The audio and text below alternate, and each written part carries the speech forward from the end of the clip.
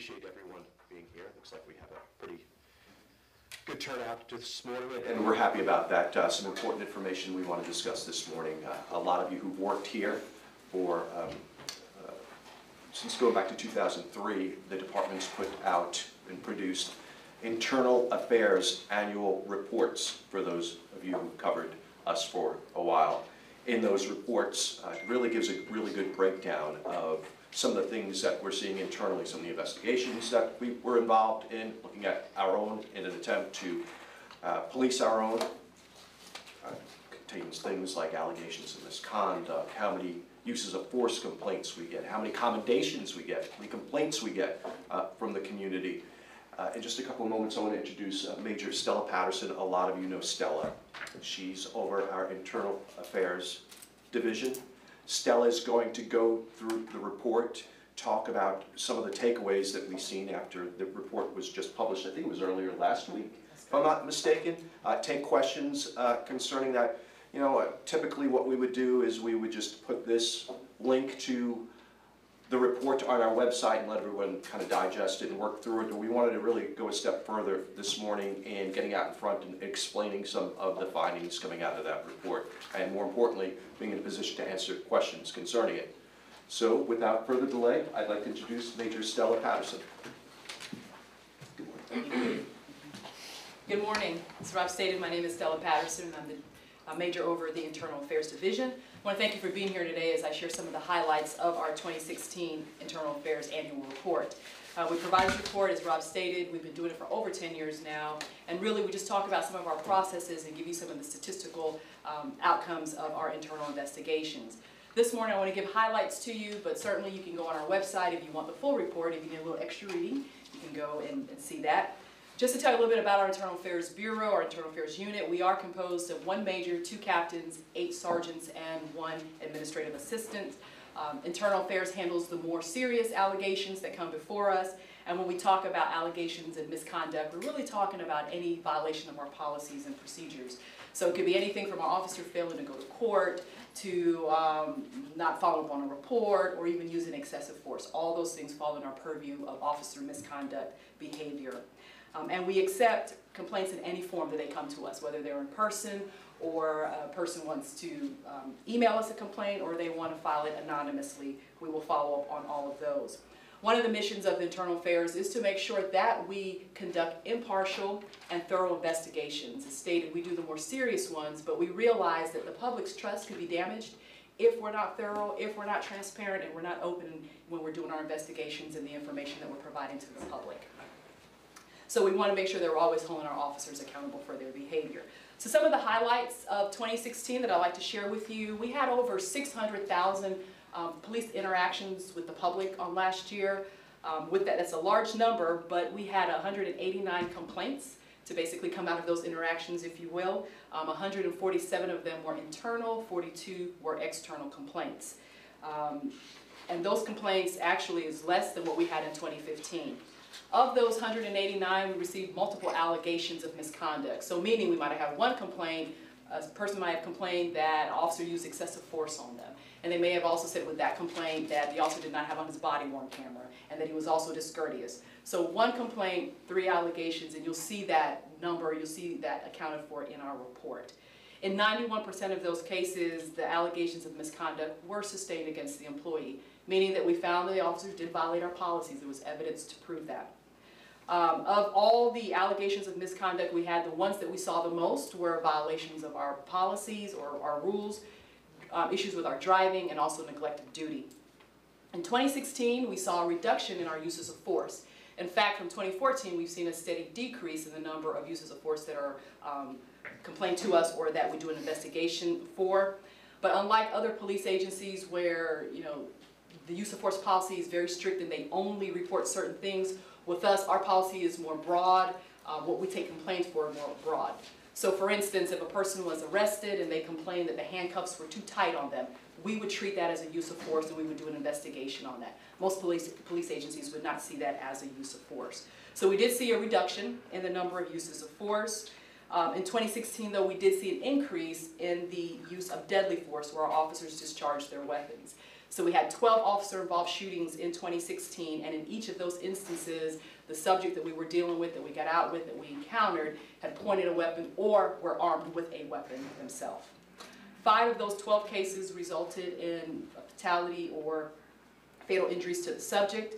In all of our officer-involved shootings, the district attorney's office reviews them to see if there's any misbehavior on the part of the officer. Our district attorney's office concluded on all the ones they reviewed that the officers acted lawfully. We had one that was out of county, and that was in Catawba County, and they determined as well that the officer's behavior was lawful. In 2016, also, we saw an increase in our vehicle pursuits. We had 47 versus 34. Those was mostly triggered by armed robbery events, violent crimes, where officers got involved in a pursuit. 2 of those pursuits were not justified, meaning that the officer should not have been involved in a pursuit at all.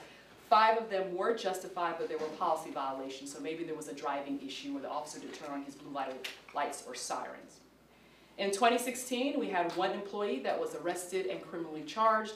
Of course, as an organization, we never want to see that. We do not want our employees to be involved in those kind of activities, but our chief has been very clear that CMPD will not tolerate behavior that violates the law or violates our public's trust. Now, while I is responsible for investigating those allegations of misconduct, we are always looking for positive feedback on the work that our officers are doing. In 2016, we began tracking citizens' compliments of our officers. We received over 1,000 last year, and 1/3 of those were received in September at the time of our protests and our riots. We're very happy to see that and the public support of that. These tokens of appreciation from the community really goes a long way to letting our officers know that the public appreciate us and the work that they're doing out there. So at any time, if you would like to compliment our officers, it's a very easy process. You can just go right on our website, on our homepage, and you can fill out the compliments sheet on that. So these are just some of the highlights I wanted to share with you on this morning. I'll be glad to take any questions that you may have. And before we do open it up to questions, I just wanted to clear the air on something that we get asked about frequently, Major, and I didn't mean to put you on the spot. Some would ask why we're in the middle of 2017 and we're talking about the 2016 report. Why is it that we're at this point? So the main reason for that is we want to give as much as possible all our 2016 cases an opportunity to be adjudicated. So because we receive complaints in any form and at any time, if somebody were to call in today, want to make a report or make a complaint regarding something that happened in 2016, we need to include those in the 2016 numbers. But we've had to cut it off. So in order to be able to get as many of the 2016 complaints and cases adjudicated, we had to wait a little while. We had to get those through the system, and that's why we are now, this late in the year, producing the report, revealing the report to the public. And the last one, just to clarify, then if we're hearing the numbers right, out of the 600,000+ interactions with the community, roughly 40 complaints from the community we've received? Yes, 42 external complaints that was brought to our attention where the community actually came to us to complain about our officers' actions or officers' behavior. The overwhelming majority of complaints we receive are received internally from our own people. They are, and that's not unusual. In years past, that's what we have seen, that we kind of police ourselves, that our officers and our supervisors are more willing to report misconduct or any behavior that they see that's not proper to their supervisors rather than waiting for the public to do it. Questions? Will you address the Citizen Review Board's vote last night that the ruling in the Keith Scott case with the shooting being justifiable may have been wrong? Did you all get it wrong? So what I will say about the Citizens Review Board and the ruling last night is that we respect the board's decision, we respect that process. We really can't comment on it and talk about it because it is ongoing. They had the preliminary hearing, but now we're going to have the evidentiary hearing. After that hearing is complete, then we will know more of the conclusion of what the board determines. Can you tell us what happens once they do have that final hearing and then they make a decision that goes to, they make a recommendation to the city manager, then what happens with on CMPD's end? Right, so once that recommendation or that information is passed on to the city manager, he then speaks with our chief, and then the chief has a decision on how he wants to handle that. Freebie, you're with the internal investigation Yes, so the Internal Affairs Unit, which is part of the CMPD. So were you guys the ones who conducted the preliminary or the internal investigation regarding Officer Brentley Benson? That is correct, and we actually, anytime we have an officer-involved shooting, we actually do 2 investigations, a criminal investigation and then a parallel internal investigation. Okay. To see whether our officers violate any of our policies or procedures. Well, so do you guys still have confidence in your findings in light of yesterday's, I think they came out and said that there may have been an error? That is what the board recommended, that's what they indicated. We stand by our decision, and also too, the district attorney has looked over this case, has reviewed it criminally, and we stand behind that. What would you say to the public who might look at that decision and say they got it wrong? What would you say in terms of reassuring the public about that they should still continue to have confidence that you guys can do your job? What I would say is, I think we could look at the history. The Citizens Review Board has, in just about all the cases, has agreed that the chief did not err in his discretion and how he handled the cases. Also too, with every investigation, every officer-involved shooting, it's not just going to be investigated by internal affairs. Our criminal aspects are looking at it. The SBI is reviewing that. In the Scott case, the SBI did take that investigation at the family's request. So you have several layers then that are looking and doing the investigation. With the CRB, it's not done yet. They have to do the evidentiary hearing. After they make their conclusion there, then we will know for sure how that board feels concerning that shooting. So if, after the August hearing, if the CRB does conclude that, if they conclude there was an error, do you think the chief would be willing to accept that, would be willing to potentially reverse, the earlier finding? I do not know at this time. That's something that we have to talk to the chief about. Do you know where Officer Brentley Benson is still with the department? Do you know where, what unit he's in? Has he been moved at all? He is still with the police department, and he's back to his assignment that he had previously with the department. He has been cleared by the district attorney of any criminal charges. We didn't find any policy violations, and so he has been returned to work. So he's still on patrol? I'm sorry? When did he go back to work? I don't have the date. We'll get that for you, John. Yeah, we can get that for you. He was suspended? No, he was not suspended. Okay. So what do you mean, like he went back to work? He was placed on, I believe it was administrative assignment following the shooting, pending the outcome of both the criminal and the internal investigation. And so he's still on the patrol that he was on? He is Yes, still that's my on. understanding. Okay. Are you all doing any re-reviews of the Scott or the internal affairs investigation at this point? No, not at this point. How thorough, in your opinion, was the investigation into the Scott matter? I came into this position in October of 2016 as Internal Affairs Commander. I was Internal Affairs as a sergeant previous to that, and I will tell you that our criminal division, our homicide detective, is very thorough when they do their investigations. The SBI did this particular one. I reviewed the entire thing. It was very thorough. I think when our district attorney outlined everything, he was very thorough from what came out of the investigation. So I have full confidence, complete confidence in the investigation and what was determined with that. Have there been any changes within the department? And you kind of talk about that, in a sense, we're sort of in uncharted water here because the Citizens Review Board has never, basically ruled against CMPD. And, does that produce sort of any angst, I guess, about what the future might hold? So, I really can't speak to, what they're thinking and what they're saying. What I can say is that we have had cases before where initially, just like this, they have not agreed with the chief, but once you have the full hearing and they have all the information presented before them, they have an opportunity to hear from witnesses, then they determine at that point that the chief did not err. So we'll just really have to wait for this to play out and go through the whole process and see what happens. Given that there were an increase in use of deadly force incidents last year, generally speaking, including Keith Scott, are there any changes, any discussions about how to reverse that trend or go in a different direction? Our emphasis when we're looking at our use of force in an officer-involved shooting is our de-escalation training, which we started that in about 2014. I believe that's one of the reasons why we've seen a reduction in our use of force over the past 2 years is because of that emphasis on our de-escalation training. So we'll continue to do that. Right now we're not doing any policy reviews, but we're continuing to do some of our training, hoping that would just continue to trend down with our use of force. Have you had a chance to talk to the chief about the Citizen Reviews Board ruling, and what was his reaction? So the chief is aware. We spoke on yesterday, and he is aware of it. And we have issued, the city has issued a statement on that. And thank you, Major, and I'll just dovetail off that. I spoke with the chief, had numerous conversations with him last night, had several conversations with him about that this morning.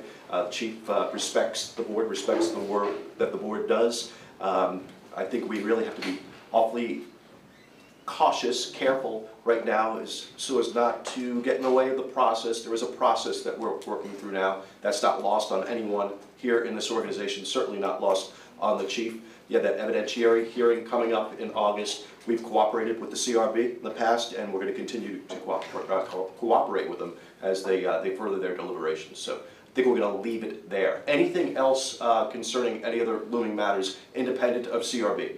Can I just ask one clarification question Sure, about yeah, the citizen? There's a lot of moving parts. There's the Yep. criminal investigation, the internal investigation. You've got the Citizens Review Board. Can you just kind of help the public understand how the Citizens Review Board role versus the internal investigation role, and how that's all weighed out in the end?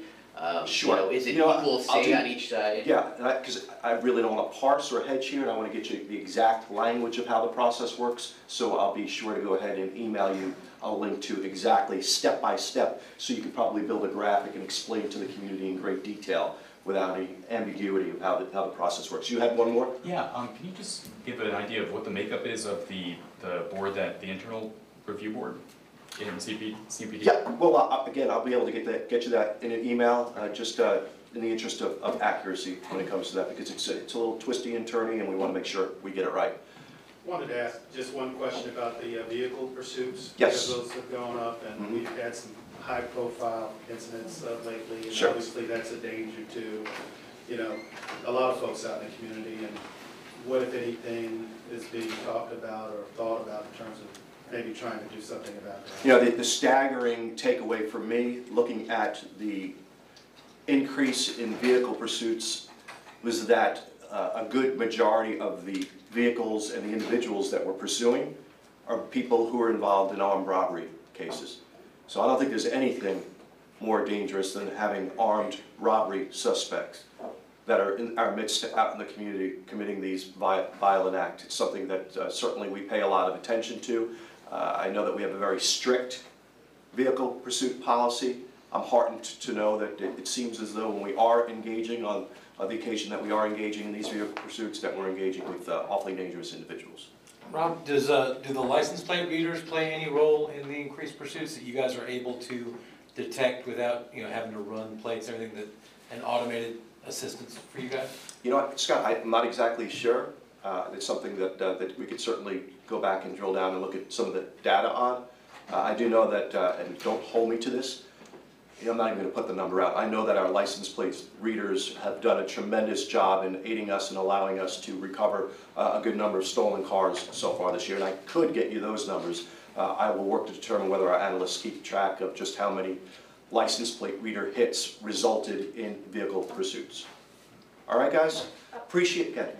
Sorry, do you have any updates on the murder investigations from over the weekend? I know there were... I do not, and I was hoping that Captain Brisbane would have been available to us this morning. We're currently standing at 47 homicides compared to, I believe, 23 this time last year. Just if we're keeping score, 31 of those 47 homicides have resulted in arrest right now. I will work, though, to get with the captain to determine whether there's any developments in any of the latest homicides. Hey, Rob, There we are.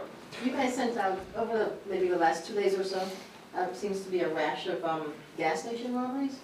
Are you, I mean, I know you Not- have these things off. Not intimately familiar. If you want to talk offline, I'll do my best to try to get you the information you need, though. Absolutely. We appreciate you guys.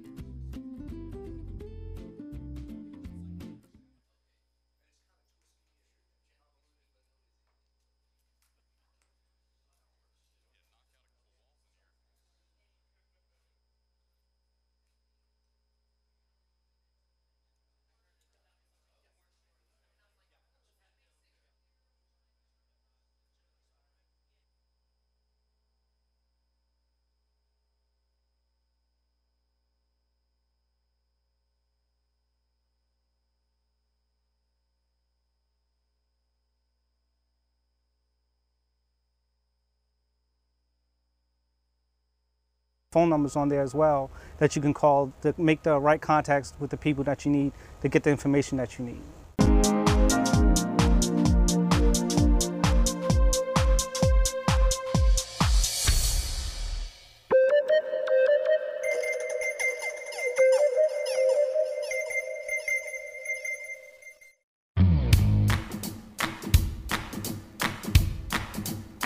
I've always enjoyed being a police officer. My job now currently is a lake enforcement officer. As you can see, I get to work out in wide open spaces here on Lake Norman and Mountain Island Lake. You're always outside, and that's what I love. We're out here 7 days a week. We want to make sure people are safe in their operation of their boats, make sure they have all the proper equipment on their boats, and whenever they are operating in a safe manner. If you feel like that you are reaching your limits as far as your capabilities, you need to slow down and be sure that you are operating your boat as safely as you know that you can. Now during the summertime as hit, we're averaging probably about 5 calls a week, anything from things being stolen off of people's boats, or we've had 3 people here in Mecklenburg County in the last 4 weeks to have died from drowning. They found themselves in the water and they haven't had a life jacket on. We don't want to see any more of that. If you're swimming off your boat or off your dock, please have a life jacket on. It doesn't matter what your age. It's no shame, or nobody's going to look down upon you for being safe and having a good time. Jet ski safety as opposed to boat safety. A jet ski, you have more maneuverability, but they are faster, and also they are harder to see. A lot of big boats, larger boats, cannot see you like they can see another boat, and you have to make sure that you are able to be visible to those bigger boats and larger boats so that you don't get yourself into a situation where you're not seen and possibly put yourself in danger. Basically, our job is to make sure that you have a safe time whenever you're on the lakes, either on a boat or a jet ski. We want people to have a good time, but we also want them to know that we are out here patrolling, and if we see something that is dangerous, we're going to stop you, and if it comes into having to issue a citation, that's what we're going to do. We're going to continue to do our job.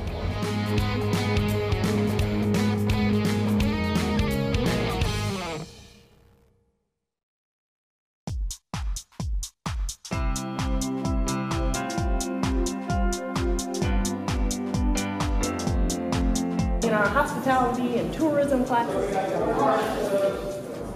Anybody have any questions? You have so much.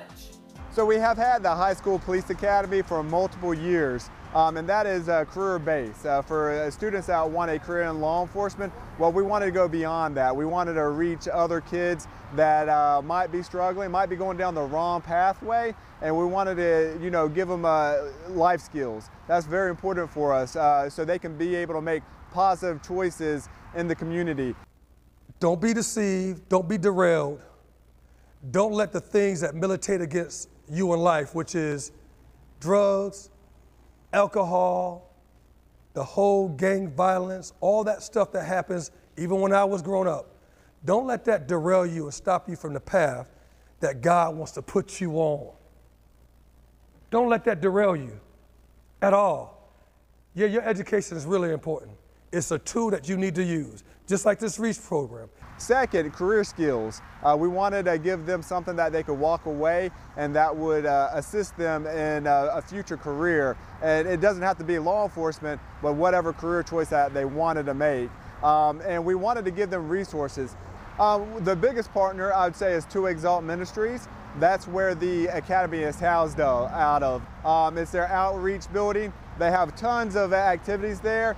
It's taken the academy outside a regular traditional classroom environment. They have an indoor soccer field and a music studio. So it exposes the students to so much more at this facility than what we could at a police academy or another building.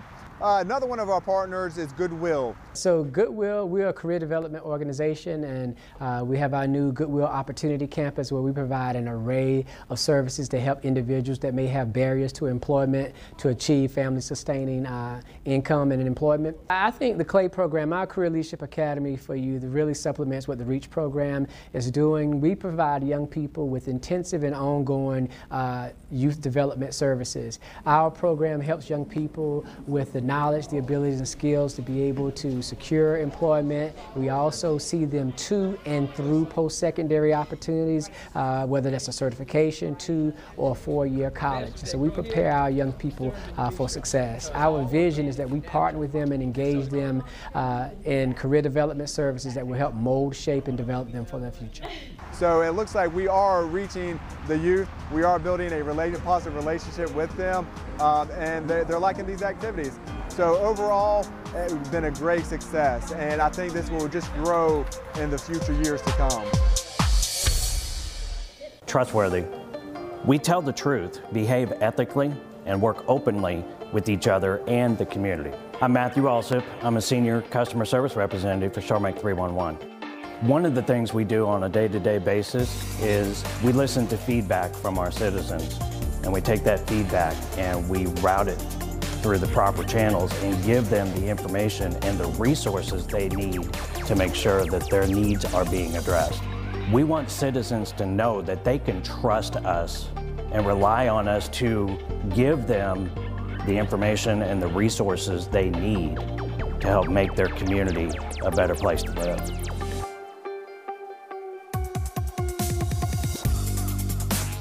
Inclusive. We value all people, respect their ideas, backgrounds, and experiences.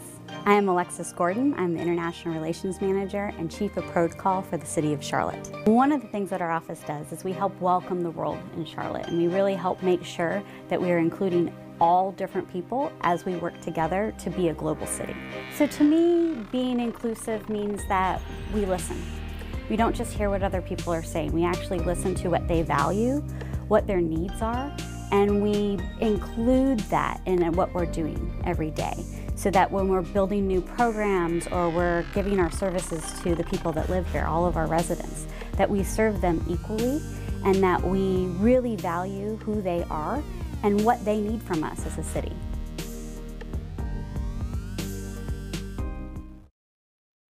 Accountable. We own our work through timeliness, initiative, fairness, and excellence. I'm Melissa Dodd, and I'm a Public Information Specialist with Stormwater Services. As an individual employee, I think about accountability as showing up every day and doing your best, contributing, and making sure your ideas are heard while you're also listening to colleagues. As a department, our accountability is back to larger projects where I play a role in, so making sure that I'm a good team player and I'm not holding up those projects or those teams when colleagues are counting on me. And ultimately, as a city, we're accountable for listening to those who want to share their ideas for making our city better for everyone. And that's what Take 10 CLT was all about, having quick conversations and letting the resident drive that conversation to share their ideas about how to make our city better.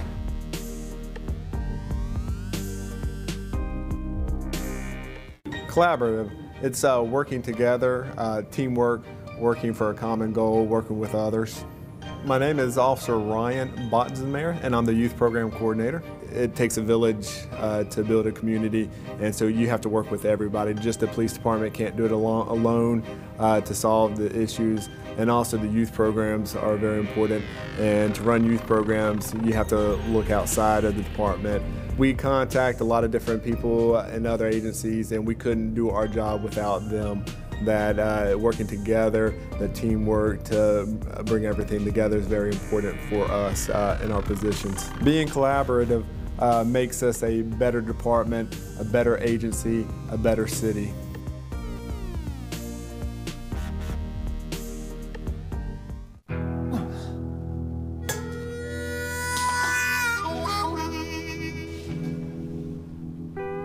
Get caught buzz driving, and you could do some hard time. Craig, knock it off. Sorry, Mom. It could cost you around $10,000 in fines, legal fees, and increased insurance rates.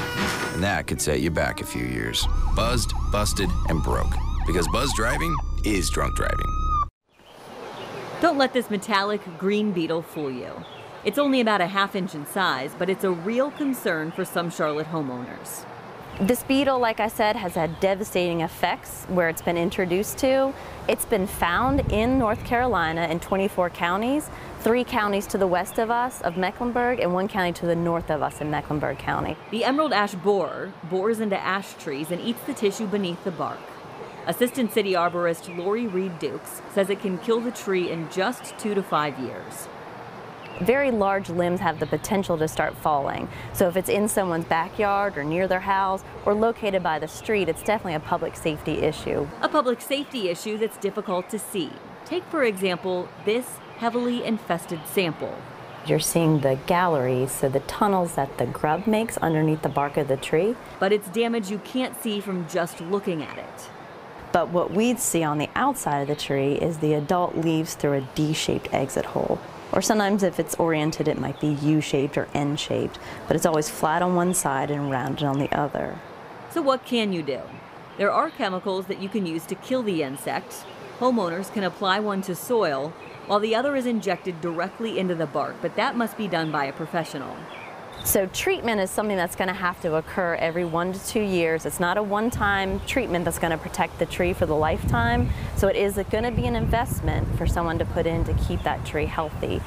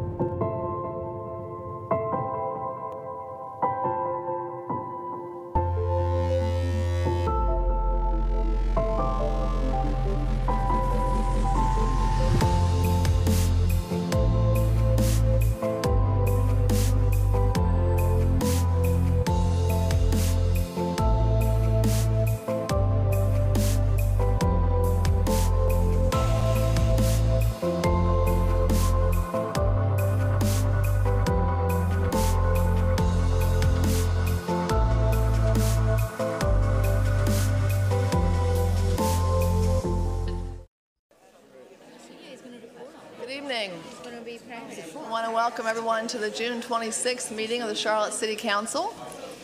We've got a full chamber. It's good to see everybody here this evening. Before we get started with our introductions, etc., I want to say a few welcomes and thank yous. It is my pleasure to welcome this evening 2 interns who are assisting in my office this summer. Marissa Uri, who is a student at Northwestern, and Iverson Carter, who is just recently graduated from North Mecklenburg. Where are they? Okay, let's have them stand up and give them a hand. Yay. Yay. They're appropriately embarrassed. Next, I want to welcome, we have many interns this summer working with the city. We have Miles Johnson, who's a Mayor's Youth Employment Intern in the Manager's Office and is a graduate of South Mecklenburg. There's Miles, there he is. And now we have a whole bunch of folks who are interning at Charlotte Douglas International Airport under the direction of Allison Seiler, our Workforce Development Coordinator, and Ashley Eiley from the Safety and Health Division.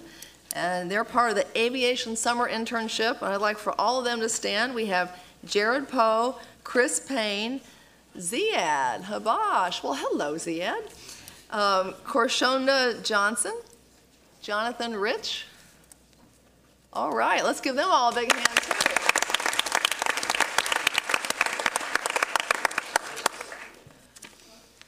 The purpose of the Aviation Summer Internship Program is to give rising juniors and seniors enrolled in an accredited university the opportunity to gain work experience and enhancement for professional growth. This program began on May 30th with orientation, and they'll have subsequent meetings to see various division leaders in aviation as well as City of Charlotte staff. They're also going to have workforce development tips, internship biweekly meetings, and each intern is responsible for presenting on their workplace accomplishments at the end of the summer program. Oh boy, we got a few more. Finally, there are interns from the Mayor's Youth Employment Program working with the Aviation Department who are Raven Bell, Leslie Martinez, Bao Trong, Mohammed Halawani, and Niklas Van de Venter. Let's give them all a hand.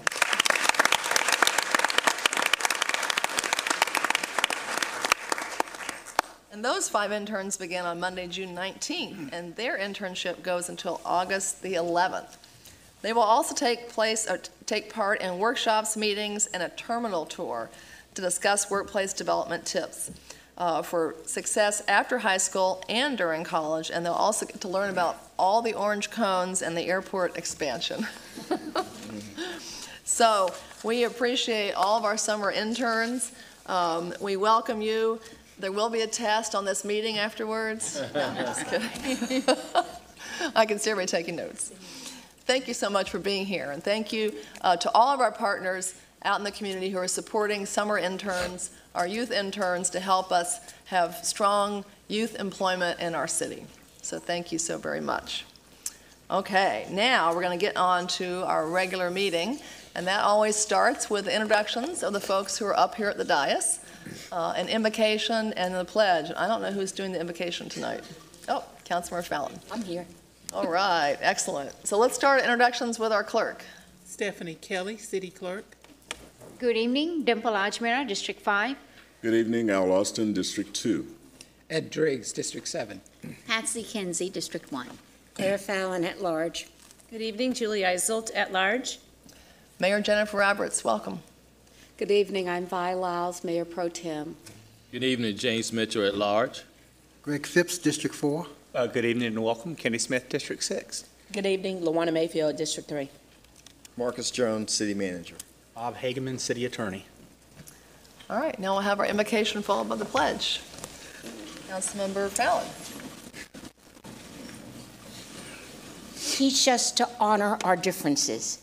Teach us to honor all that is good. Guide us to do the right thing with justice for all. Guide us to have compassion for all and understanding, and keep all of us safe. Amen. Amen. Amen. I pledge allegiance to the flag of the United States of America and to the republic for which it stands, one nation, under God, indivisible, with liberty and justice for all.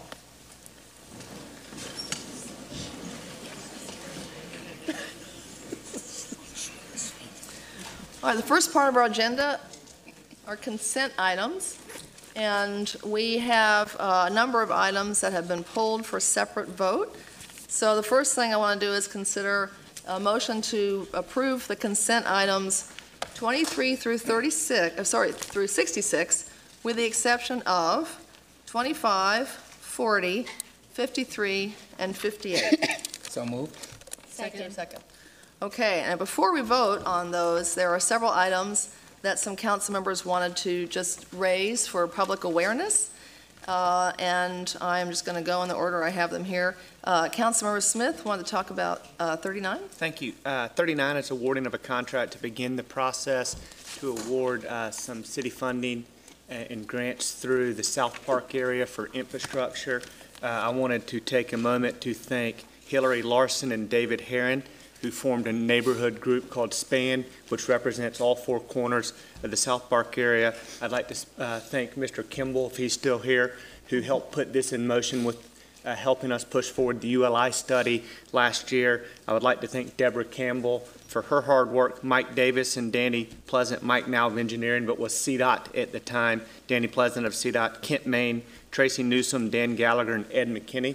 This is going to bring some much needed pedestrian infrastructure in and around South Park, and truly was a collaborative effort between our city staff and some neighborhood leaders, and just wanted to let those folks get a moment of recognition and thank them for all their hard work on this. Thank you, Councilmember Smith. Yay. All right, Councilmember Ajmira wanted to speak about several of the items on the agenda. Thank you, Madam Mayor. I would like to highlight the improvements on Independence for sidewalk and bike facilities.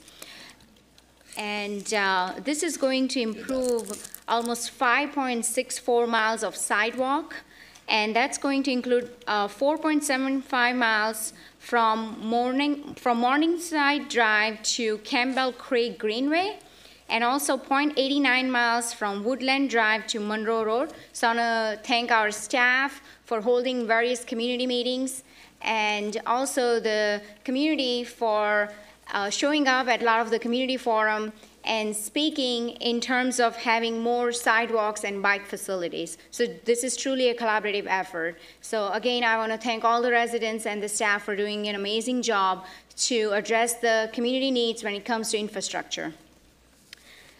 Second, I also want to highlight agenda item number 62, which is the tree canopy.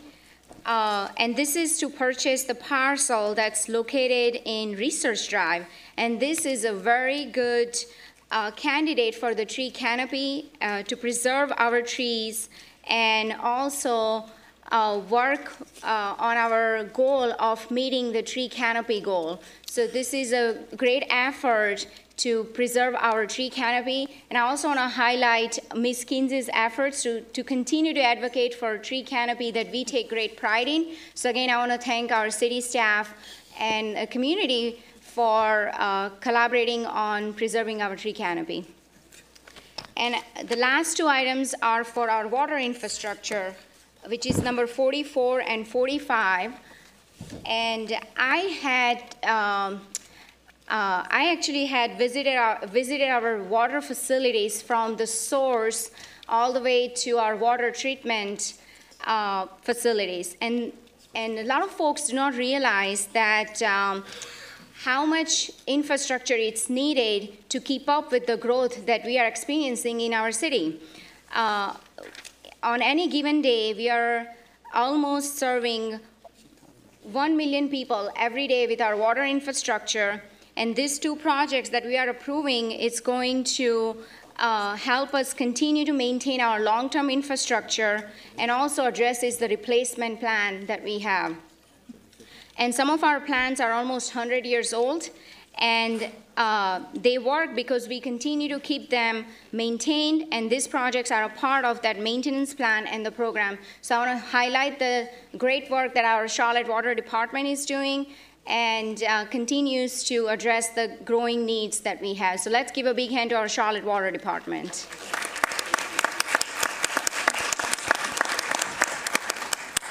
And with that, that's it. Thank you, Madam Mayor. All right, thank you, Councilmember Ajmira.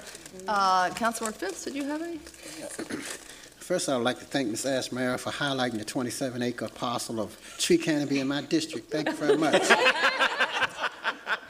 Actually, that's my workplace. I have two items I'd like to talk about. One dealing with the Cross-Charlotte Trail planning process. Both of them affect Hidden Valley, one of the most dynamic communities in Charlotte. There's 26 miles of Charlotte Trail under development, and I'm pleased to report to about 2.5 of those miles are coming through Hidden Valley and through Wellingford to Orr Road and Wellingford to,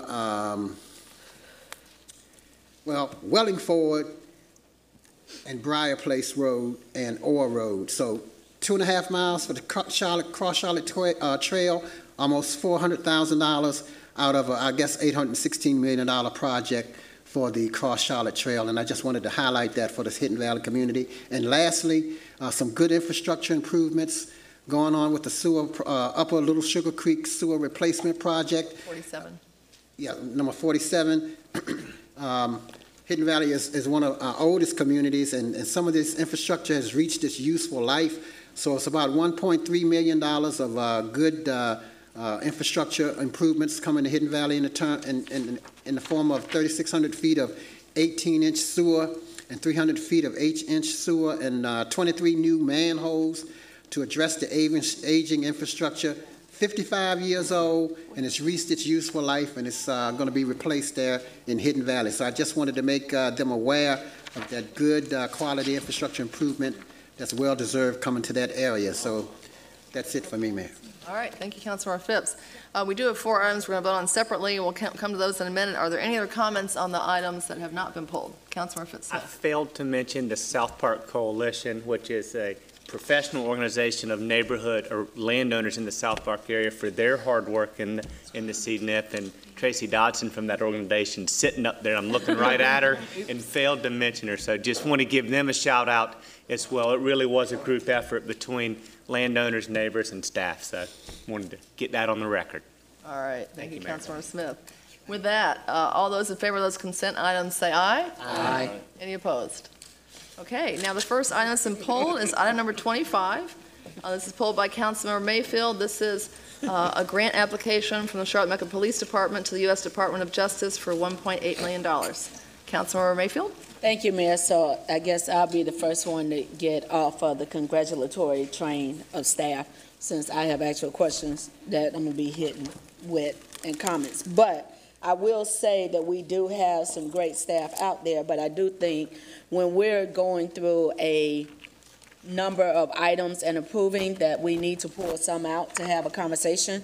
So item 25, which is not up on the board, item 56 is what's showing up on the board, so that needs to be scrolled back, please, so that the community and those watching from home can see item 25.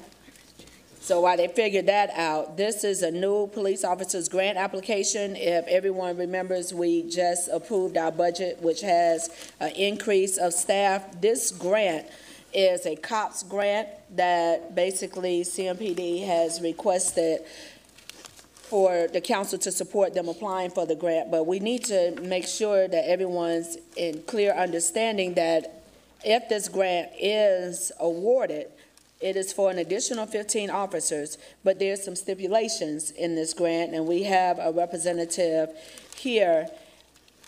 Basically, I want to make sure that the community and that council and future council understands that for this upcoming 2018 budget, the city is going to be responsible financially for the ongoing benefits, as well as the equipment, the training, the vehicles, and the total additional costs, which will break down from year 2019 through fiscal year 2021, is estimated to be around $3,696,027, with the federal share of that being only $1,874,924. So when we think about these grants, though they are extremely beneficial to get more officers on the ground, we're also committing to an additional cost within our budget to maintain, train, and upkeep for these additional 15 officers. So the way that's going to break down is in fiscal year 19, $597,825, fiscal year 2020, $382,740, fiscal year 2021, $617,338. In addition, the city will fund capital costs, which is the vehicles, of $223,200. The grant expires after 3 years, so beginning FY fiscal year 2022, ongoing annual total personnel and operating costs to the city are estimated to be $1,188,757 per year. So wanted to give an opportunity for our representative to just share the grant and ongoing costs. Yes, ma'am. Major Kurt Voorhees with Operations Command, CMPD. The COPS office has a program for funding giving federal money to local communities.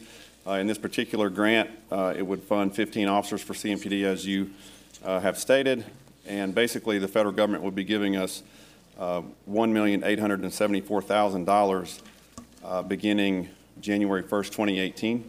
If we were to get this grant, it'll be awarded June 30th, or excuse me, July 10th of this year. We would know if we get it in January of next year, and it takes us a little bit to hire them.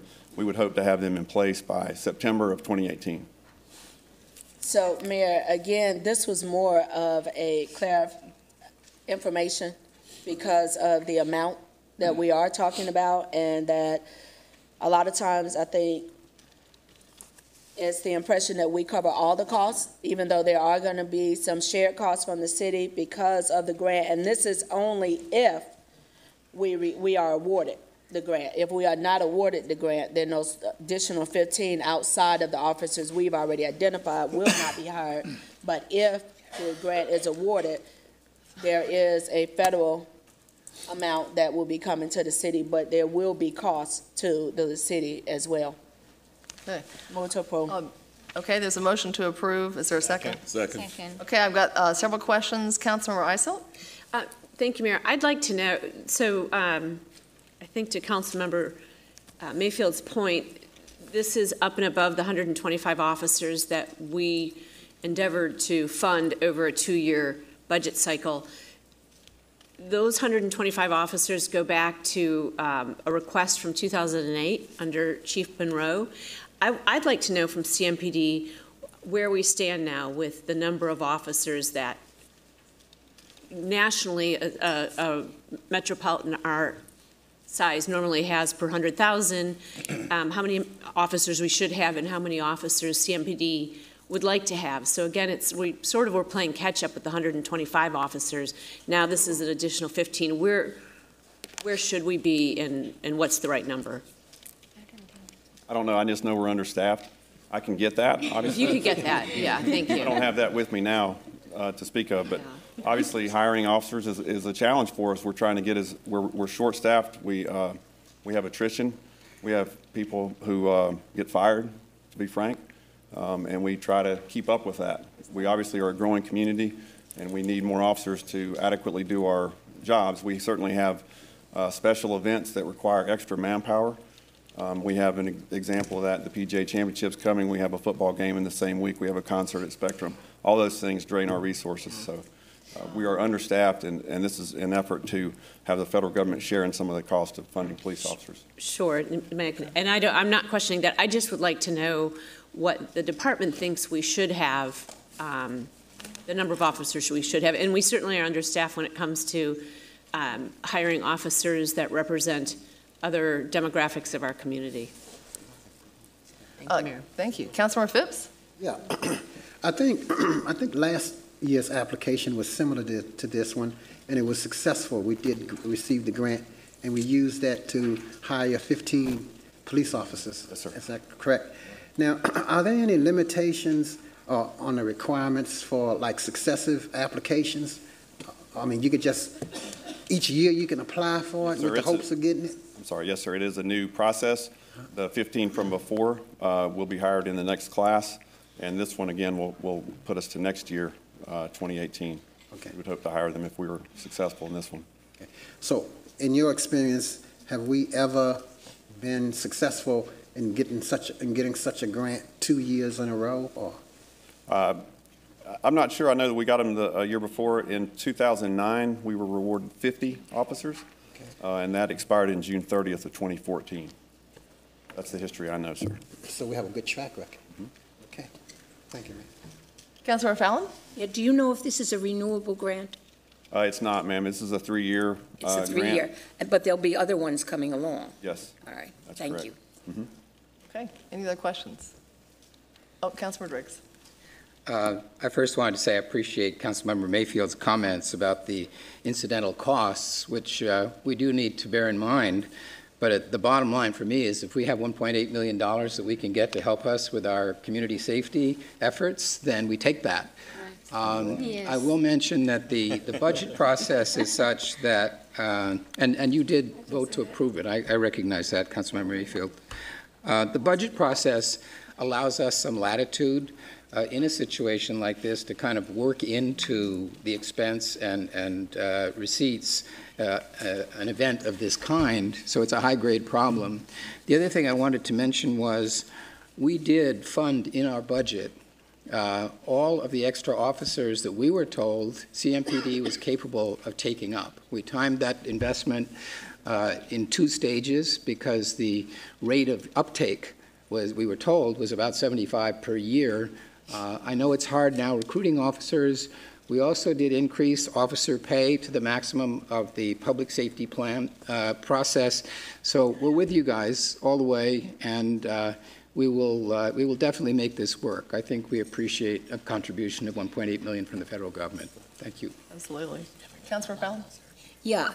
If I recall, I was public safety chair then in 2009. We were concerned about what would happen after 3 years. Could we work it into the budget? And we did, and I'm sure we'll be able to do that again. Yeah. But the fact is we need boots on the street, which we don't have. And it's a protection for the public. We will find the money.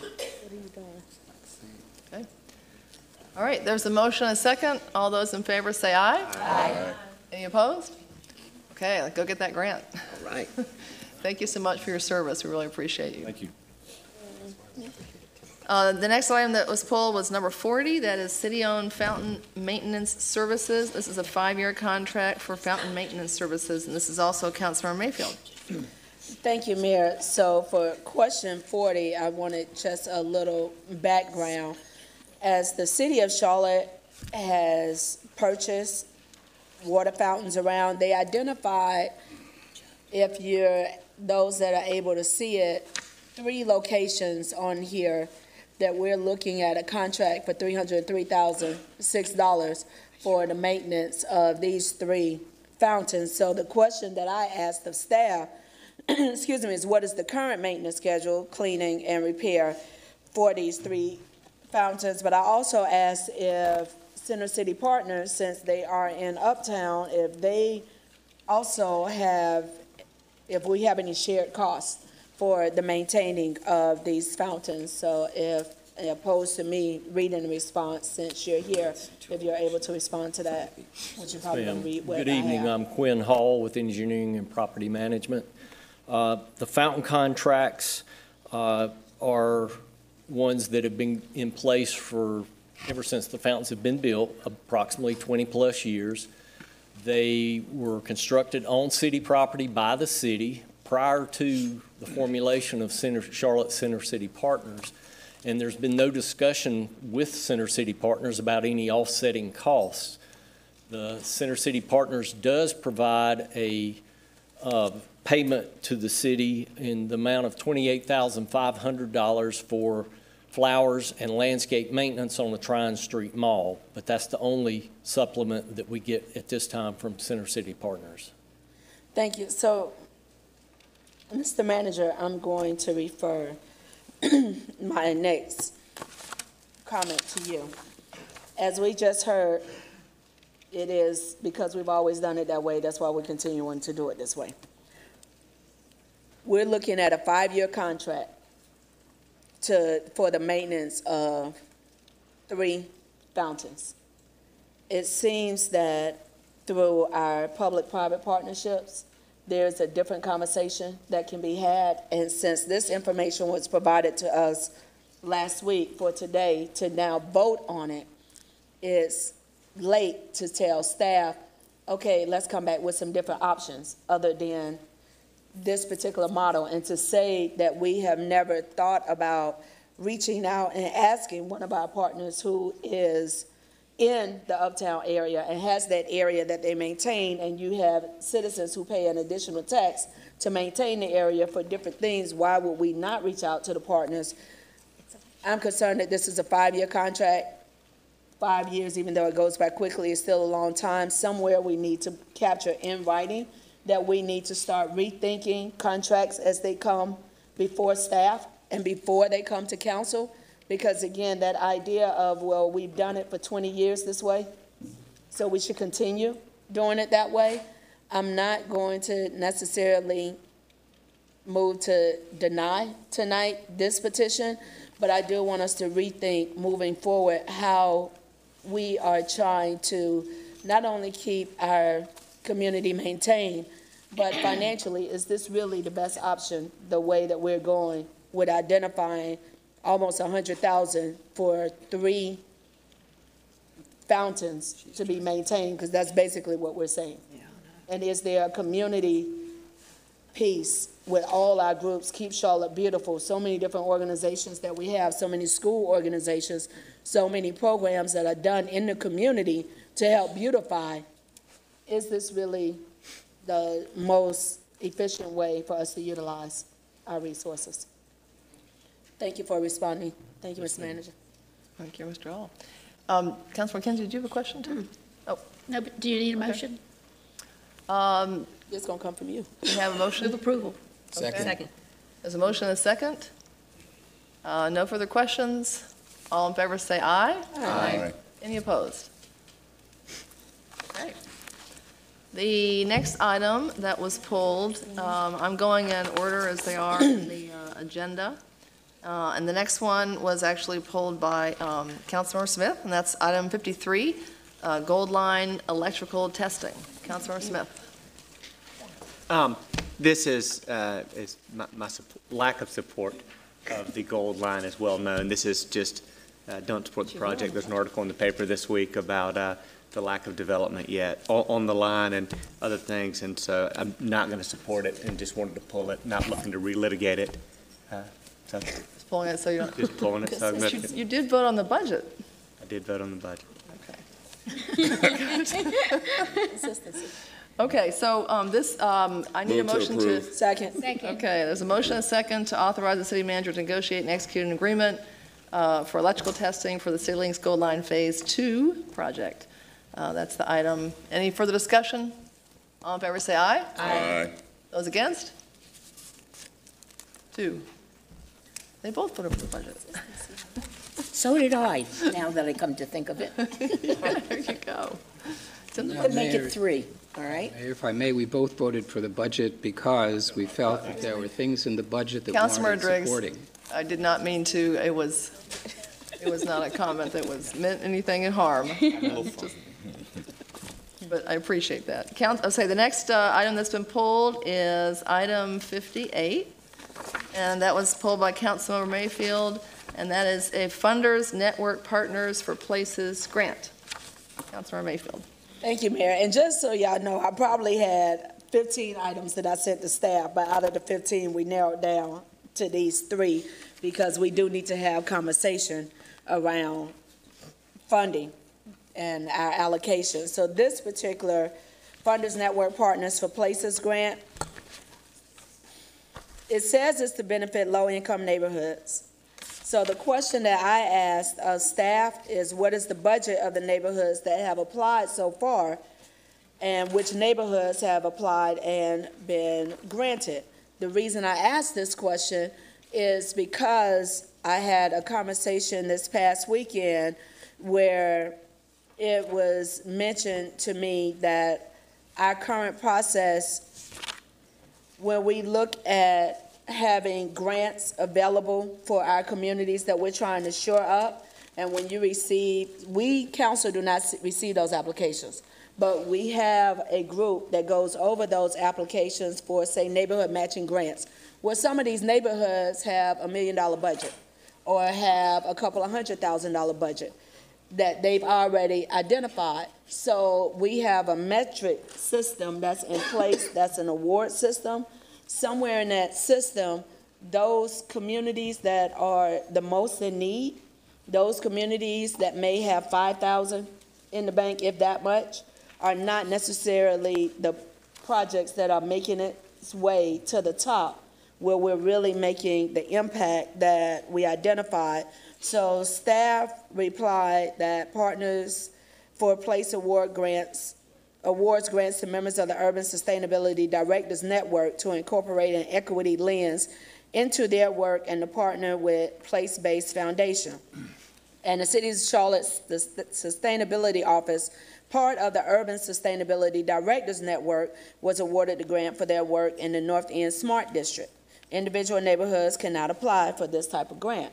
But when we think of not only the Smart End neighborhood district and other areas, are we really staying true to what we said our charge and our focus is to help communities that are seeing gentrification, that have seen gentrification and currently experiencing? Are we giving them the opportunities to receive funds like this, and who are those groups that are awarded? So staff gave me 8 neighborhoods. Optimus Park, Graham Heights, Lockwood, Druid Hills, Greenville, Park at Oakland, Genesis Park, and Bright Walk. I'll leave it up to those in the community to decide if some of those are ones that we need to have a conversation about. But we need to think about our process and what we're doing, because some of these neighborhoods have gentrified.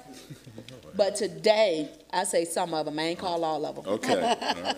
But when you have $400,000 and $500,000 homes in a neighborhood, right across from $30,000, $45,000, $50,000 homes, and the part of the community that's getting the funding and that's going to be in charge of allocating that funding falls on the side where the $300,000, $400,000, $500 homes are, because we don't get to manage it. So we don't see how it plays out on the ground necessarily at our level of council.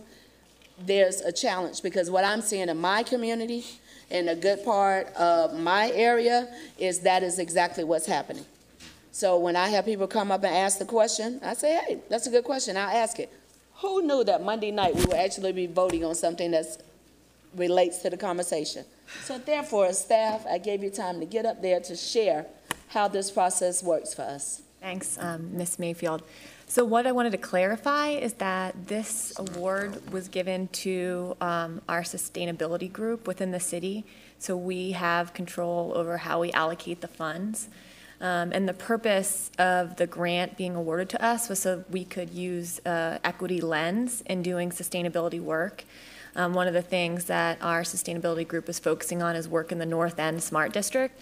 And so this was an opportunity to co-create some pilot projects with all of the neighborhoods that you listed, to learn how we can better engage neighborhoods when we do our work. So just to clarify, the neighborhoods don't have the budgetary control. That's going to be what staff are working on to allocate the budget when we receive the funds. Oh, and I read that it is your department that receives it, and also just identify which neighborhoods have been identified through our NESD, the North End Smart District. Okay. So that people know. But I just think it's not necessarily, it's not to pick on these neighborhoods, it's the fact that we need to have a broader conversation. Mm-hmm. And how does that conversation look when we have applications coming in? What is our current scoring system that's going to truly help make a positive impact, opposed to us just scratching the surface and then patting ourselves on the back to say, oh, look what great work we did. But this is a great start. So congratulations on y'all getting the award.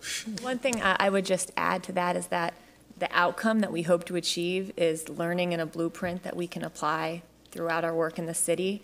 So that is a focus of the grant, which is not just to apply something to work in 8 neighborhoods, but to test maybe some new methods that can be useful in our ongoing work.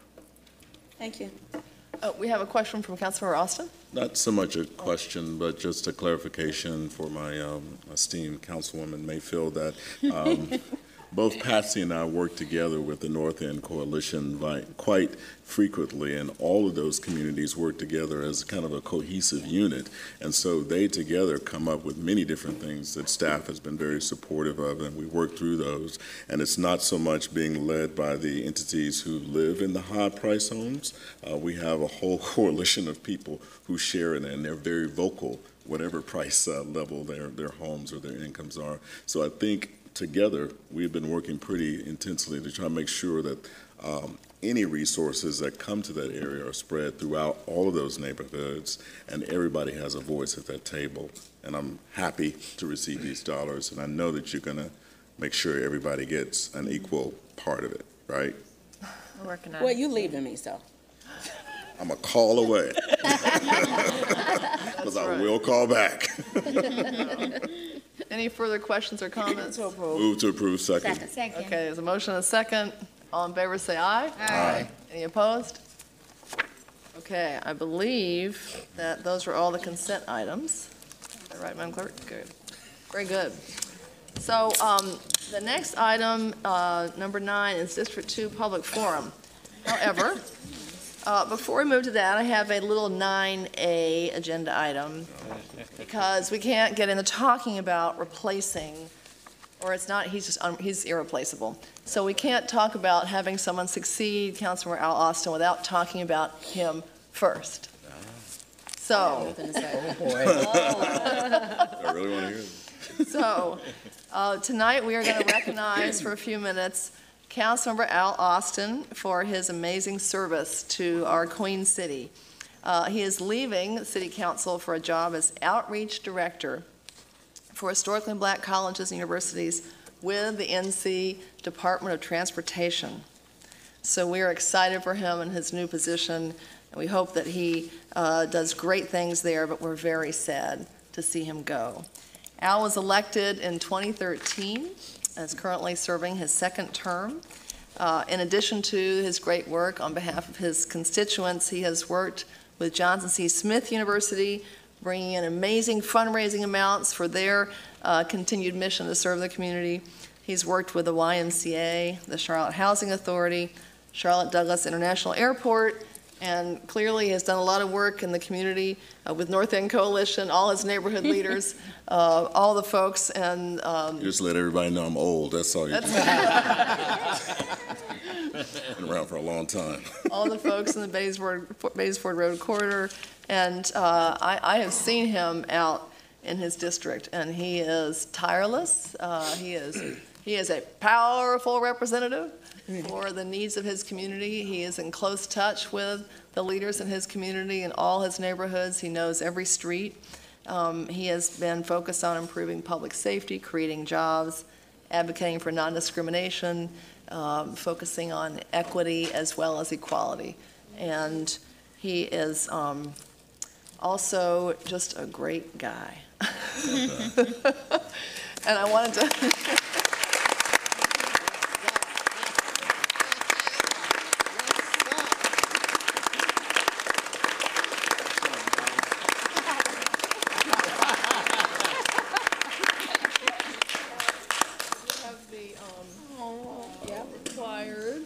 let's go down front. Yes, do it. Yeah, do it in front. You gotta come and shake our hand. Showing off his suit. We'll do this for the camera. Now, there's a caveat with the picture of Charlotte is that 5 years from now, there'll be more buildings. So it'll be a historic print. Pencil them in. There we go. So you can put that on your wall. In Raleigh. In Raleigh. In Raleigh. Make sure lots of people are That's right.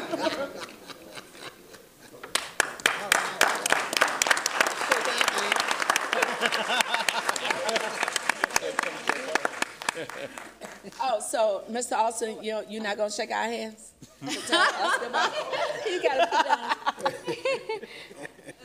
while he's coming around, Price is right. Need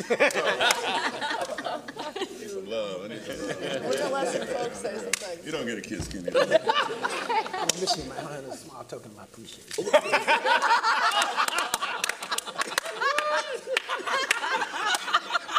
You know it.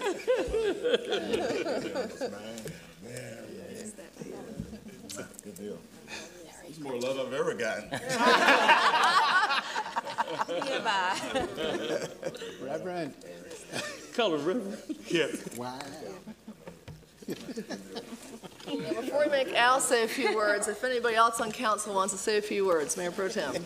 I'd like to start off because Al and I started our careers on council at the same time, and he has just been the person that I could call upon and say these things and reflect on them that perhaps you can't always share. But if you've ever seen Al at a recognition, you know, especially for the women, he uses this poem by Maya Angelou that's a phenomenal woman. So this is a rewrite of a poem by Aquil, and I'd like to talk about Al Austin. There was a new council member in town that had the city on a roll. Lookout Council is the phenomenal black man, there to help you rise and take control. It's his broad shoulders that support a level head. Leaving, I think not, for the phenomenal man is never gone. It's the boom in his voice, the piercing glare in his eyes. It's the persistent motion of his success because phenomenal men are determined to rise. From the neighborhoods to the corporations, phenomenal men show their faces. From universities and all institutions, phenomenal men come in all races. But it's the phenomenal black man that triumphs over all, rising from the word color that was printed on a wall. As God is my witness, black men shall prevail, making a mighty entrance in which everyone shall hail. There's a new council member in town that has society on a roll. Stand up for the phenomenal black man, for he's here to take control. Al Austin, thank you for being a phenomenal man.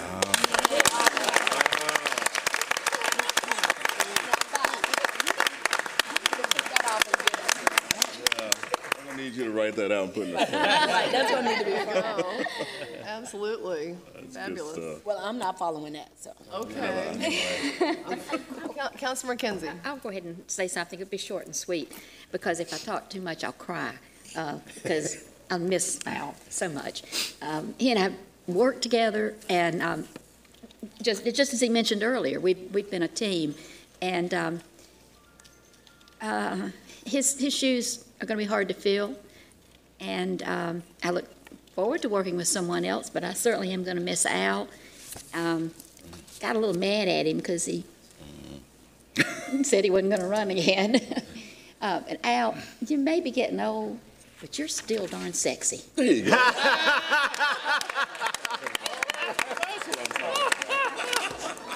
That's what I love. Wow. Okay. We get that in the record, Stephanie. Get that one in the record, right? Yeah, we need that in the record. Councilor Driggs, you got to follow that one. That's a tough one. Al, I think it's safe to say that we have not always been on the same side of every issue, but I think it's therefore particularly important that I acknowledge my respect for the dignity and grace with which you have conducted yourself in this office. I really appreciate it. You spoke with a calm and strong voice during some very difficult times for our city, and I think we were all better off for that. So I've enjoyed working with you. I've enjoyed being your neighbor on the dais, except for one thing. Every time I go to the snack tray and try to find some Oreos. So Al, as a going away present tonight. That's what I'm talking about. Thank you. My whole tenure wrapped right in here, right? Councilor Isel, did I see your hand up?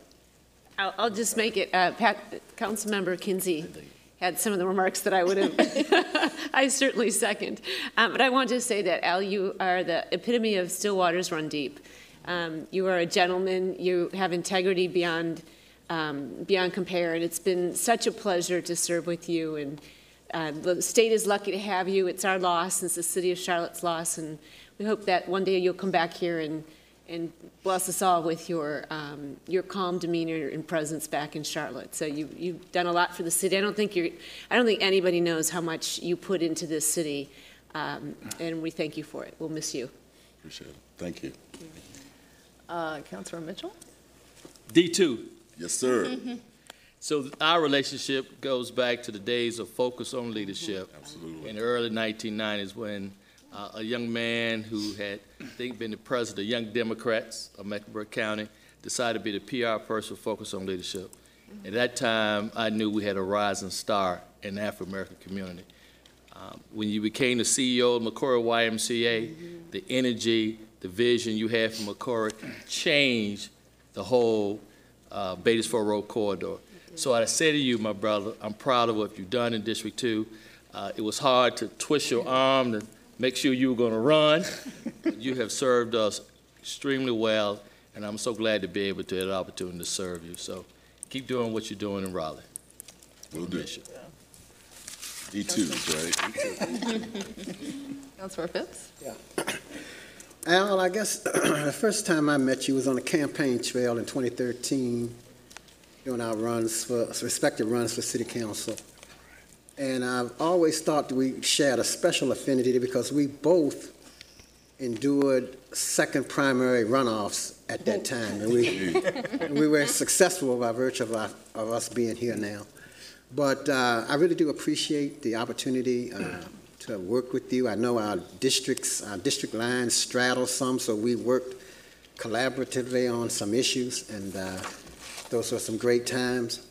But I just want to raise a glass, so to speak, to your success, future endeavors, that you would go forth and be successful, and you'll always have a spot here in Charlotte, a spot in all of our hearts. And every time I go to that Beatties Ford Road corridor, I can just see the images of Al just walking those streets. So I thank you, and I thank you for all of what you've done to me and through encouraging me and working with me in different projects. And I'm really going to miss you, and it's still time to change your mind, isn't it? You get some champagne in this. A little different. You can your Oreos? After the meeting, Al. Exactly. Oh. It's been my honor and privilege, and I wish you much success, Al. Thank you, sir. Al, now that your Saturday mornings are free, you can come over and eat breakfast with the Smith family. So now that you're not holding office hours, come over. Kids would enjoy the company. I first met you on the campaign trail as well, and I remember it vividly. I was at the Ribbick Forum as a district representative in a Republican primary. Our paths didn't cross very often, but there was a forum that was citywide for all candidates, and Al comes in, and they let all the candidates speak for 30 seconds or 45 seconds, whatever your time frame is, and Al has this booming, to this Patsy and everything, he had this booming voice and command of the room, and I'm like, I've never met this guy, but he's going to win.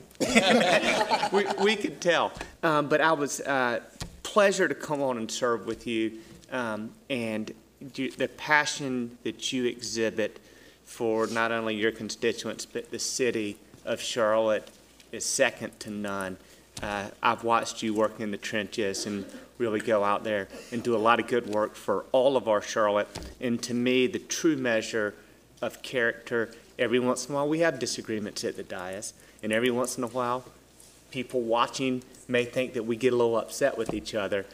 But in one instance where you and I had a little bit of words, it wasn't even that bad. We're walking out, and you walked up and just gave me a big hug and said, "We're cool." I was like, "Of course we're cool." And to me, that's the character that you've exhibited and that everybody's touched on, is calm, and it's just it's going to be missed. But I wish you the best in Raleigh. Know that from right here, we've enjoyed serving, and now we're going to have to figure out who's going to up the fashion game on because there will be a big gap in the fashion on council with you leaving. But best of luck, and I hope our paths continue to cross and do good work in Raleigh. Thank you, my brother. Councilor Mayfield. Number 2. Yeah. Happy days don't last forever. That adage is true. Now that you have resigned, and we won't be working with you, good times don't always last. Someone did say wisely, now that you are leaving us, for another opportunity. But there is one more proverb that says friends are forever. And if that is true, then our ties will be broken never. I love you. Oh, I love you too. Inspiring all this poetry. Wow. Councilor Fallon? Al, very, very good luck. I hope it's everything you hope for, and you will love it and not have to be here Monday night. I'm going to miss that. You can always come back. Yeah, and I'll visit. punch you up on TV. It's Streaming video. Champagne in the glass then. or something. Coming over after. Yeah. Councilor Ojmera. Thank you, Madam Mayor. Al, even though we haven't had an opportunity to work as long as some of the other ones have, I had a pleasure working with you, and we connected over lunch right before your workout at the Y, and you shared with me some great insight into what it takes to serve and what type of time commitment it requires, and some genuine advice that you gave me and to continue to serve at a higher level. I appreciate that. And you being a great mentor, and you have gave me great company right here on the dais, and I'm truly grateful to you for that, and I'll miss you. Thank you. She steals the potato chips. And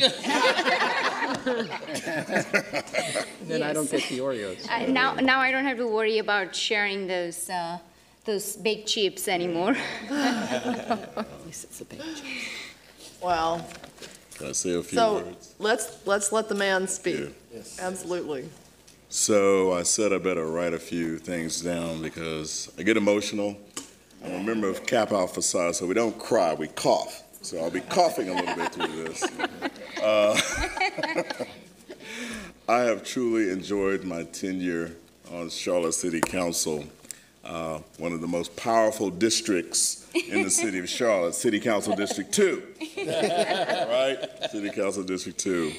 As a servant leader, I would probably say this is probably some of the hardest work I've ever done in my life, but it's also the most rewarding that we will ever do. And it's truly been an honor to serve with all of you. First, I just want to thank the people living in my district for giving me an opportunity to serve. I know many times we step out on faith with people, but I hope that I've lived up to what I said, particularly in the last campaign, of being responsive, resourceful, and reliable. As I think back on myself, my God gift is to help. I'm wired that way, so I have to help people, and that's been my whole life. And so it's been a great opportunity to serve. I also want to thank the thousands of employees who serve the city, who work for the city. I'm so happy that when I call, you guys solve the problem. And I haven't had to circle back much throughout that process. So Marcus, you got a good team behind you. Treat them well, and you will continue to shine. Also want to just highlight Mr. Bob Hageman. You guys don't know, Bob and I talk quite often. He has been a good sounding board off of issues, complex issues, and I've enjoyed the thoughtful conversation, so thank you, Bob. I also want to recognize Stephanie here. She's been with me on the dais, and when I get a little upset, start digging my fingers into the desk, she just taps me up. Calm down. So thank you, Stephanie.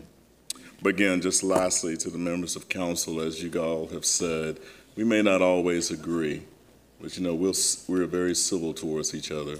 And I've just been so honored to serve with you as we try to transform Charlotte. And I can't think of a better time in my life that I'll remember. Maybe there will be something else into the future, and I'm sure God will, but this has been a pivotal point in my life, serving with all of you. So thank you.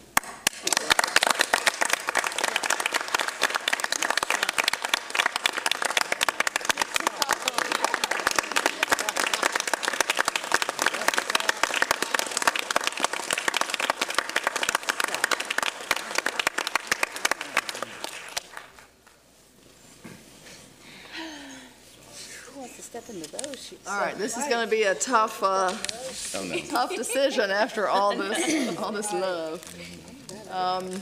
You have to get back to the business of the council, and as hard as it is, the next part of this process is that we have a public forum this evening to hear from applicants. Again, not to replace him because he's irreplaceable, but to follow him in office for the time that's left up till November. So the public forum will receive comments from qualified applicants interested in filling this vacancy. Each candidate will be allotted 3 minutes to make their respective comments. Again, we're here to listen. We're not going to ask questions, respond. We're just going to listen. And when you hear the buzzer go off, please conclude your remarks and be respectful of the other folks. We do have 12 folks who have applied who are going to be here to speak this evening. The calendar will go like this. Monday, July 24th, council will vote to appoint a qualified individual to fill the vacancy. Tuesday, July 25th, the person appointed will be sworn in by the mayor. On Monday, August 28th, there'll be the formal swearing-in ceremony, and that will be held, and the new council member will join the full council at the dais for our August 28th business meeting. The council has fewer meetings in July and August, only one meeting in August, and so that's why there was a bit of a time delay. But when they are sworn in on July 25th, they will be able to go to committee meetings and begin to fulfill council responsibilities. So that is the format. with the vacancy, which we are sad to have. And we're going to start. I have folks who are signed up. It looks like we're in alphabetical order. So that will give you a sense of where you are. The first speaker this evening is Michael Bridges. And if you can come down to either podium, depending where you're sitting, and you'll have 3 minutes to address the council. So, Mr. Bridges. Okay. The next speaker is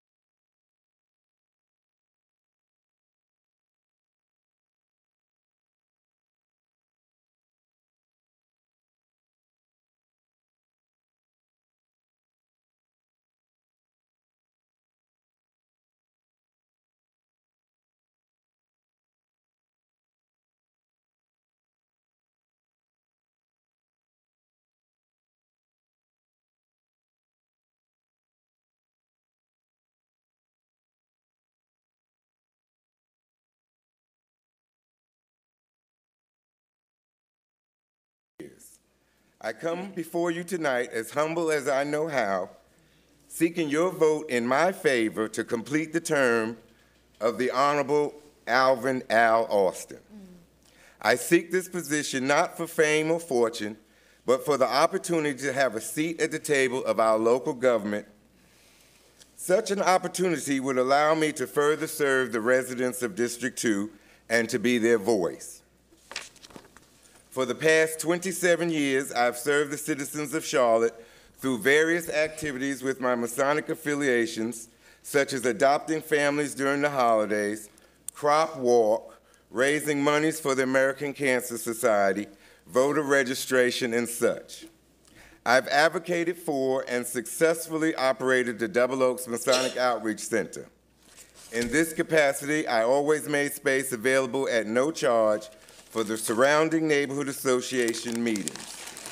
Additionally, I work with the neighborhood associations to allow movie nights on the lawn and with the Charlotte Housing Partnership to host neighborhood health fairs and festivals.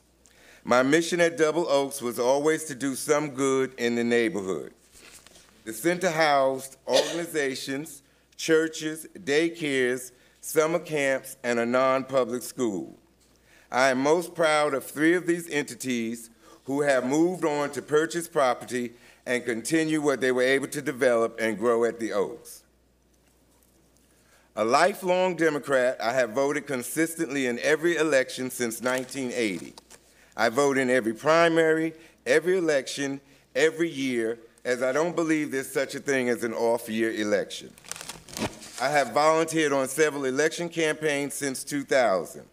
This is when I first joined the Black Political Caucus. I am familiar with the issues and needs of District 2, such as affordable housing, economic development, well-paying jobs, and unfortunately crime. I would like to be able to focus on these areas. And although education is not a responsibility of the City Council, I will use this position to encourage our citizens to volunteer in the Charlotte-Mecklenburg schools in our district. We could do this in conjunction with the Mayor's Mentoring Program. Although I have run for public office in the past, presently I am not seeking an elected office. Thank you. Thank you, Mr. Burrell.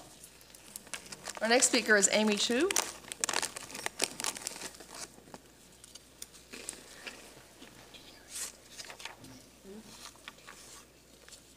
Welcome. Y'all see me over this? Mayor Roberts, members of the City Council, staff, everyone here and watching at home, thank you for the opportunity to address you this evening. My name is Amy Chu, and I'm here to ask for your vote for the appointment to serve District 2 for the remainder of Councilman Al Austin's term. I moved to Charlotte in 2008 and have spent the past 9 years serving this community in several different ways. I currently serve as the Executive Director of Queen City Forward. We are a nonprofit organization that supports social entrepreneurs, those who believe that they can change the world in entrepreneurial ways, and we help them take their ideas and grow and develop them into reality so that they might make our lives and our community better. I'm familiar with many of the issues that come before council, and I will diligently learn about the rest. I've been an active volunteer in this community and have served on several nonprofit boards, including the Charlotte Community Health Clinic and the Women and Girls Research Alliance at the University of North Carolina at Charlotte. And last fall, I joined many others in protesting the continued neglect of pressing structural issues that have led to unspeakably tragic loss of life in our community. The problems facing our community are significant, but I also wholeheartedly believe that they are not insurmountable. And as these challenges continue to persist, I'm here to offer an additional hand. I stand before you tonight because I want to help and because I believe that the solutions are well within our reach and possible in my lifetime. Throughout my time in Charlotte, I've also had the privilege to consistently participate in local political campaigns. It is on the campaign trail that I've sat in people's kitchens and learned and heard their stories from all across the city, including District 2. I've heard about people's hopes and dreams, as well as their struggles and frustrations. And as I've listened to these powerful stories of overcoming challenges and the beautiful ones of love and the promise of a better day, I feel renewed hope. It is the collection of these stories and others yet untold that have always informed my political work and now inspire the decision to explore community service in a different way. I'm not naive about the brevity of the opportunity at hand, and I don't come with a grand platform, but rather a sincere curiosity about how we might build trust and foster collaboration between citizens and their local government. I promise to serve my friends and neighbors of District 2 and the City of Charlotte by being present, engaged, and responsive. And to each of you, I promise to be a good colleague and engage in respectful debate. I appreciate your time and consideration and would be honored to serve alongside each of you. Councilman Austin, you will be missed. Thank you very much. Thank you, Ms. Chu. Our next speaker is Carlenia Ivory. And after her will be Stephen Jones.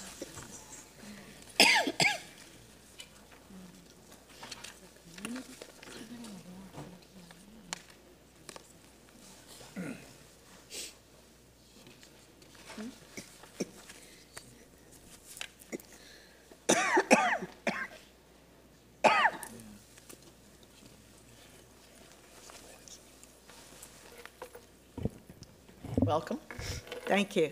Good evening. Good evening. Good evening. Mayor Jennifer Roberts, City Manager Marcus Jones, Mayor Pro Tem Vi Lyles, District 2 Representative the Best, Al Austin, and council members. My name is Carlenia Ivory.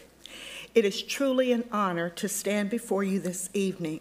I arrived in Charlotte in 1969 to attend Johnson C. Smith University. I honed my skills as a Golden Bull, but I also, at that time, developed a deep love for our city, Charlotte, North Carolina. It was at Johnson C. Smith that I developed this skill, and I learned how wonderful it was to serve the citizens of the Northwest Charlotte corridor. During my humble beginnings, I found the opportunity to improve the lives of many people around me.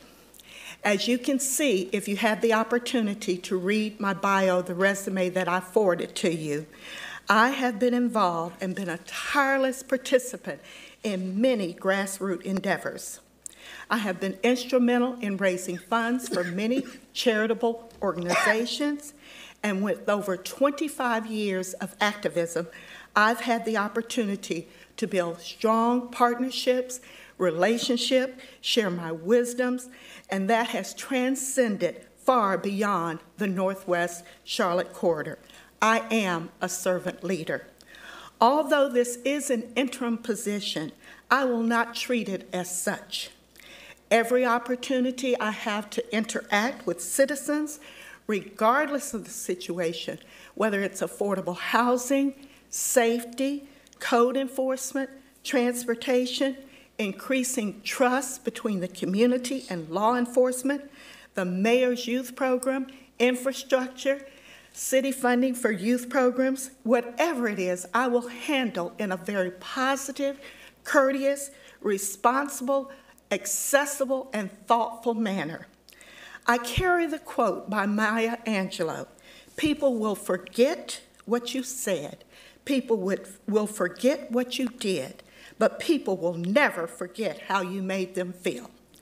If selected, I will work to make the citizens of District 2 feel like they matter, and all constituents of this city. I will make sure that their concerns are heard and that they know that they are valued members of our community.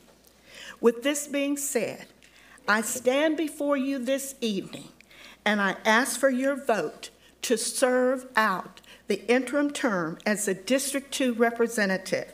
I thank you in advance for your support, and Council Member Al Austin, thank you for your service. Thank you, Ms. Ivory. Our next speaker is Stephen Jones. After him, we'll have Brandy Meekins.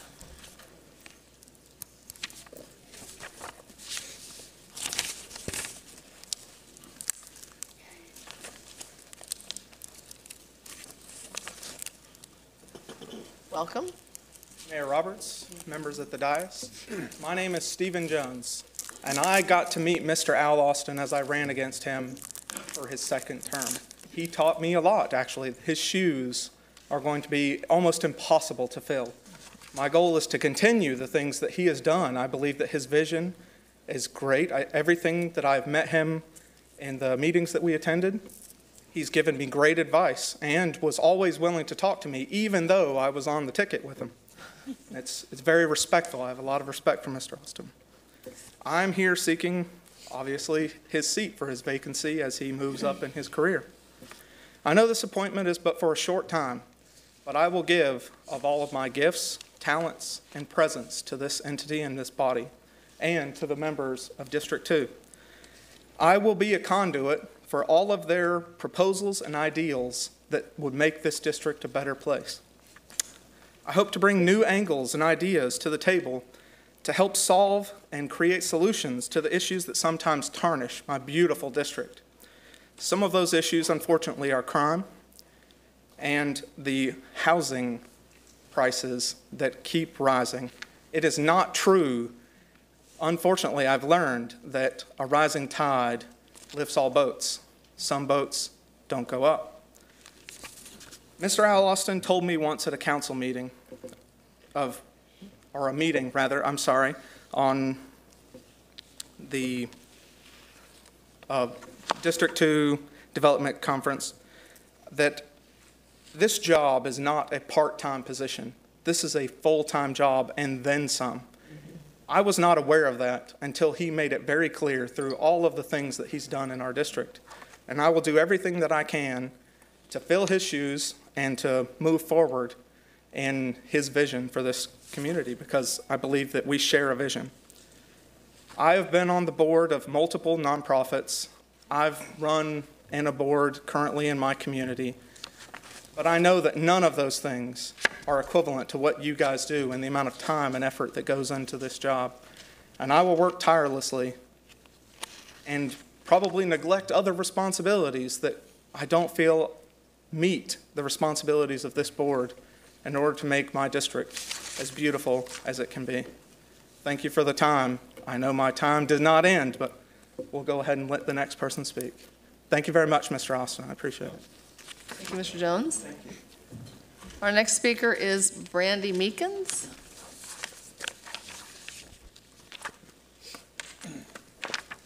Good evening. Good evening. Guess I can start out by saying I'll be able to fill those fashion shoes, Mr. Austin. Okay. All right, because the protocol has already been established, greetings, Mayor Jennifer Roberts, Mayor Pro Tem V. Lyles, and to each of our city council members and all those who are here with us this evening. I submit my request to serve as your District 2 representative and continue Councilman Al Austin's dedication, commitment, and legacy to the illustrious city of Charlotte, North Carolina.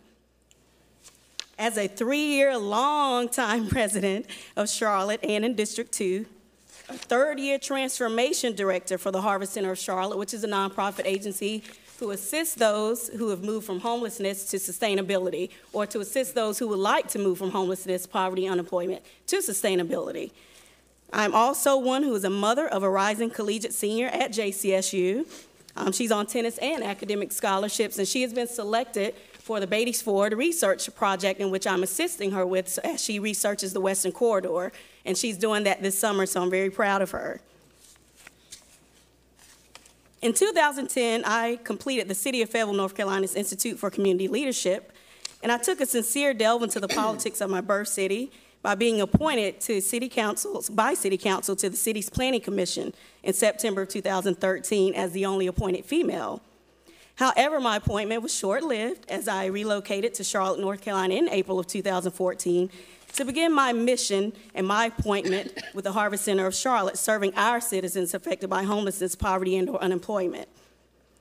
In considering myself a lifelong learner, I'm willing to listen and commit to learning all that is necessary to fulfill this position as District 2 Councilman and to enhance my personal and professional growth. And I say that sincerely because I know I've only been here 3 years, and I'm coming behind some people who've been here a long time, but it's okay. Because I want to hold on to what this city believes in. I want to hold on to what we can do moving forward. I don't have a lot to compare it to from the past, so I can only look at where we are now and where we want to move. Therefore, I've recently submitted an application to the City of Charlotte Civic Leadership Academy, and I look forward to serving alongside those who are just as selfless as I am. I'm capable of working with my fellow council on important issues such as economic mobility, inclusion and equity, diversity in schools, and I would be remiss if I didn't mention the need to reduce crime rates, particularly violent crimes. And I do have a background in criminal justice and mental health, so I do know what it takes, and I know what it comes with to assist those who are suffering from those areas or in those areas. In addition to the aforementioned issues listed, as a member of the Homeless Services Network, I'm also well aware of our increased need for the affordable housing at this time and more. My simplistic solution to these issues is for our citizens and lawmakers to elect and appoint individuals who will serve selflessly and unselfishly, making decisions that are for the good of all. Thank you. That was your 3 minutes. Thank you. I know it goes fast. Thank you. Our next speaker is Rashawn Peak.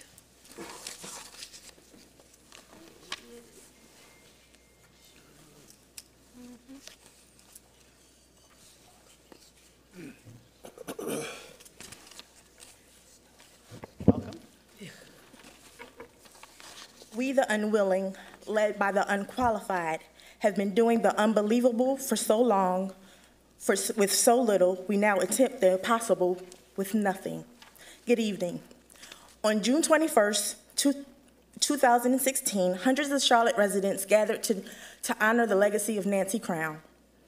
Nancy passed away suddenly, but not before she and her sisters launched a grassroots effort, an initiative to increase bipartisanship and compromise called Bridging the Political Divide. In her honor and memory, I submitted my application to replace, if possible, District 2 Councilman Al Austin. Here I stand today in purple. Purple as symbolism that Charlotte can be the standard to bridge the political divide. That we can be a national example of how to bridge the economic and racial divide. That as a team, we show the world that when red and blue policymakers come together, we make a powerful purple. Many of you know me. I've been a resident of District 2 for over 12 years. We've sat in countless economic development and planning meetings with University City partners and Charlotte Center City partners. We've taken pictures at job creation, ribbon cuttings, and grand openings. We've listened to residents in every district's concerns about public safety and infrastructure. We volunteer together to empower girls and women to advocate for themselves, to be leaders in our community, and to be active and to activate their limitless potential. I seek this appointment knowing that 5 months isn't a long time, but it's enough time to shine the light on the brilliance and hard work in the district that I call home. It's enough time to bring the audacity of opportunity to the residents that have fallen into the shadows. It's enough time to encourage micro business owners to pursue their dreams, to become their best selves, to provide for their families, and to learn what's in their hands, to use what's in their hands. Whether it's Miss Sheila's famous cakes at a pop-up market or Mr. Sam, who can finally get his automotive technician certificate after being the neighborhood mechanic all of his adult life. Every resident should have the support and access to resources that he or she needs to be great. It's enough time to begin to connect the residents in the historic West End and the neighborhoods surrounding Camp North End with the necessities we all take for granted, that make the possibility of economic opportunity. Honestly, have you ever tried to fill out a job application on your cell phone? It's enough time to increase the tax base and the economic vitality of not just District 2, but Charlotte as a whole. I am Rashawn Peak, and I would be honored to be your District 2 representative. Thank you, Ms. Peak. Our next speaker is Glenn C. Redrick.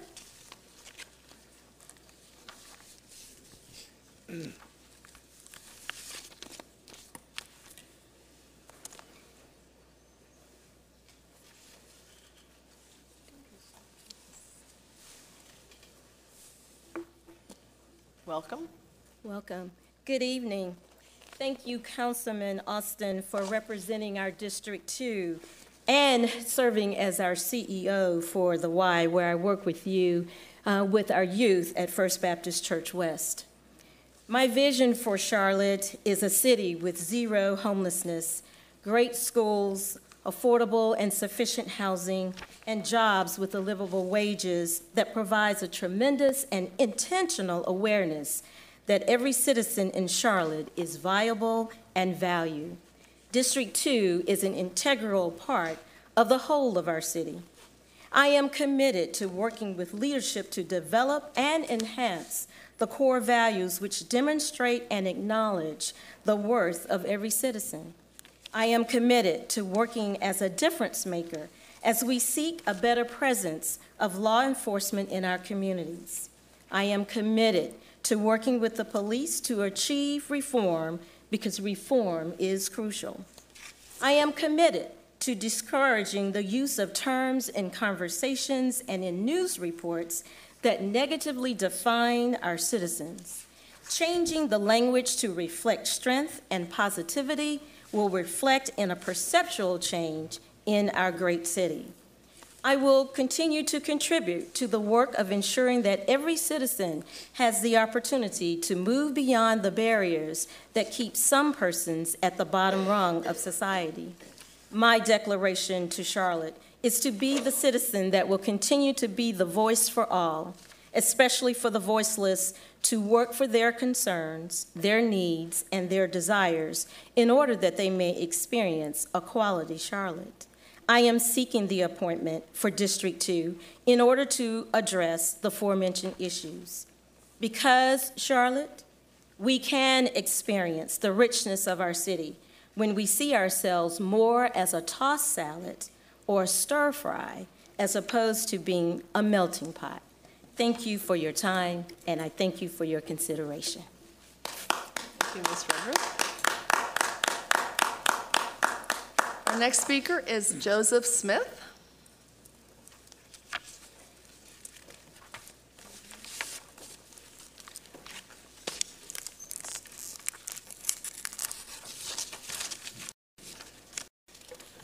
Good evening, Mayor Roberts and Council. Thank you for this opportunity to come before you and speak.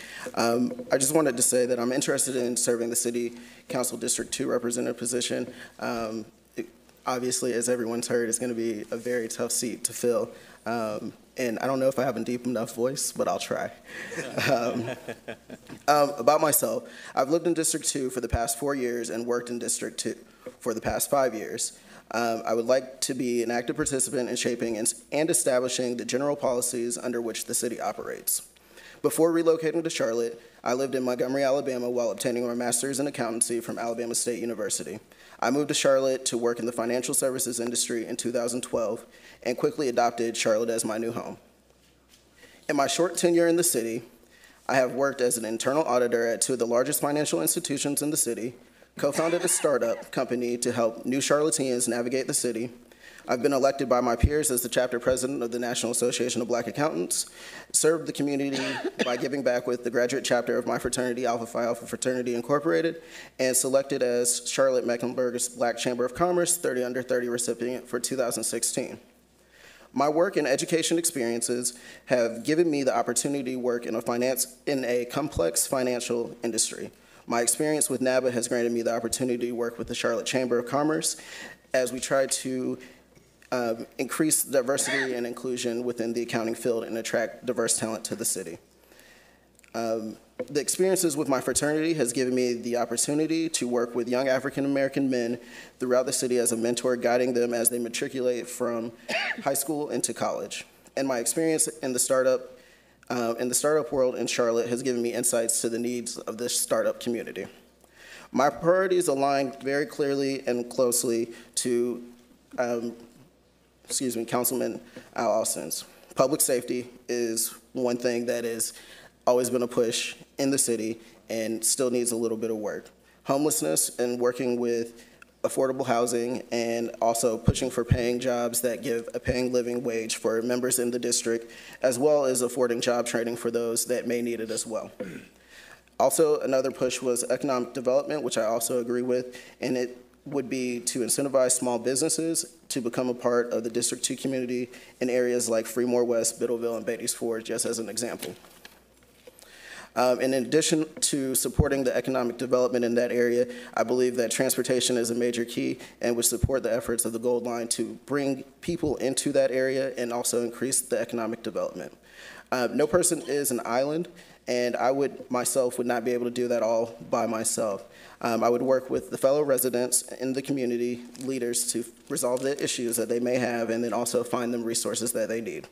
My leadership experiences, living, working, and giving back in Charlotte would help me get ready for that position. Thank you.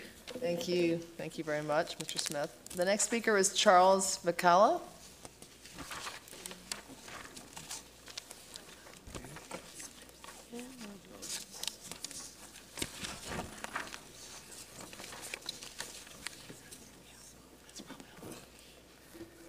Welcome. All right. Good evening, City Council, Mayor. Thank you for this opportunity to speak with you, but I'd like to also ask or request of you some time to get face-to-face time as you consider your appointment for this position.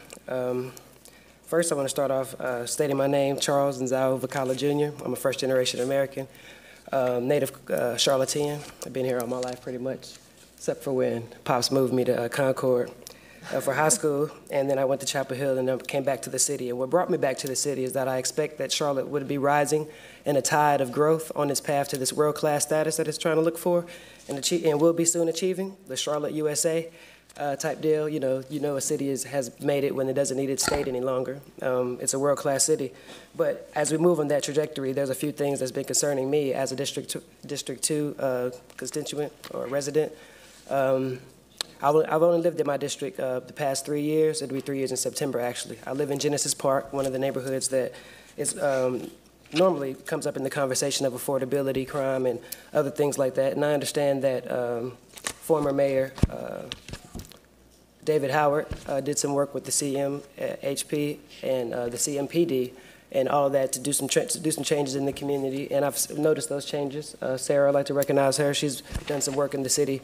With the city and some projects with grant funds. But what I want to get to is the function of intersectionality that I think that Charlotte is missing. I think that just as I think someone recognized, I think it was Councilmember Kinsey that said that people would never know what Al has contributed.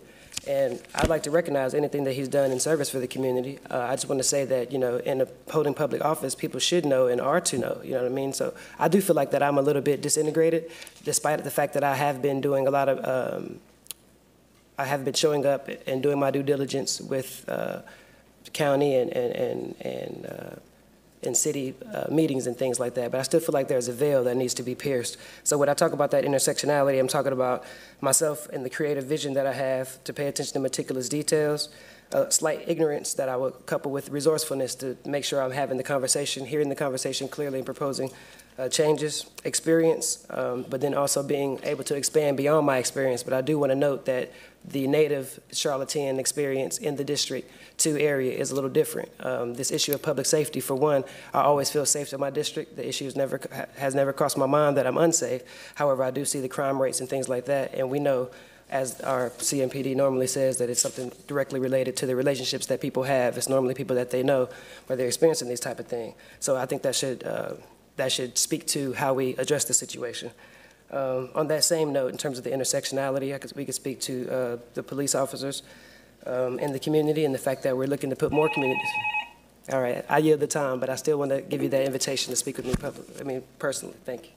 Thank you very much. The next speaker is Shantae Williams.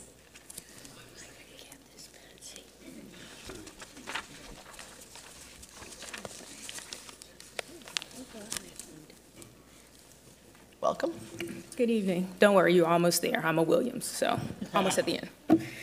My name is Dr. Shantae Williams, and I would like to represent Charlotte's 3rd Ward because I am committed to ensuring that everyone in that community is able to participate in the explosive economic progress that is happening throughout that district and throughout the city. As a millennial native of Charlotte, I have had the opportunity to watch the neighborhood change dramatically, and my family has been a part of that evolution. Our story begins in public housing, which is now transformed into luxury apartments. I vividly remember one of my parents' proudest moments when they were accepted into a grant program that allowed them to purchase their first home. Not only did that mean that we got a new home, but it meant that I no longer had to be bused 2.5 hours to a better school, but rather I could participate in a quality magnet school that was closer to my home. As a result, I was a student in the International Baccalaureate program, and I am a proud graduate of the Charlotte-Mecklenburg Public School System. Those progressive commitments to the community of the 1980s and 90s helped my family and I transcend poverty, and I work every day to make sure that other children are able to do exactly the same thing. Since moving my business back to Charlotte, I've been able to listen and work in the community on behalf of District 2. I know the concerns of a lack of affordable housing, food insufficiency concerns, the concerns of rising crime, and underemployment. For some populations, these challenges have not changed in 50 years. And I advocate on behalf of those citizens who share these concerns. I have a bachelor's degree in chemistry, a doctorate in integrated biomedical sciences focused in neuro-oncology, pharmacology, and biomedical engineering, as well as an MBA in entrepreneurship and finance. I have been able, as a business owner and entrepreneur, to help create jobs. I've helped others to launch their businesses. I've been able to provide working capital to micro and small businesses to ensure that they stay in business. My education experience have helped me fully participate in the tech economy, and as a result, I have continued to be fully committed to STEAM education, expanding opportunities to all segments, growing access for capital, and then increasing quality affordable housing. Charlotte's District 2 is at the leading edge of the rapid growth in the city, and I know I have the skills, education, and experience to be an effective representative, and I welcome the opportunity to continue to serve my community and the residents in this interim capacity. Thank you. Thank you, Ms. Williams. Our last speaker is Monty Witherspoon Brown.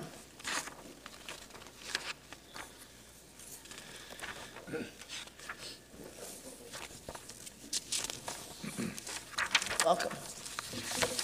Thank you. Mayor, Council, citizens of Charlotte, my name is Reverend Dr. Monty Witherspoon Brown. That's my whole name. It's a lot to say. It's hyphenated. Monty Witherspoon Brown. I stand before this council in the city where I was born and raised to offer my service to the residents of District 2. I will not spend my allotted time sharing personal anecdotes. I will, however, provide you with my abbreviated biography and contact information to be sent to your email. I hope that you will take time to read it. I share in what I believe to be a collective vision for Charlotte, a growing city that attracts both individuals and families, a city with job growth and an excellent quality of life for its residents. In order for this vision to be fulfilled, we must continue to strive towards safety, economic opportunities as a catalyst of upward mobility, affordable housing that is not concentrated, a clean environment, and a stellar transportation system that alleviates congestion, as well as a responsive and accountable government. I do not stand here with lofty goals or unrealistic promises. However, I am pragmatic in my approach that will ensure success in the coming months. First, I will continue the tremendous work that is currently underway in District 2. Also, I will work cooperatively with this entire council to ensure that the remaining collective priorities are achieved. This is what the city needs. This is what the district needs. With the time remaining, I assure you that the result of this enterprise is inconsequential to my future service to the city. I hereby petition your well-founded consideration of me to represent District 2. My name is Monty Witherspoon Brown. Thank you. Thank you, Dr. Witherspoon Brown. I want to make sure we didn't miss the one person who wasn't here. Did Michael Bridges come? Okay. Just wanted to give him one more chance. All right. Well, I appreciate the time from our 12 applicants that came this evening, and will remind you that the council will make the appointment on Monday, July 24th. That means you still have some more weeks if you want to get in touch with council members and make your pitch. We appreciate your coming down tonight to let us hear from you, and appreciate your willingness to serve and your willingness to be engaged with the future of our city. So thank you very much. The next item on our agenda are some public hearings.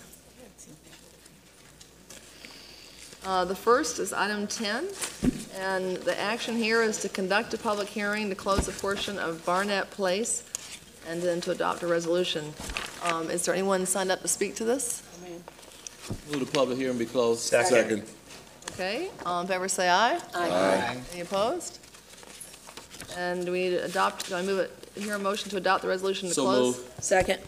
Okay, all in favor say aye. Aye. Any opposed? Okay, the next one is a public hearing on a resolution to close a portion of Myrtle Avenue. We need to conduct the hearing and then adopt a resolution to close. And is there anyone signed up to speak, Madam Clerk? No? Move the public hearing be closed. Second. Okay, all in favor say aye. Aye. Any opposed? And is there a motion to adopt the resolution to close? Second. Okay, any discussion? All in favor say aye. Aye. Any opposed? And the last closure, I think, is on the last one. Item 12 is a public hearing on a resolution to close a portion of South Poplar Street. Is there anyone signed up to speak to this, Madam Clerk? No, ma'am. Okay. Close. Second. Okay, all in favor say aye. Aye. Any opposed? And do I hear a motion to adopt the resolution to close that portion? Second. Okay, any discussion? All in favor say aye. Aye. Any opposed? Okay. Next, we have City Manager's report. Thank you, Mayor and members of council. I have just one brief announcement. One thing I want to say before I do this, don't let Sandy write jokes for you. These are the worst jokes I've ever had. So I'm just going to do this myself. So I just want to, I know many of you know, but for those who don't know, Ann Wall, our Assistant City Manager, is heading to, and I'll give you one, Sandy, greener pastures. I don't know if that's, as she becomes the City Manager of Greenville, North Carolina. I've enjoyed my time with Ann. Ann's been here since 2013. She'll start August 1st, and what we'll do is try to get all of the information we can out of her before she leaves. So if you see Ann at her desk through the night and through the next week, the extraction process is happening. But thank you, Ann. Thanks for being a great part of the team. We're going to miss you. This is not the last meeting.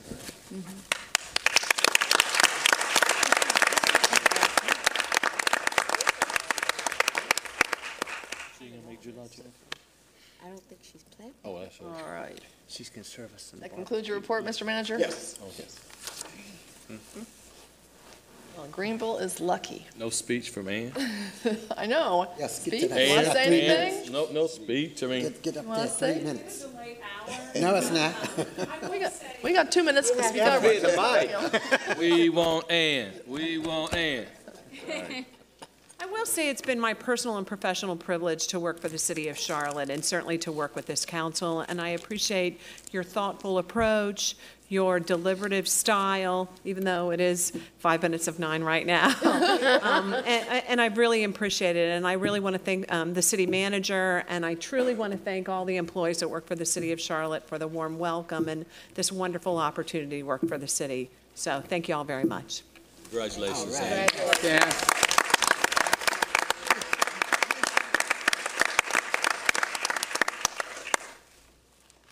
We'll have to come visit Greenville. Are you still going to have a city cell We'll be phone? there for the North Carolina League meeting in her city. That's exactly right. She'll be hosting us. We'll be back here. Scope out the barbecue joint. And are you going to still have a city cell phone? I actually think they'll make me give back my Charlotte cell phone, but I'll make sure that there is some contact information. Thank you very much. We really appreciate that. Thank you, Mr. Manager, for recognizing her, too. Okay, our next item is extraordinary events ordinance. And the motion here is going to be to adopt an ordinance repealing Article 14 and Chapter 15 of the City Code that is titled Extraordinary Events. And we had a presentation on this in our dinner meeting. I'm going to let Councilmember Eiselt, who's the Chair of Community Safety, make any comments if she would like, and we'll have discussion. Well, thank you, Mayor. Just to say that we've had the opportunity, as we mentioned in our dinner meeting, to hear from the public on the extraordinary event ordinance as to what it really means to the public.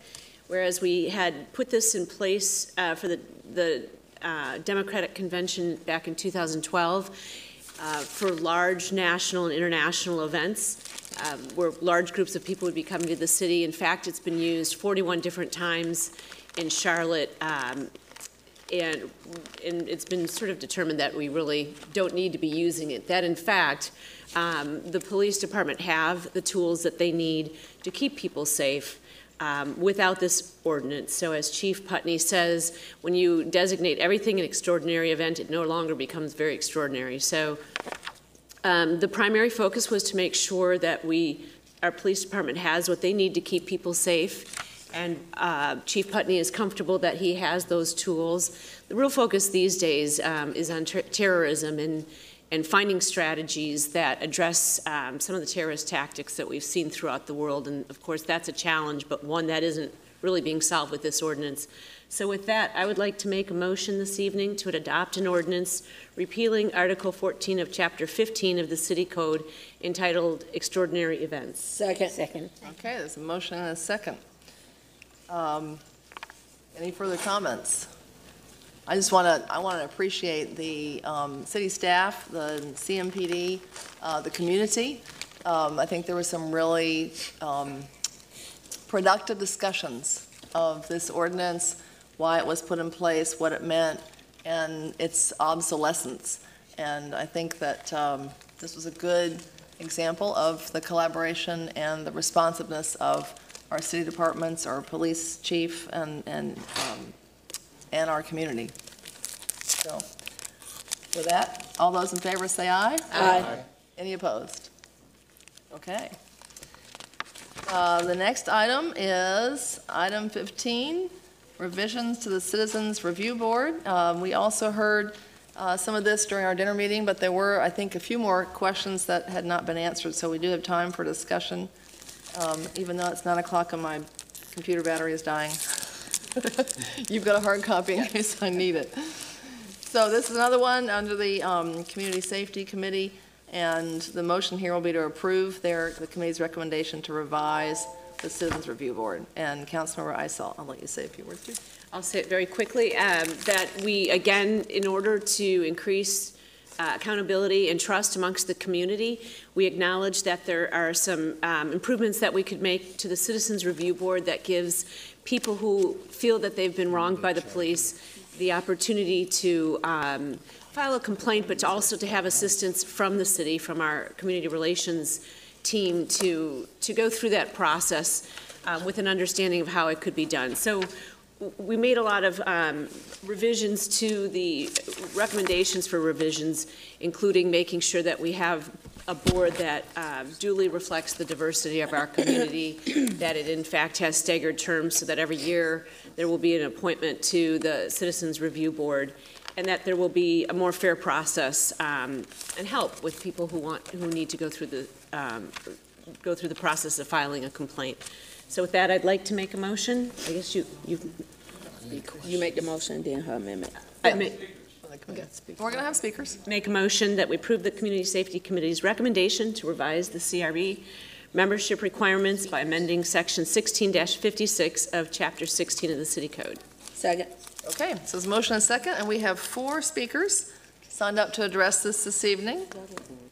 The first one is Paris Hopkins. And again, you will have 3 minutes for each of you to speak to this agenda item.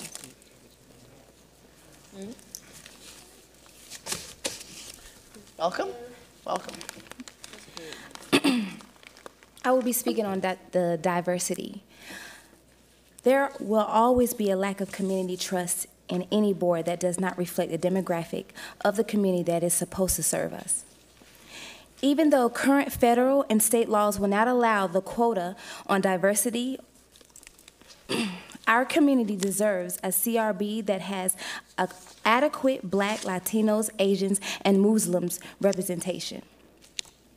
The starting point of the service of the Citizen Review Board is the completion of the Charlotte Citizen Academy. Safe Coalition NC is committed to helping recruit residents of diverse backgrounds, ethnicities, and identities to apply for the Charlotte Citizen Academy. Since we view it as a pipeline for the future services on Citizen Review Board, as well as the Civil Service Board, I myself plan to apply to the Citizen Academy, but understand that changing the diversity of the board is not only based on the completion of the Citizen Academy, but also based on the slots on the board becoming open. Since the CRB is at least a year away from being able to diversify its demographic makeup, we urge the council to work with the city manager and the city attorney to come up with a plan to ensure that the current board can reach a decision that are not only fair, but equal. Thank you. Thank you, Ms. Hopkins. The next speaker is Miko Williams.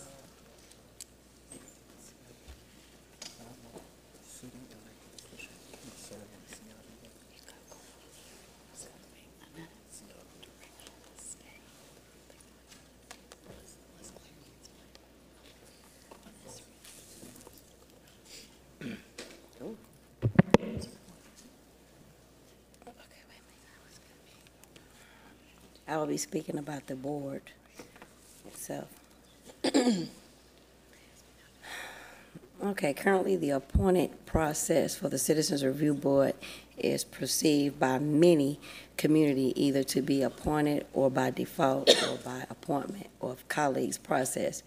Many times there's a shortage of applicants and the council has to appoint a board member by default. Other situations, there may be a few candidates for appointment, and council members go back and forth with who should be appointed in those situations. And it rarely seems as if most members are other than on the, wait a minute. Okay, wait a minute, go back. Should be appointed with, time is ticking. Okay, so let me go back. I'm sorry, y'all. Okay, so appointed by the council members to go back and forth. Other situations, therefore, a few candidates for appointments and council members go back and forth.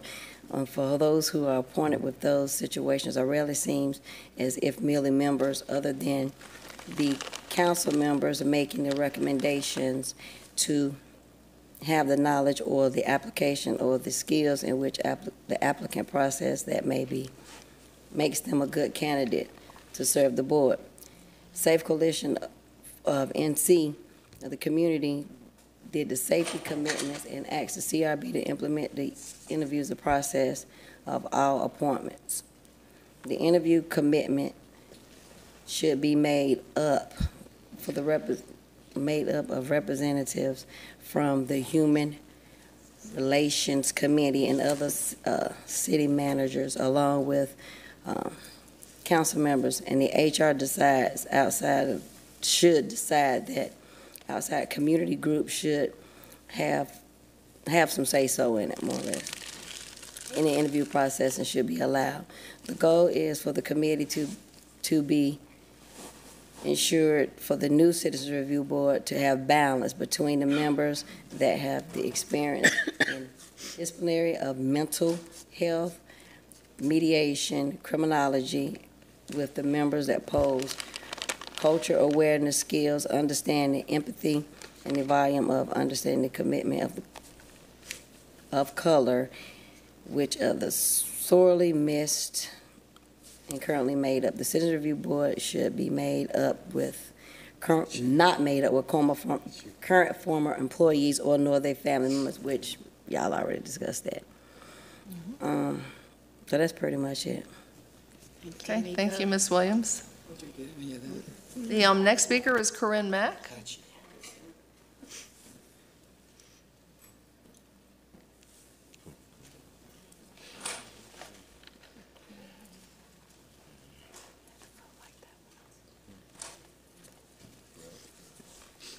Welcome.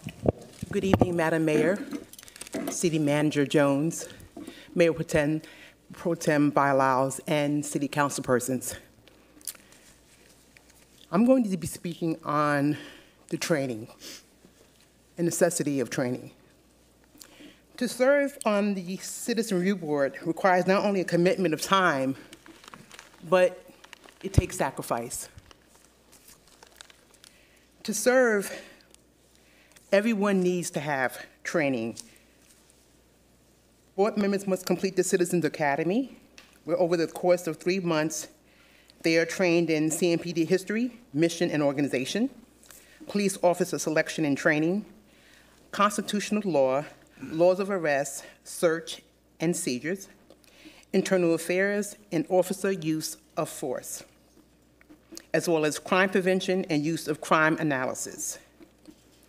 They also should be trained and will be trained in traffic enforcement, as well as criminal investigations and gang interventions, and community policing. Once an applicant is appointed to the Citizen Review Board, they are expected to complete 8 additional hours of training, which the council is considering allowing them to be used on a police ride-along, at least 2 to 4 hours for a police ride-along. Our concerns is that at no time is the board remembering that the training also should include the troubled history of Charlotte, the relationship between police and communities of color. There is, at this time, no training of implicit bias, though I know that that's a conversation you've already had and will be voting on. But that training should include not only implicit bias, but dismantling racism training. Here's the key. When we look at most of the issues that we've had here in the city, most of them were racially based, some socioeconomically based. But if we don't begin to go deeper, have self-examinations through the implicit bias training, through the dismantling racism training, no matter what board we will have a problem. More importantly, tomorrow, when there is a conversation around the Keith Lamont Scott case, has every person in that room been trained through implicit bias? Implicit bias goes beyond white and black, because black folks have biases against blacks as well, which is why it's so important we have that training. If we're going to be a viable city, and I know that one day we will be, it means that each of us must have a self-examination. And that training causes you to begin to look at yourself in a very different way, therefore looking at others a very different way. I believe in love, and love encompasses all nations, all races, all socioeconomic positions, as well as sexual orientation. I believe we will get there, but we must, absolutely must be willing to first examine ourselves. Thank you, Ms. Mack. Thank you so much. God bless you.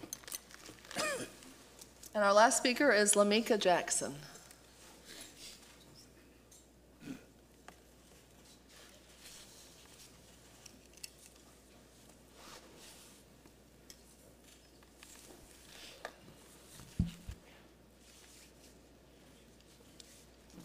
Good evening. My name is Lamika Jackson, and I'll be talking on the topic pertaining to advocating for victims. Many of the Charlotte residents are not experienced and properly interpreted in terminology associated with completing manipulative forms of paperwork. What may seem easily interpreted by the city may not be easily interpreted by the people, especially if they have experienced trauma at the hands of a police officer. When completing the Citizen Review Board paperwork, a single question decides whether the complaint meets the minimum standards to have the case heard by Citizen Review Board. The question on the form say, why do you feel this decision was wrong? The question is really asking the applicant, the complainant, to explain by greater weight of the evidence, how did the chief of police clearly err the regarding of the complaint in the case? Like most people, I would interpret the question on the form differently from the extended purpose. By misinterpreting would lead to cases likely being turned down by the Citizen Review Board for not meeting the legal standards to have a case heard. What the Safe Coalition of North Carolina is asking the council to provide an advocate to help the complainant complete the paperwork properly. The Charlotte Human Relationship Commission has shown interest in important service. We believe it's best suited to help residents complete the Citizen Review Board paperwork and navigate the process. So make sure y'all sponging this in and not just hearing and listening. Thank you. Thank you, Ms. Jackson, and thank you to all of our speakers. We have had some conversation on this topic with a dinner meeting, but we can have additional conversation. I know that there's still some questions about training in particular. I do want to address Ms. Jackson's concern. There is in the changes to the procedures, the Community Relations Committee has hired staff members to assist with filing complaints, and we also are working in 4 different languages to assist people in filing complaints, because we have heard that from the community, and that is part of the improvements to the way that the CRB will be handled going forward. I want to open up to discussion. Councilmember Mayfield? Thank you, Mayor. When we were in room 267 earlier, we had a comment, we were speaking to additional recommendations. So in one of our slides, on slide 9, we had, in the presentation, we talked about the different groups and how we're going to advertise through our Citizen Academy, as well as recruit at neighborhood board retreats and leadership exchanges and Civic Leadership Academy. I'm gonna ask for staff to have on our end and our language to make sure that we enlarge our recruitment pool, because everything right now is based on those who are already engaged at some level with City of Charlotte services and who are aware of the services.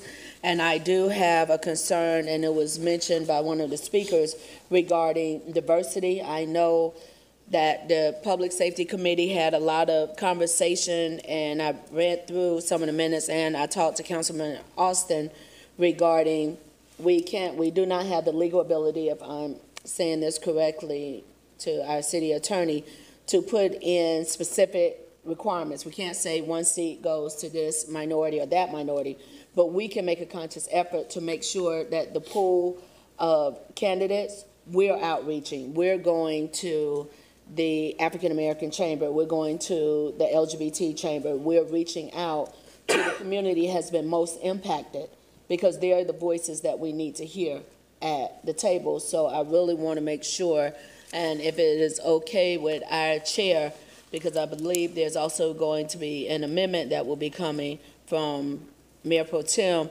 that we can agree to have the language in place to be as diverse and do the outreach beyond City of Charlotte services to make sure that this board, since we do have time, reflects the city in which we live.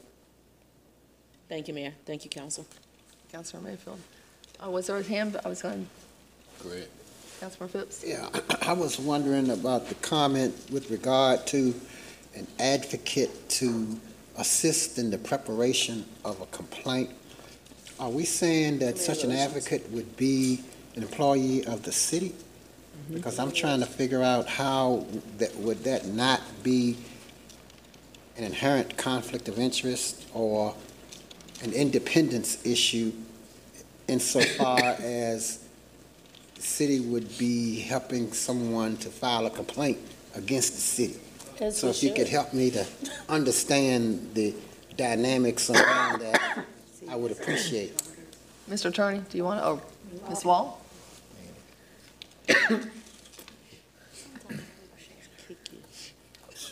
Mr. Phipps, the Community Relations Commission provides support to all residents of the city, and so we have, they have hired 2 staff people, and those staff people, their job is to work and do lots of engagement and be in the community, and one of their additional responsibilities would be to serve to assist people who would like to file to the Citizens Review Board to help them understand the process, what their rights are, what their role can be, and to really help them and to go with them through that process. We're also trying to secure some additional resources in the community, but we're not in a position to fully explain that at this point. So as I understand it, then the assistance would be more directed to the process, but not the actual helping to fill out or prepare the actual complaint? Well, I think it would be that, Mr. Phipps. I think it would be to help. It would be about the process, explaining the process and the role, and helping to complete the application. I don't think the staff person's role would necessarily be to represent the person at the hearings, but really to help the person filing the complaint understand what's going to happen, what the meetings look like, what the next steps might be.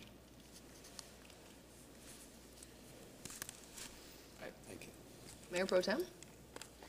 Thank you, Mayor. There are a couple of comments that I'd like to make. I'm really, really appreciative of the time that the committee took into doing this work, because I think that we need to be very serious about moving forward on our commitment to the community.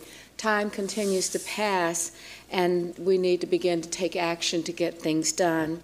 I want to make a couple of comments that I think might be pertinent, particularly around the speakers. I think that when you look at our curriculum in the Citizens Academy, I would hope that we're not teaching a point of view only from the police department.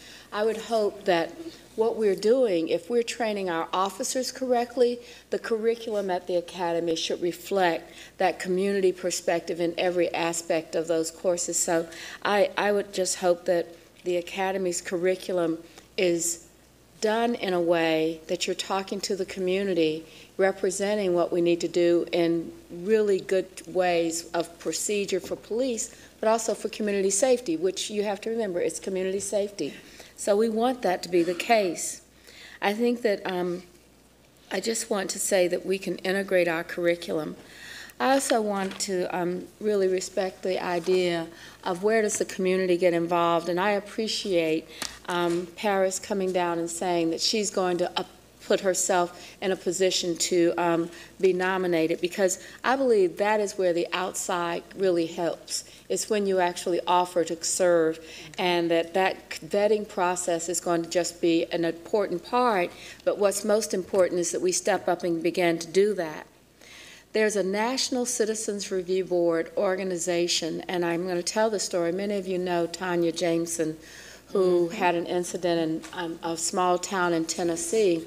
And I was invited to lunch and joined her when the police chief of Knoxville came down and presented his results of their citizens review of her case. Mm-hmm. And I just thought to myself, when you see that kind of emphasis, that it takes a time. Now, of course, Tanya's a journalist, so he was coming down with the point of view that he needed to make, so I'm acknowledging that. But we had a great conversation. The outcome wasn't what she wanted it to be, but by the time he presented the materials, the documentation in a way that you could read it and understand it, I think everybody walked away better prepared and better understanding of community, and that's what we need. And actually, the former person in Knoxville lives in Concord now. She was their committee chair and did a lot of their work. But I also want to say that we shouldn't forget the idea that we want this board to be effective. And we have all voted to have subpoena power. And we aren't going to get it out of this legislative session. But let's not forget to continue to focus on those things that are going to build trust, as we said, and I believe subpoena power is part of it. So I'm going to support the motion. I do have a request to follow up that I don't believe is required for the motion, if I understand that, Mr. Hageman. Yes. But I think that we should all be proud that we're moving and taking action on the commitment that we made to this community. So thank you. Madam Mayor. Councilmember Romero. Thank you, Madam Mayor. I appreciate staff's efforts and committee's efforts to continue to build trust in our community.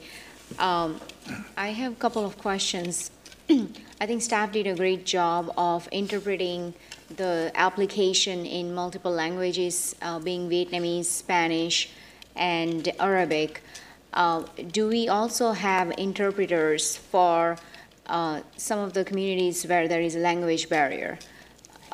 To breach that gap, and I just want to sort of make sure that we take that into an account to address growing needs when it comes to more languages, but then also having an interpreter. Also, as we are looking at diversity and being more inclusive with our board, I want to make sure that in addition to ethnic groups, we are also considering age, gender, and LGBTQ communities, to Ms. Mayfield's point. So we are addressing diversity and being inclusive in from various angles. And I'm happy to help with reaching out to some of the communities, and especially with District 5 being very diverse with very strong immigrant and refugee communities. Thank you, Councilmember Romero. Yeah. Councilor Smith. I just want to say, I think that the committee, there was a lot of sincere dialogue around creating the diversity that will reflect our community. And I think we had, at numerous meetings, we reinforced the ability that it'll fall on us. I mean, we're the ones that ultimately make the appointments. You can put things on paper, but ultimately we need to put together a board that's reflected the community. And I think the committee heard that, and what I'm hearing from council is the same thing. I think we also, as a committee, realize that the strength of this board is important to our community, that a strong citizens review board will also be something that will help our community, help build trust, help build things that we desperately need and we learned last fall. And lastly, I want to touch on Mayor Pro Tem. She's right. We did push as part of our agenda to get subpoena power, and it didn't work. But we did burn up a lot of phone hours with legislators in Raleigh to see if we can get it, and we were not successful this time. They've got a lot of other stuff on their agenda, but I do think that those are conversations that can and will continue. But I was proud of the work that our committee did on this issue. We had very strong dialogue within the meetings on trying to make this a board that is, again, reflective of the community, but it also is a strong board with qualified people. It goes beyond just diversity. We want people on there that are capable of making complex decisions and working through complex cases. So we look forward to, I guess, a year from now when we'll have the opportunity to make the appointments as the board rolls off. So. I just wanted to add, just for information for folks who are following this, that the other thing that we discovered in our dinner meeting was that the terms are not staggered. And so the entire 11-member board is coming up next year, 2018. So going forward, we have a process to stagger the terms to continue continuity on that board. I think the other improvement that's been made is for transparency to publish data on officer complaints and disposition. And those cases from 1997 to the present will now be available on the CRB homepage. Data from the annual internal affairs unit, which includes all cases and outcomes of misconduct allegations, is available in annual reports on the internal affairs webpage. And so again, I think I appreciate the committee and its work and looking at the improvements needed and making recommendations that we are going to vote on in a minute. That's going to make that process better and more transparent. So, anything come out of all this collaboration down here, Councilmember Driggs? Not necessarily. I just wanted to say I appreciate the work of the committee, and in particular the emphasis on the objectivity of board members and the process through which they will be selected with an eye towards ensuring that they can actually consider the issues and reach a reasoned conclusion. So I support the proposed amendment. Absolutely. Terrific. And appreciate all the comments and the improvements and the input from the community. Absolutely, they have been heard, and I think it's been a good process. All right. All those in favor, thank you so much. All those in favor say aye. Aye. Did we have an amendment? My understanding is I want to be recognized. It's not an amendment, it's a request, right? So, yeah, it's a direction to staff to incorporate that. Any opposed? Okay, very good. Next we move, Councilor. Go ahead and make a suggestion while we're on the topic before they leave. Oh, okay. Mayor Pro Tem? Also at our dinner meeting, when we were having this discussion, we had the discussion around how would we actually remember to keep this current, keep it flexible, and keep it moving forward, because all of us know that the ordinance was in place for a long time, and it just kind of didn't get to the front of the line all the time. So I'd like to actually ask the city manager that as we are going through this process, and we're going through the vetting process with applicants in the interview process, as well as with the chair of the Citizens Review Board, the director of Community Relations Committee, and the police chief, that we ensure that our annual training includes components on policing and public safety and the community's perspective and perceptions on law enforcement. So when people are being nominated and they're coming in for the interview, that they know there's an expectation around understanding both of those components and the balance that we really need to have that happen. And that when we do that when we have the annual report from the Citizens Review Board, that we include a section on the training provided during the year or the training taken by each person or member during the year, and that the board actually make recommendations for training that they think should be revised or included to remain current in law enforcement techniques and engagement with the community. And I hope that that will be acceptable for the staff to follow through. I think it's important because it's going to keep us on the top of our minds and be able to give a real report to our community. Thank you. And we could be held accountable. Councilor Mayfield. Thank you, Mayor. City Manager, just a quick question. In room 267, we discussed adding the actual language for the training to include the implicit bias training as well as the dismantling racism. That we already captured that, so we don't need to have that discussion here again. Thank you. Absolutely. They're great trainings, and we appreciate, I know that the Race Matters for Juvenile Justice has done a lot in getting that training out in the community. We appreciate all that they have done. So thank you. Thank you. Thank you very much for your engagement. Before we move to appointments, I want to take a minute and just recognize, I'm sorry I didn't do this early, we have a county commissioner in the audience, Commissioner Vilma Leak. Just wanted to recognize you and thank you for coming here. Thank you for joining our meeting and staying till the end. We appreciate you. We next have appointments, and there are several of these. We're going to have two runoffs, but several are going to be made this evening. Madam Clerk? Yes, ma'am. The Charlotte International Cabinet, John L. Hallman received 7 votes. Move by acclamation. Second. All in favor say aye. Aye. Any opposed? Okay. For the Charlotte Regional Visitors Authority, Peter Grills received 7 votes. Move to approve. Okay. Motion, all in favor say aye. Aye. Any opposed? Mayor? Yeah, that's just, We don't need to vote, right? Yeah, if I could. These aren't nominations. This is the result of your vote. So it's just move by. These are already approved. That's what I thought. Yeah. Thank you. Okay. So congratulations, Peter Grills. Next. For the Citizens Transit Advisory Group, Mayor, I'm with you, Ken. we will need a runoff between Rebecca Cherry and Billy Rosenberg, both of whom received 3 votes. But there's also It's a 4. one who received 4 as well. Daniel McRae received 4. So you have to have a runoff between the 2 in order To get to the second to person. get to the second person. Unless we can figure Okay. it out. Okay, so let's do by a show of hands, then we're gonna look between Rebecca Cherry and Billy Rosenberg for the second place person to vote with against Daniel McRae. Is that correct, Madam Clerk? Yes, ma'am. Okay. Let's see a show of hands, all those for Rebecca Cherry. 1, 2, 3, 4. She's good. Come on, guys. 5. I voted for Daniel. Okay. But you get to vote for Daniel. I see. This is to get it to Oh, the oh, person. oh, okay. Okay, we need 6, correct? Yes, ma'am. Yes. Okay, all for Billy Rosenberg? But we have Daniel McRae. Okay, you need to vote for one of the others. We have Daniel. I'll move my vote to. This is a runoff. This is, let me explain again. Okay, you need to vote for one of the other of these 2.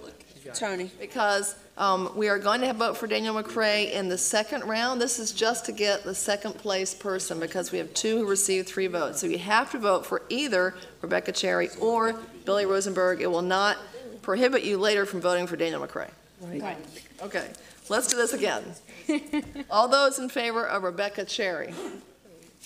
1, 2, 3, 4, 5, 6, 7, 8. Okay. No, she goes to the So Rebecca Cherry is now in the second place with Daniel McRae, and so now we're going to vote between Rebecca Cherry and Daniel McRae. Yep. So, all those in favor of Rebecca Cherry, raise your hand. 1, 2, 3, 4, 5.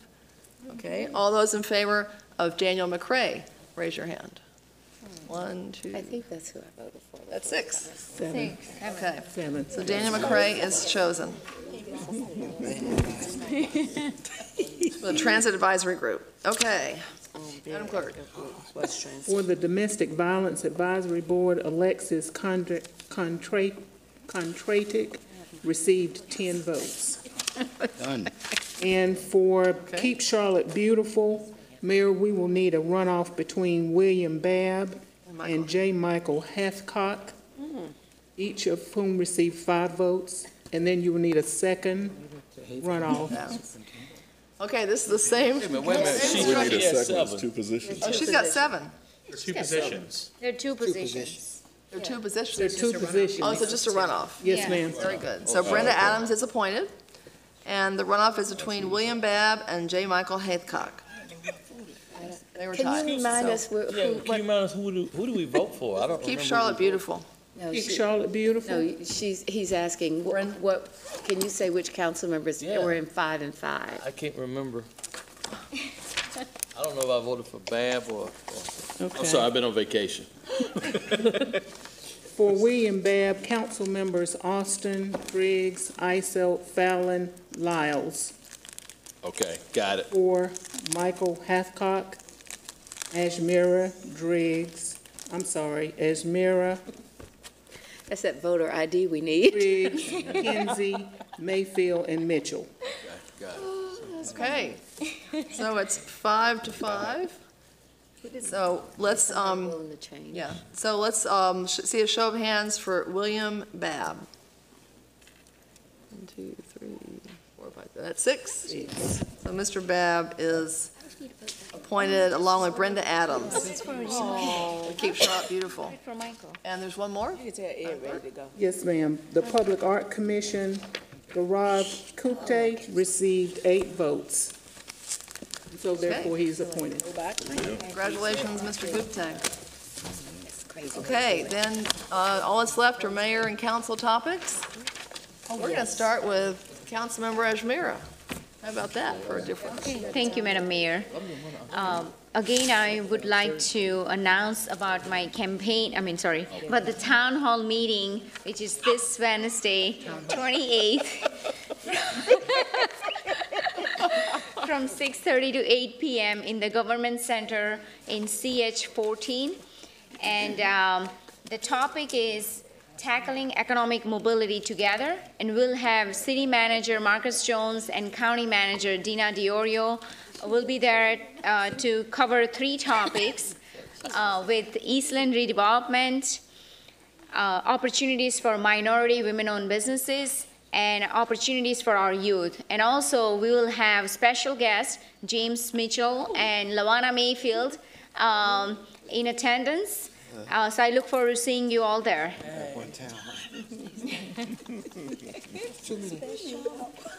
Councilmember Austin, this is your last council meeting. Yeah, that's Announce a it. town hall or something. Say what? Go speed and throw trash out. So I just want to say, of course, you know, we've had quite a few incidents of murders here in Charlotte. And I want to say to our citizens, you know, we're never going to be able to hire enough police officers to be on every corner, in every home, in every bar, in every situation. So the onus is on us. So I ask you to be the one in that situation to de-escalate that situation so that we don't have another murder. This is us. This is us as people in this great city that we call Charlotte. We have got to pull back. We have got to come up with other ways of conflict resolution. It is not grabbing a gun. It's not stabbing someone. It's not running someone over with a car.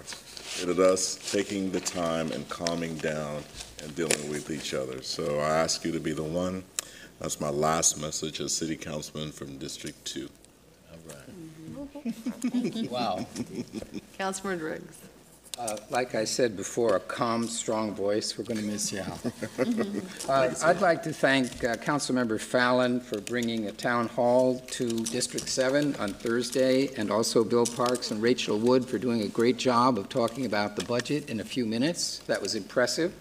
And members of CMPD who came to talk about public safety issues. The meeting was really well attended. The room was packed. It shows that citizens of District 7 care about our city and are engaged.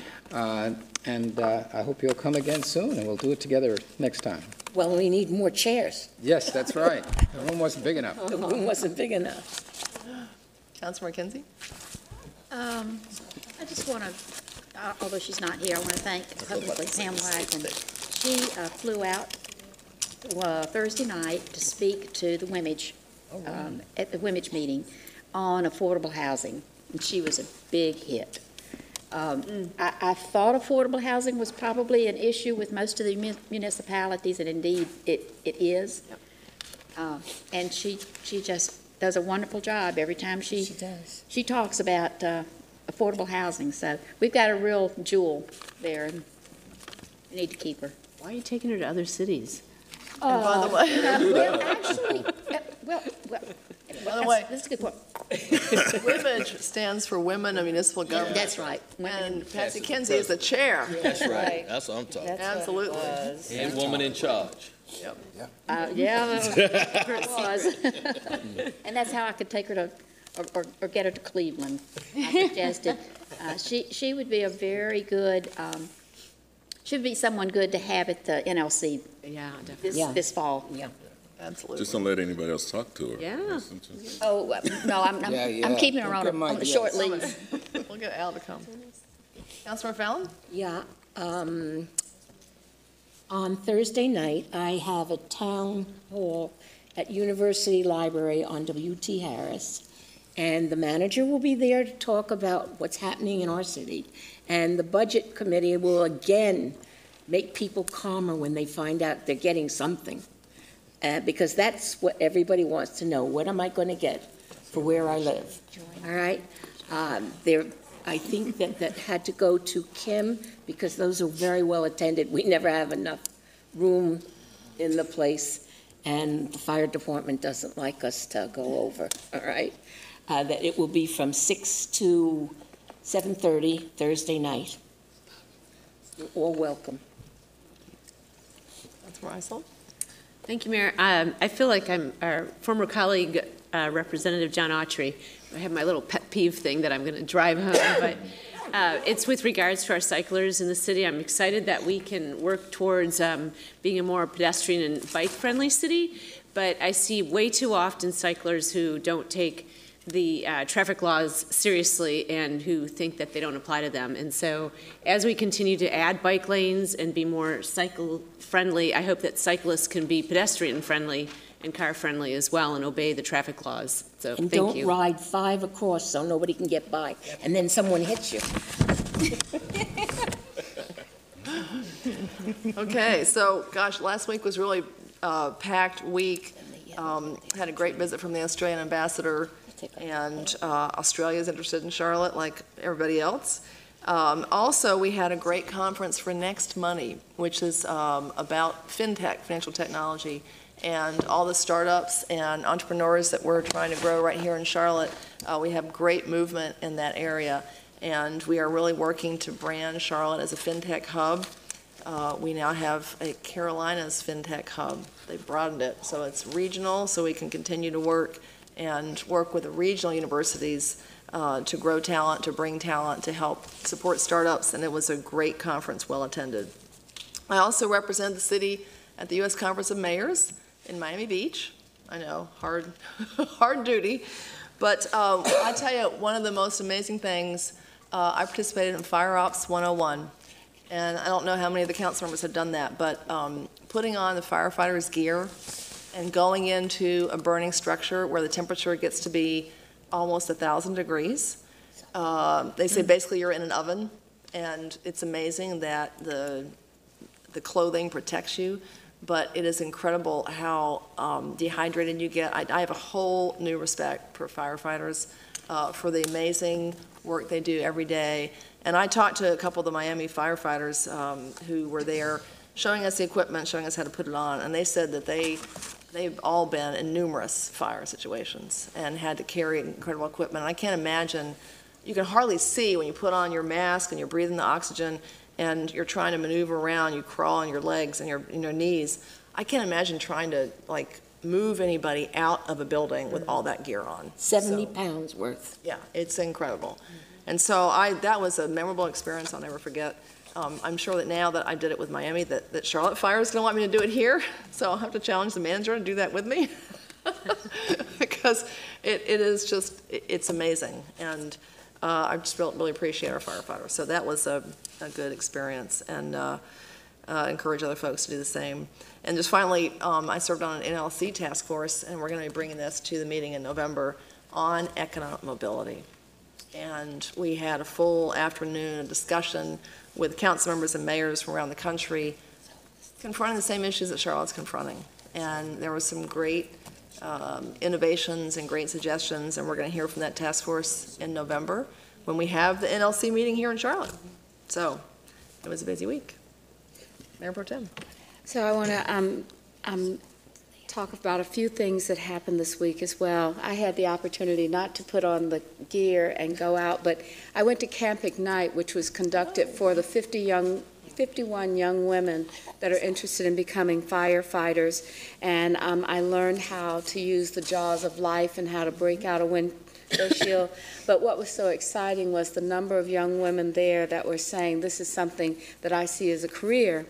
And then on Friday morning, we had a meeting with the recruiters for fire and police and the women of color, and came out to the headquarters, and we talked about what does it take to be on the force of either the firefighter or to be a police officer, and it was well done, and especially having the neighbors come from around the Statesville Road and LaSalle Street area.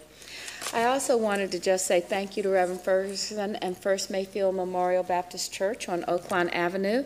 The mayor and I attended a Hatitude Day, and it was a great afternoon to be with that community, and to see Reverend and Mrs. Drummond together was a real treat. The other thing that I wanted to mention is that this Friday at the Belmont Center, we're going to have a roundtable discussion on economic development that will talk about what construction projects the city has coming forward and what opportunities there are for small businesses and minority and women-owned businesses to participate. We're also going to talk about the other places that you could intersect with the city for procurement, and how to do business with the city. And it's going to be at the Belmont Center, light refreshments early, and then we'll go from 8 until about 9:15. So please come out. If you own a business or if you're thinking about a small business, come out to the Belmont Center on this Friday and meet the city staff. And then I want to join Councilmember Austin in saying that last evening I went to the memorial service conducted by Mothers of Murdered Offspring in honor of David Lindsay's loss of life. And, you know, he was a part of the No Grease community, which began to celebrate their 20 years in Charlotte. It's a very successful business. And I told Damien and Jermaine that we forget sometimes how people can come into this community and they've had 1 strike or 2 strikes, and there's a place for them to go and learn a career, and there's a place for them to be accepted. And then when you have a situation where you have that loss, it's not just a loss of a life that's just not felt. It's like throwing a stone in the middle of a lake and watching the ripple effect. His family, his friends, the people that loved him, his customers, and it's interesting, you have a small boy there, he had cut his hair for 10 years. What is that young man going to feel like when he goes to get a haircut and you know, David's not there? And so I really want to echo the sentiment of what are we going to do? What are we going to do? What part are we going to play in trying to end the violence in our community? We've got to own it, and we've got to accept the fact that this is something that we have to step up and be honest about. And it's a really, really sad time for that family, which extends way beyond, as I said, his family. It extends to this dais because we are the city, and we need to really work hard to stop the violence. So thank you. Mayor and Council, my last town hall meeting will be held this Thursday, June 29th, from 5 to 8 in room 267. And the title is Transforming Charlotte Through Entrepreneurship. And so we're going to talk about the 3 C's. How do you obtain customers? How do you build capacity? And how do you gain access to capital? And so it will be free, and we got 2 breakout sessions. We encourage all entrepreneurs, small business owners to join us. Hats off to Alvin, Bernie, Kim Oliver, and staff for putting together a great program. The 5 to 6 will be networking, one-on-one with your council members to talk about how we can improve Charlotte from an entrepreneur, small business side. And then from 6 to 8, we'll have breakout sessions. And we also got a resource fair because we realized that a lot of the information about entrepreneurship and small business is not getting out there to the public. And so we have a resource center made up of all organizations that participate in making small businesses great in our community. So I hope you can join us this Thursday. Councilor Phipps. Yes. I just wanted to thank everyone who came out this past Thursday for my town hall meeting. It was well attended. In case you don't know, the theme of it is digital inclusion, not an illusion. It was held at the Martin Luther King Middle School in Hidden Valley, and you know, we had a vendor, we had a resource fair there, and one lucky person was fortunate enough to win through a drawing a whole computer outfit. Yeah. And the people just didn't want to leave the town hall. Yeah. I mean, we were supposed to end at 8 o'clock, but we were still fellowshipping and talking about issues well past 8:30. So it's going to be a second digital inclusion, it's not an illusion, town hall meeting in the future to concentrate on the internet service providers, because as we get closer to the completion of the fiber optic installation, then we want to community what it's really going to look like in their specific communities when it's done, especially in the Hidden Valley community where Google is wrapping up its installation activities there. So I wanted to thank the team led by Kim Oliver there that was very instrumental in bringing this group together and just organizing everything.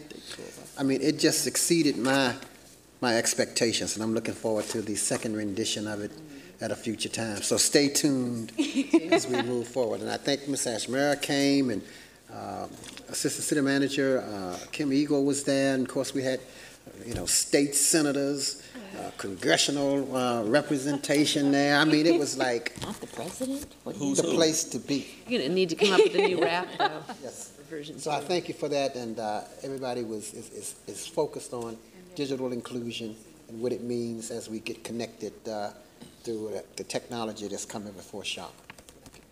Councilmember Smith. I want to thank the 12 people that came down to speak for Al's seat.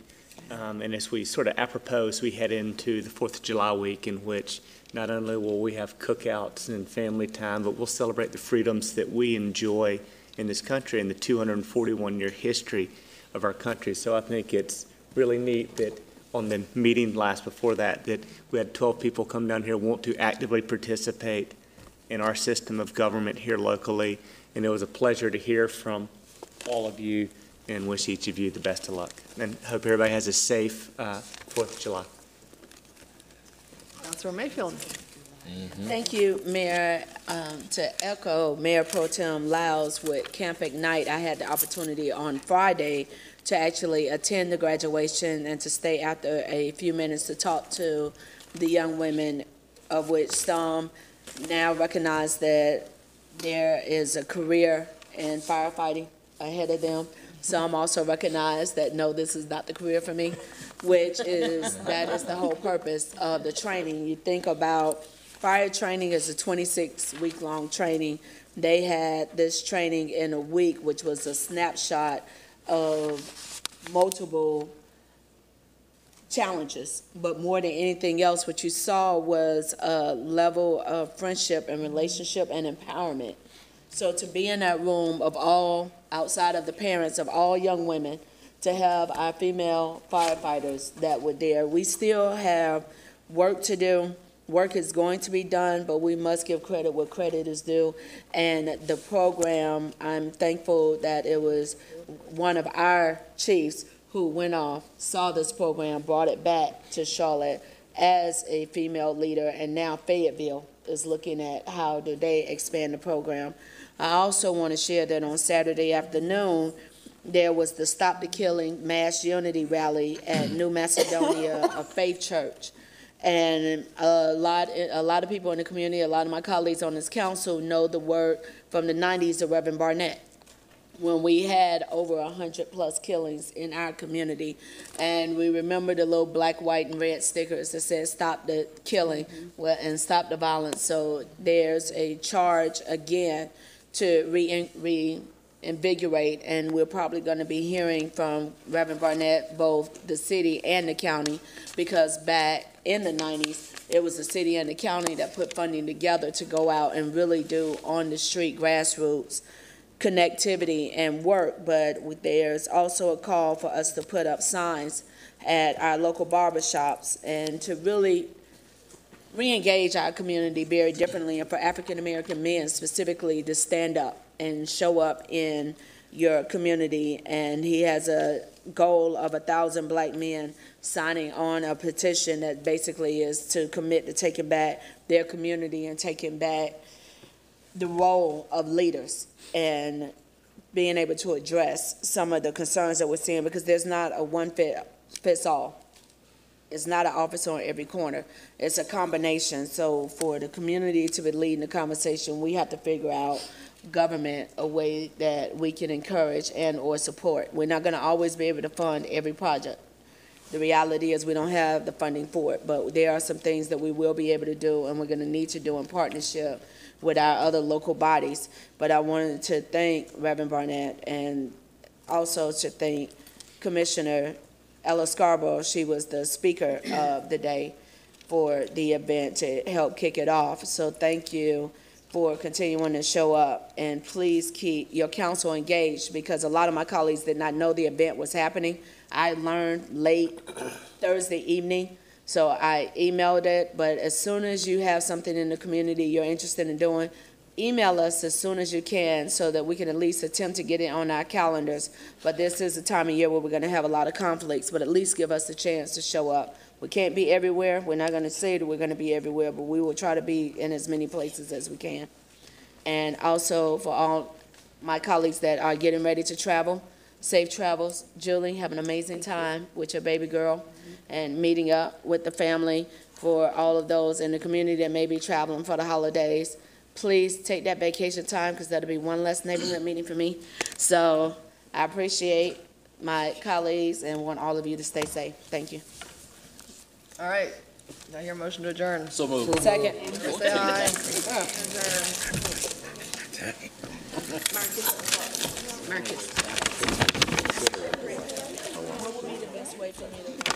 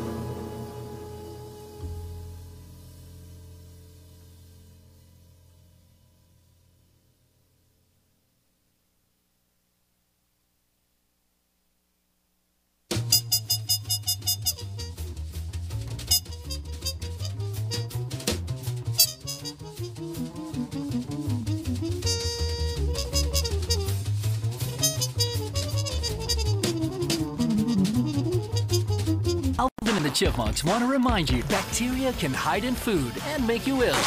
Wow! But you can keep bacteria from ruining your day with 4 simple steps. Clean, separate, cook, and chill. The road trip to food safety starts at foodsafety.gov.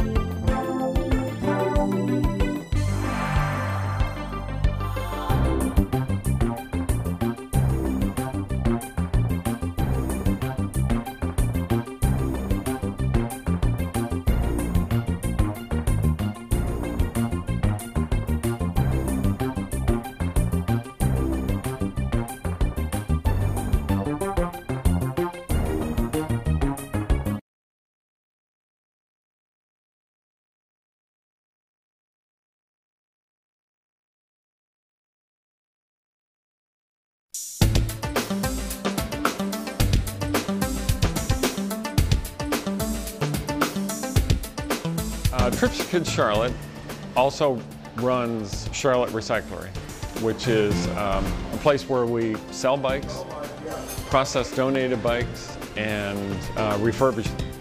But what we're really aiming to do is get bikes back on the street and in the hands of kids from neighborhoods that may not be able to afford bikes. So we have an Earn a Bike program.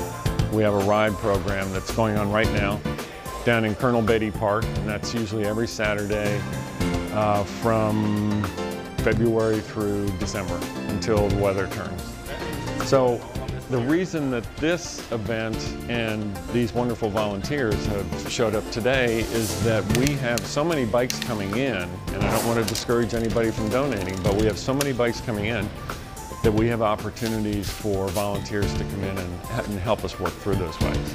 I met with Dick Winters from Trips for Kids a couple months ago to borrow some bikes for a project that we were doing, and I had no idea that they had so much bikes in inventory. And he said, but they just didn't have the capacity in terms of, volunteers to actually, go through that process. And I said, well, Hands On Charlotte has a lot of volunteers. Why don't we go ahead and set up a time where we could come out here and do something that's volunteer friendly? Maybe some of the volunteers learn a little bit about bikes and how to put them together, but more appropriately, how to take them apart. And that way, they can get the man hours that they need to be able to make these bikes more useful for the Trips for Kids.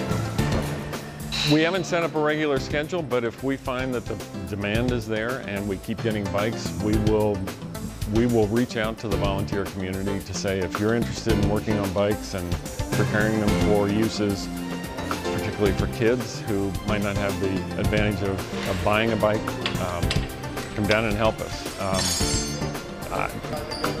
Or contact Hands On Charlotte, and they'll have a schedule of when we're having these events.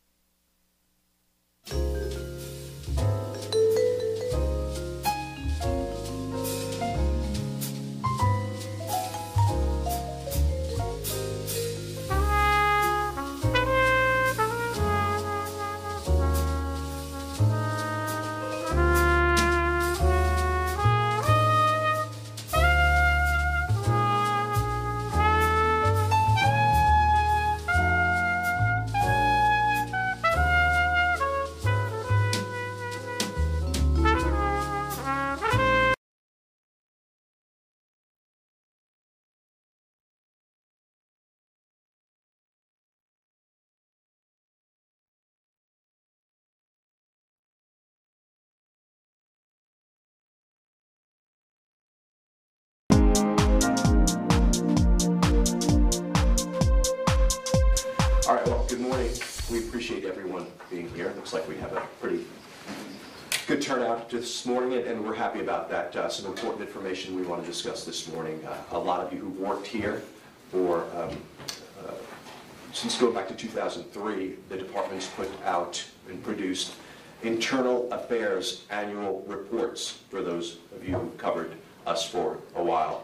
In those reports, it really gives a really good breakdown of some of the things that we're seeing internally, some of the investigations that we were involved in, looking at our own in an attempt to police our own.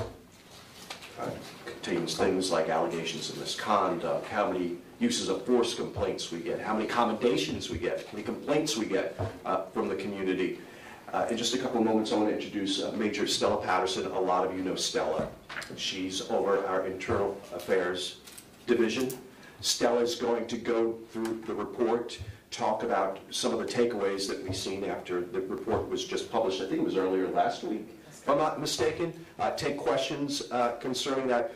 You know, typically what we would do is we would just put this link to the report on our website and let everyone kind of digest it and work through it. And we wanted to really go a step further this morning in getting out in front and explaining some of the findings coming out of that report. And more importantly, being in a position to answer questions concerning it. So without further delay, I'd like to introduce Major Stella Patterson. Good morning. Good morning. As Rob stated, my name is Stella Patterson, and I'm the Major over the Internal Affairs Division. I want to thank you for being here today as I share some of the highlights of our 2016 Internal Affairs Annual Report. We provide this report, as Rob stated, we've been doing it for over 10 years now, and really we just talk about some of our processes and give you some of the statistical outcomes of our internal investigations. This morning I want to give highlights to you, but certainly you can go on our website if you want the full report. If you need a little extra reading, you can go and see that. Just to tell you a little bit about our Internal Affairs Bureau, our Internal Affairs Unit, we are composed of 1 major, 2 captains, 8 sergeants, and 1 administrative assistant. Internal Affairs handles the more serious allegations that come before us, and when we talk about allegations and misconduct, we're really talking about any violation of our policies and procedures. So it could be anything from an officer failing to go to court, to not following up on a report, or even using excessive force. All those things fall in our purview of officer misconduct behavior. And we accept complaints in any form that they come to us, whether they're in person or a person wants to email us a complaint or they want to file it anonymously. We will follow up on all of those. One of the missions of Internal Affairs is to make sure that we conduct impartial and thorough investigations. As stated, we do the more serious ones, but we realize that the public's trust could be damaged if we're not thorough, if we're not transparent, and we're not open when we're doing our investigations and the information that we're providing to the public. So we want to make sure that we're always holding our officers accountable for their behavior. So some of the highlights of 2016 that I'd like to share with you, we had over 600,000 police interactions with the public on last year. With that, that's a large number, but we had 189 complaints to basically come out of those interactions, if you will. 147 of them were internal, 42 were external complaints. And those complaints actually is less than what we had in 2015. Of those 189, we received multiple allegations of misconduct. So meaning we might have had one complaint, a person might have complained that an officer used excessive force on them. And they may have also said with that complaint that the officer did not have on his body-worn camera and that he was also discourteous. So 1 complaint, 3 allegations, and you'll see that number, you'll see that accounted for in our report. In 91% of those cases, the allegations of misconduct were sustained against the employee, meaning that we found that the officers did violate our policies. There was evidence to prove that. Of all the allegations of misconduct we had, the ones that we saw the most were violations of our policies or our rules, issues with our driving, and also neglect of duty. In 2016, we saw a reduction in our uses of force. In fact, from 2014, we've seen a steady decrease in the number of uses of force that are complained to us or that we do an investigation for. But unlike other police agencies where, you know, the use of force policy is very strict and they only report certain things, with us, our policy is more broad. What we take complaints for are more broad. So for instance, if a person was arrested and they complained that the handcuffs were too tight on them, we would treat that as a use of force and we would do an investigation on that. Most police agencies would not see that as a use of force. So we did see a reduction in the number of uses of force. In 2016, though, we did see an increase in the use of deadly force where our officers discharged their weapons. So we had 12 officer-involved shootings in 2016, and in each of those instances, the subject that we were dealing with, that we got out with, that we encountered, had pointed a weapon or were armed with a weapon themselves. 5 of those 12 cases resulted in a fatality or fatal injuries to the subject. In all of our officer-involved shootings, the district attorney's office reviews them to see if there's any misbehavior on the part of the officer. Our district attorney's office concluded on all the ones they reviewed that the officers acted lawfully. We had one that was out of county, and that was in Catawba County, and they determined as well that the officer's behavior was lawful. In 2016, also, we saw an increase in our vehicle pursuits. We had 47 versus 34. Those was mostly triggered by armed robbery events, violent crimes, where officers got involved in a pursuit. 2 of those pursuits were not justified, meaning that the officer should not have been involved in a pursuit at all. 5 of them were justified, but there were policy violations. So maybe there was a driving issue where the officer did turn on his blue lights or sirens. In 2016, we had 1 employee that was arrested and criminally charged. Of course, as an organization, we never want to see that. We do not want our employees to be involved in those kind of activities, but our chief has been very clear that CMPD will not tolerate behavior that violates the law or violates our public's trust. Now, while I is responsible for investigating those allegations of misconduct, we are always looking for positive feedback on the work that our officers are doing. In 2016, we began tracking citizens' compliments of our officers. We received over 1,000 last year, and 1/3 of those were received in September at the time of our protests and our riots. We're very happy to see that and the public support of that. These tokens of appreciation from the community really goes a long way to letting our officers know that the public appreciate us and the work that they're doing out there. So at any time, if you would like to compliment our officers, it's a very easy process. You can just go right on our website, on our homepage, and you can fill out the compliments sheet on that. So these are just some of the highlights I wanted to share with you on this morning. I'll be glad to take any questions that you may have. And before we do open it up to questions, I just wanted to clear the air on something that we get asked about frequently, Major, and I didn't mean to put you on the spot. Some would ask why we're in the middle of 2017 and we're talking about the 2016 report. Why is it that we're at this point? So the main reason for that is we want to give as much as possible all our 2016 cases an opportunity to be adjudicated.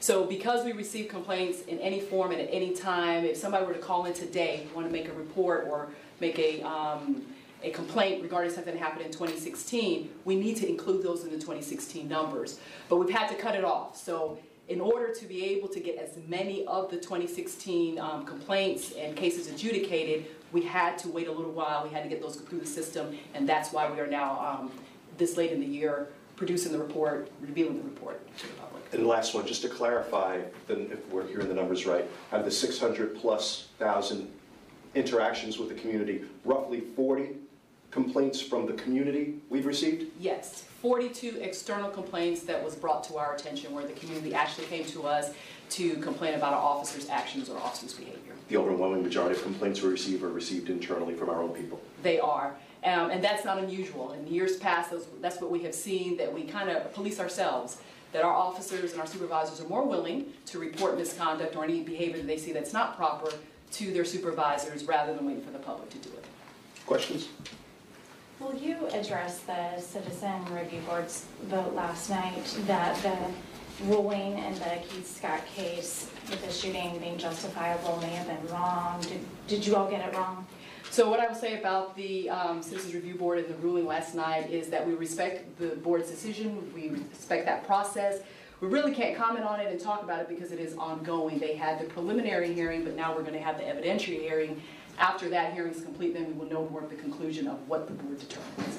Can you tell us what happens once they do have that final hearing and then they make a decision that goes to, they make a recommendation to the city manager, then what happens with on CMPD's end? Right, so once that recommendation or that information is passed on to the city manager, he then speaks with our chief, and then the chief has a decision on how he wants to handle that.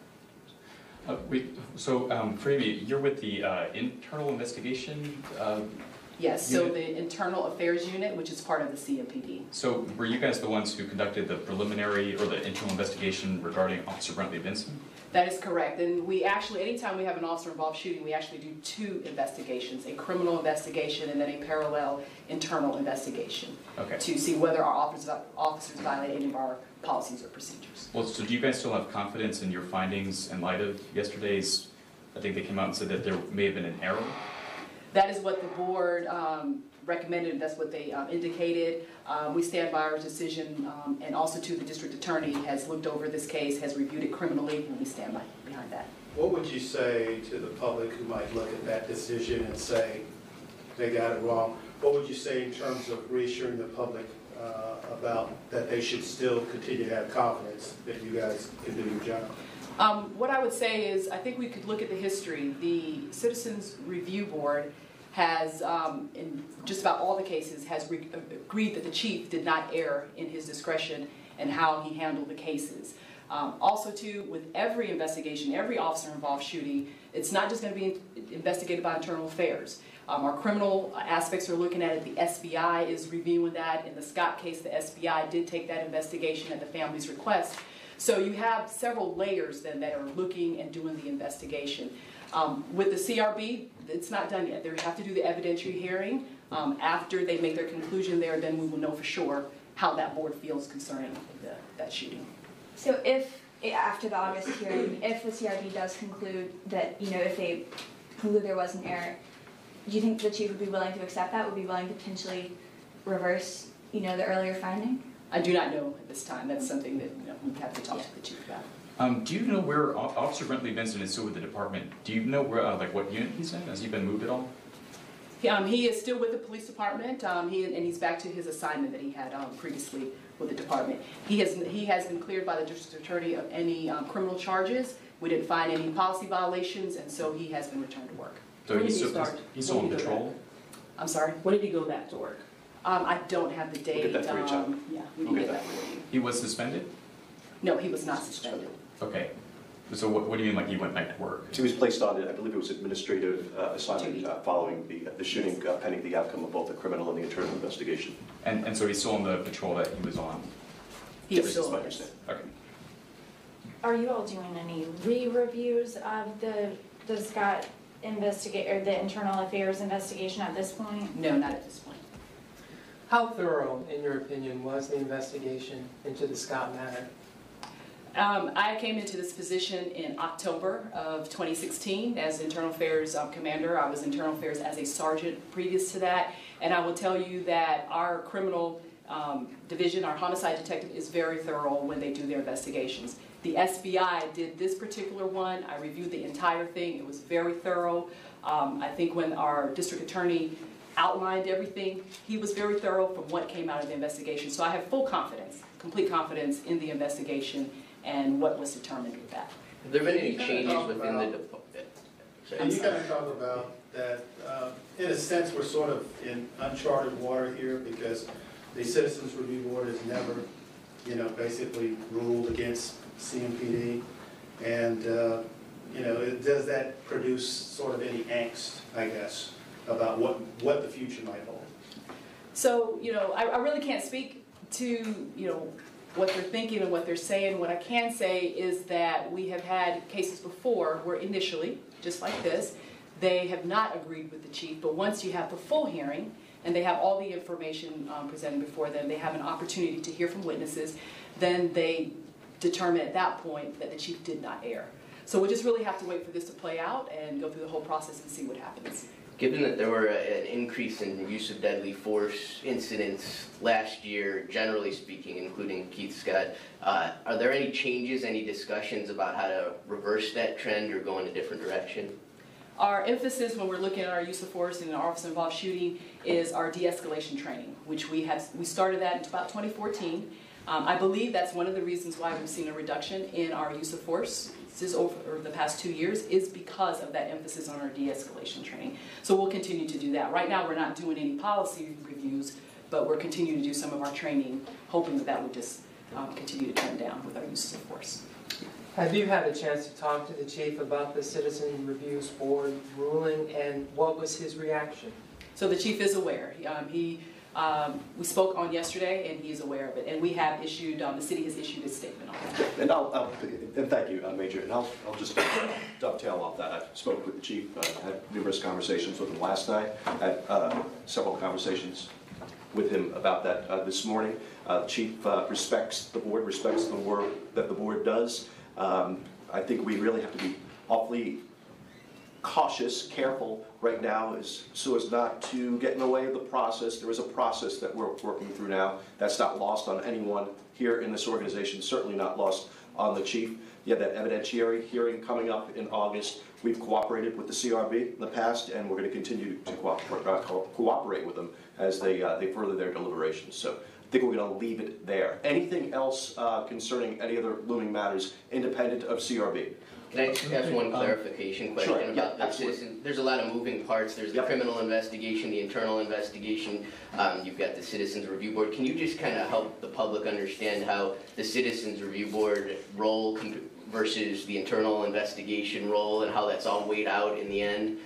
Sure. You know, is it equal say on each side? Yeah, because I really don't want to parse or hedge here, and I want to get you the exact language of how the process works. So I'll be sure to go ahead and email you a link to exactly step by step, so you can probably build a graphic and explain it to the community in great detail without any ambiguity of how the process works. You had one more? Yeah. Can you just give an idea of what the makeup is of the board, the internal review board?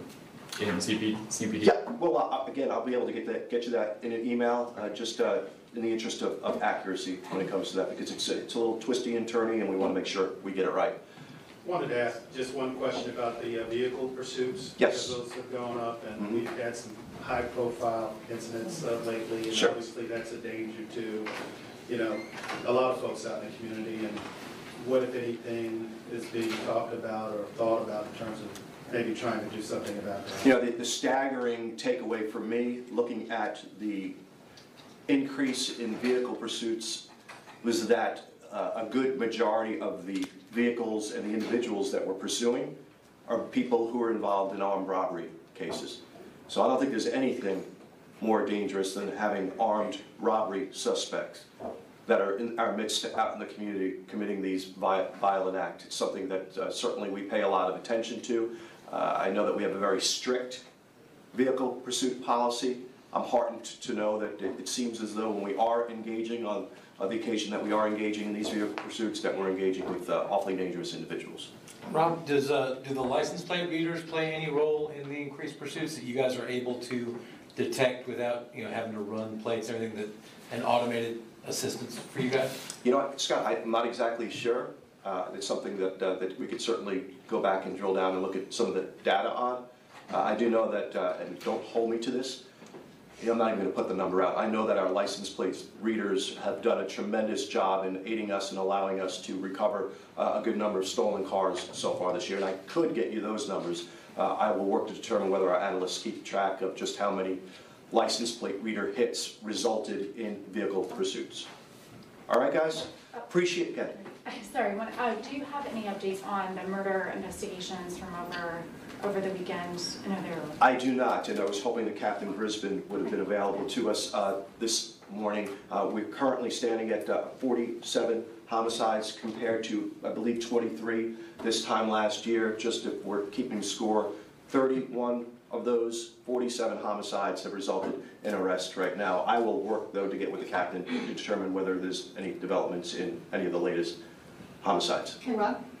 There we are. You guys sent out, over maybe the last 2 days or so, seems to be a rash of gas station robberies.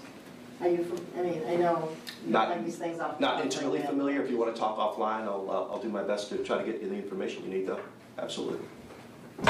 Appreciate you guys.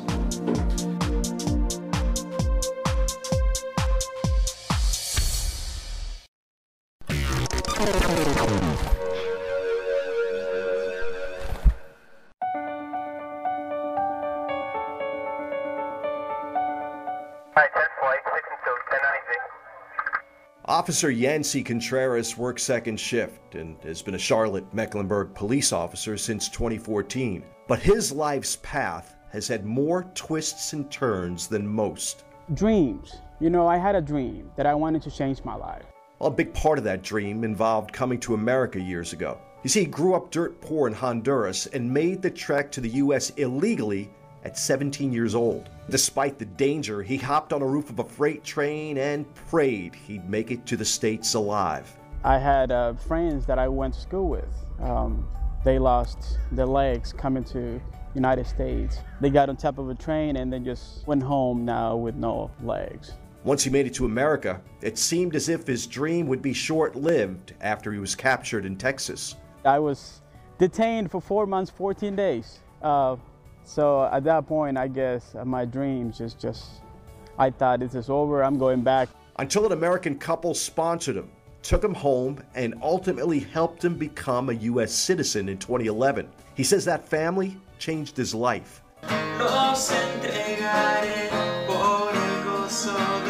Now, Contreras has a family of his own and still has to pinch himself to make sure he's not dreaming. It's a lot better here. My life has changed completely. Yes, sir. Okay, good. These days, he's looking to help change the lives of others by serving something bigger than himself. I want to create a better environment for people, poor people that don't have much. So I decided to be a police officer. Contreras says he follows the immigration issue pretty closely and can more than identify with those looking to realize their dreams. I would risk everything just to have an opportunity. And that's what I did. And I'm sure a lot of people like myself did the same thing. They came here because they wanted an opportunity.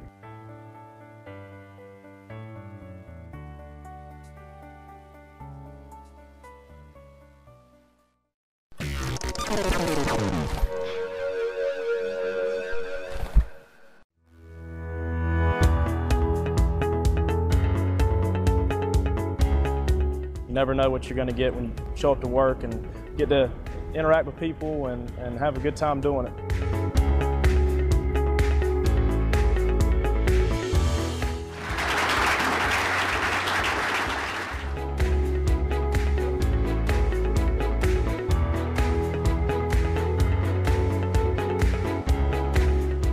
We show up every night because we love doing what we do, and going to work with people that have your back and you have theirs.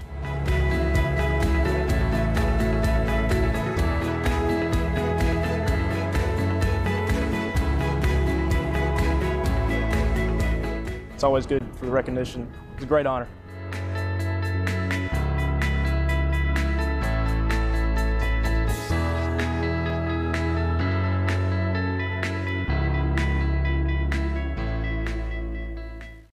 Patriotism. It inspires passionate debate. It's worn like a badge of honor with good reason, because it means love and devotion for one's country. But what really makes up this country of ours? It's the people. To love America is to love all Americans. This year, patriotism shouldn't just be about pride of country. It should be about love. Love beyond age, sexuality, disability, race, religion, and other labels. Because love has no labels.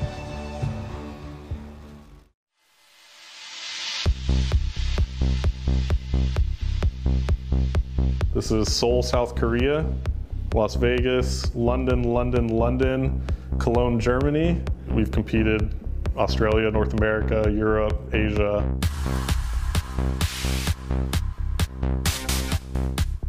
We went from hotel banquet rooms, competing there, to now we're filling some of the largest arenas in the world.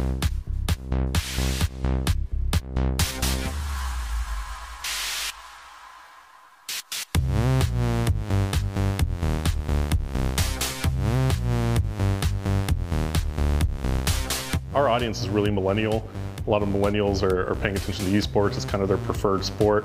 And Charlotte is one of the leading cities in millennial growth, so it completely made sense for us to be down here.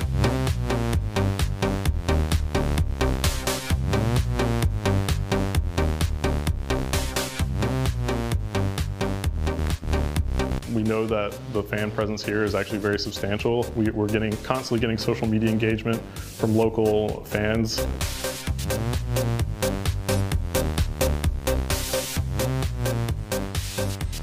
If you look at our social media numbers, we're one of the most followed social media accounts here in the city of Charlotte, and I think that is a testament to what we can do for the city in terms of creating awareness for Charlotte around the world.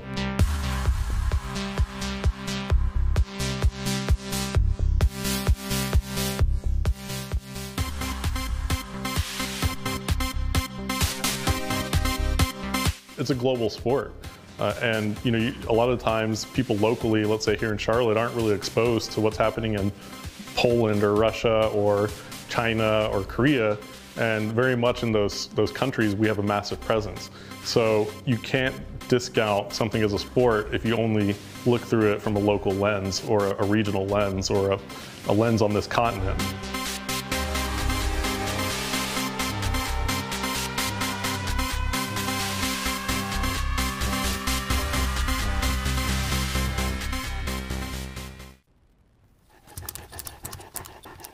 There's a shelter pet who wants to meet you. Meet one today. Visit theshelterpetproject.org. Adopt. Bye-bye. Hi. Hoping for a crisp breeze to help keep you alert. Oh, he took a sip of water too. That'll probably help. You were probably gonna turn down the radio too, so you could focus, right? Probably okay isn't okay. Right. If you see a warning sign, stop and call a cab, a car, or a friend. I think the water line is what really drove it home. I blew on him.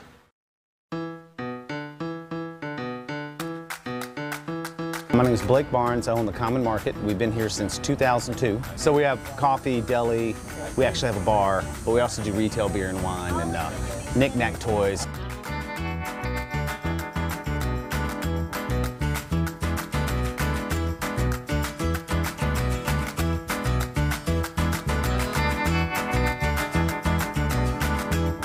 The thing that it did for me, it made me less of a pass-through and more of a destination. And it definitely made it more walkable. You know, I think really played upon the neighborhood that was already going on. And it allowed, I think, other businesses, we have a diverse business culture over here too, to open up because you didn't have to rely on that parking lot. It was such good communication all the way through. It made it a lot less painful than we thought it was going to be. Really, really did. So hats off and impressed to them on that one.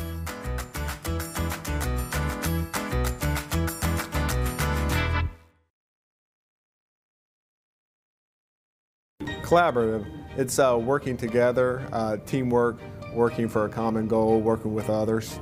My name is Officer Ryan Botzenmeyer, and I'm the Youth Program Coordinator. It takes a village to build a community, and so you have to work with everybody. Just the police department can't do it alone to solve the issues, and also the youth programs are very important.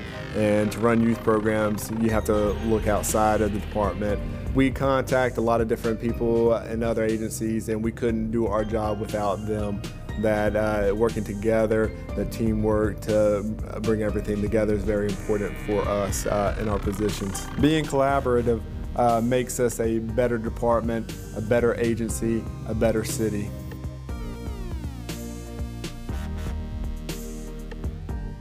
What I liked at it was a good experience. The group of people were very diverse. It was fun, it was very educational, and I'm taking away a lot of knowledge that I'm going to share with everyone I meet about the city of Charlotte.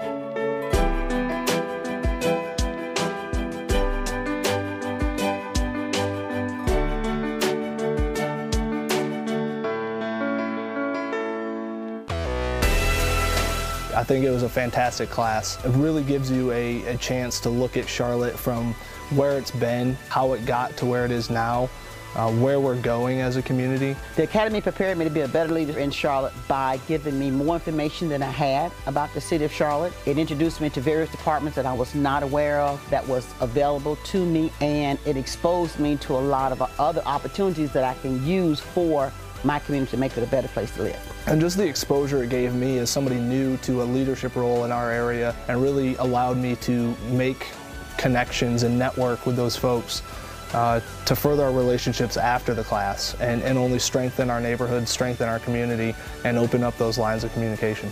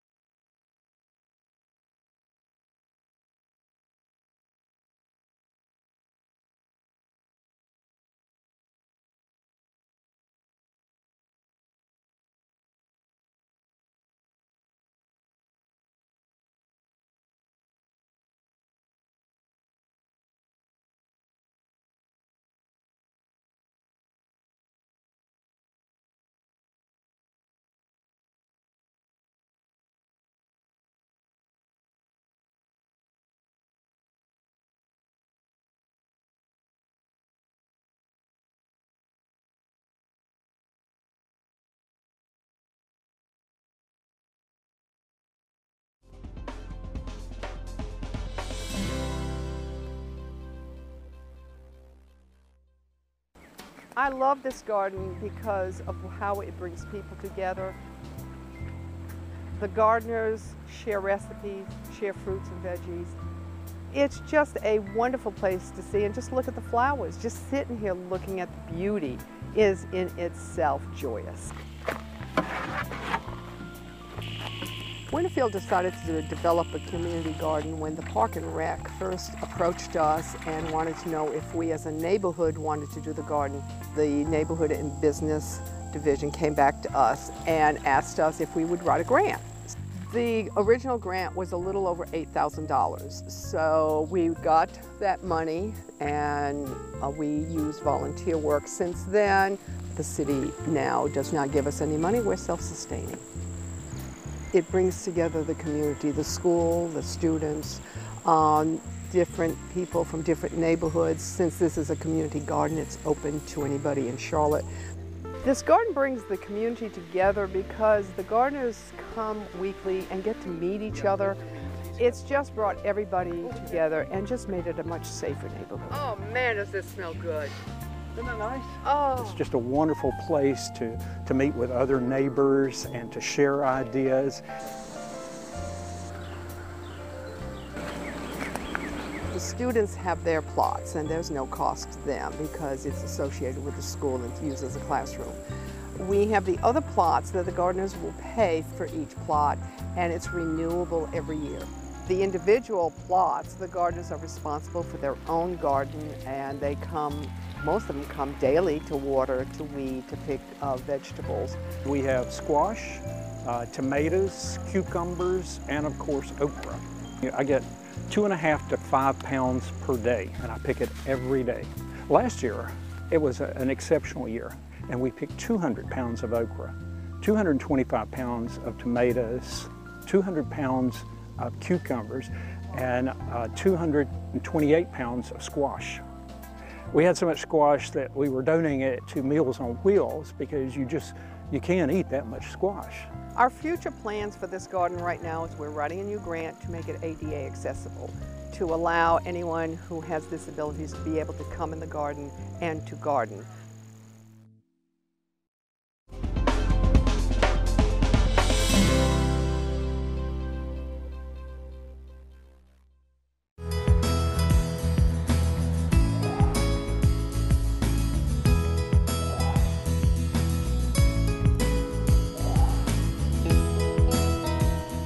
I've been with the city for 36 years, and I've been in the cemeteries for over 30. And the big thing for me is just the variety that I deal with, the people I deal with. I like dealing with the citizens. I like going out and being in all the cemeteries. I don't have to sit behind the desk all the time, and that's a plus for me. And I just like being able to help people. Well, I oversee the operation of all 6 city cemeteries, which is, we have burials. We have about 450 burials a year. We also have to maintain the grounds, so we have 5 grounds maintenance contracts. We also deal with monument companies. We pour foundations for the upright monuments, and we also set markers and bases. We have our main office here at Evergreen Cemetery. We have Oaklawn Cemetery. We have Elmwood Cemetery, and we have 3 Pinewood Cemeteries, so we have 6 total. Altogether, there's probably a little over 200 acres in all the cemeteries combined. Well, the first city cemetery was old settlers back in the 1800s. And basically the city got in the cemetery business to provide a service for the citizens of Charlotte. And once they got into it, they found that a lot of people used our cemeteries, and the next cemetery that the city developed was Elmwood. 90 years later, Evergreen Cemetery on Central Avenue was founded in the 1940s, and in it you can see the variety that is Charlotte. It honors veterans, reflects the arts, and our ethnic diversity. It's the only city-owned cemetery with a columbarium for cremated remains, and it's flanked by a nature preserve. On the west side of town, West Pinewood and North Pinewood border neighborhoods and overlook I-77. And Oaklawn lives up to its name, with broad trees and a green expanse of rolling landscape. Well, of course, Elmwood is the very historic cemetery. It has the elevated lots, the big mausoleums, individual mausoleums. It's just a very unique historic cemetery that you won't find anymore nowadays. And it is registered as a historic cemetery. In the 1850s, railroads came to Charlotte about the same time that Elmwood Cemetery opened. Freight lines now run along two sides of Elmwood and Pinewood cemeteries. In 2000, neighbors in nearby Fourth Ward fought plans for a future commuter rail line that would have disturbed 600 graves. We formed a committee to oppose that, and it took us a number of years, but the City Council finally was able to convince the powers that be to put the railroad tracks on the other side rather than on the cemetery side. This is essentially trade and try-on for the cemetery. Myers, Springs, Latta, all these folks in this area.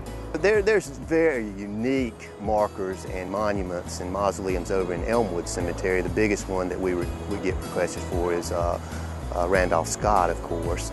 And I remember when he was buried, Billy Graham did his service, and we were over there, of course, in the cemetery, and they all came in, and I got to actually see Billy Graham perform that service for Randolph Scott, which I thought was pretty neat at the time. And once a year, and I don't know who does this, but once a year, someone leaves a small mini bottle of whiskey, a shot glass, and a bullet on his grave. The obelisks point towards the heaven and indicate that they're on their way to heaven. The shroud over the obelisk indicates that there is some difficulty involved in that, or there is sadness regarding that trip to heaven. Yes, the lamb indicating a child. There's a beautiful statue of a woman who passed away 1 year after her marriage, and there are 3 dates on the tombstone. One of those dates is the date of birth, and then the date of marriage, and then the date of death. Yes, Woodmen of the World, a fraternal organization begun in the 1800s, and it became an extremely popular organization in the South and in the Midwest. And if you bought a policy of life insurance, you got a substantial discount on a headstone, a Woodmen of the World headstone. There's a guy named Seaver, who was a sheriff in Gaston County, who is buried either in or under 15 tons of solid granite that had been carved into the shape of a log cabin. John King was an elephant trainer in a circus that came to Charlotte. And according to the newspaper articles that were written about it during that time, he was a drunken SOB. And when one of the elephants was being removed from its boxcar, it squished him up the side of the boxcar and killed him. And for time immemorial, an elephant stands on King's grave. W.W. Smith was an architect, an African-American architect, who designed the MIC building, the Mecklenburg Investment Company building at 3rd and Brevard. And what's really fascinating about that, if you look at the brickwork on the building at 3rd and Brevard, it's a yellow and red and brown brick. That's exactly the same kind of bricks that he used on his mausoleum that's in the 9th Street Pinewood Cemetery. When Elmwood and Pinewood cemeteries were founded, times were different. Where trees now grow, there was once a color line. Elmwood was the white cemetery, and Pinewood was the one for blacks. In Pinewood, there are reminders of the Old South, and in Elmwood, Confederate soldiers are honored. Despite a shared tradition, it was originally impossible to cross from one to the other. There used to be a fence that divided those 2 cemeteries. There was no gate, there was a fence. And that didn't change until 1969, when Councilman Fred Alexander was able to get a motion passed through the City Council to remove that fence. Today, those looking for solace can walk the length and breadth of the cemeteries. From early in its long history, many Charlotteans flocked to Elmwood for its park-like atmosphere, and holiday parades were even held here. Now that it's autumn, the days are turning crisp, nights are longer, and the trees are changing. It's good to reflect on those who have gone before, those who have been a part of the history of Charlotte, and ponder the beauty and solitude that the city's cemeteries still offer today's citizens. And Mike Schroyer wants to ensure that, when there's a need, he and his staff are there to help. People ask me all the time, how can you do this? Well, it's a job, and you're helping people. You're helping people get through, a bad time in their life. So, that means a lot to me.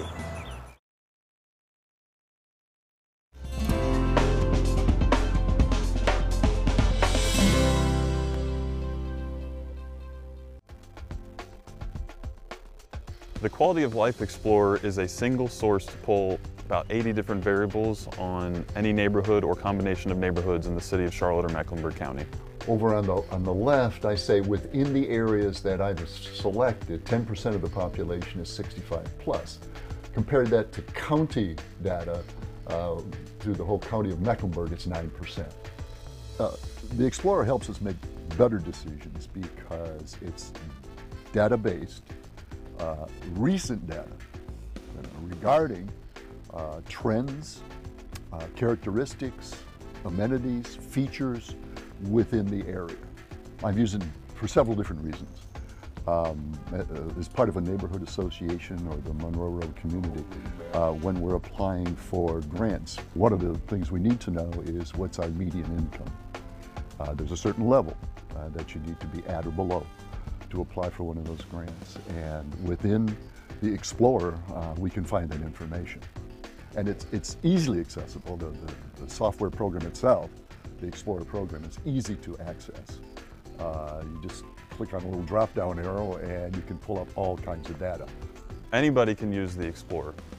Some examples include nonprofit agencies, so they decide where they want to apply their services, community organizations to see what things they want to work on in the coming years. There are businesses that see where they want to move their business to. There's also researchers who look at any range of topics. We don't define quality of life, you do. We developed the Explorer to help everyone look at information and define it however they please. To learn more and start exploring, go to mcmap.org/QOL. The Quality of Life Explorer is a partnership between the City of Charlotte, Mecklenburg County, and the Urban Institute at UNC Charlotte.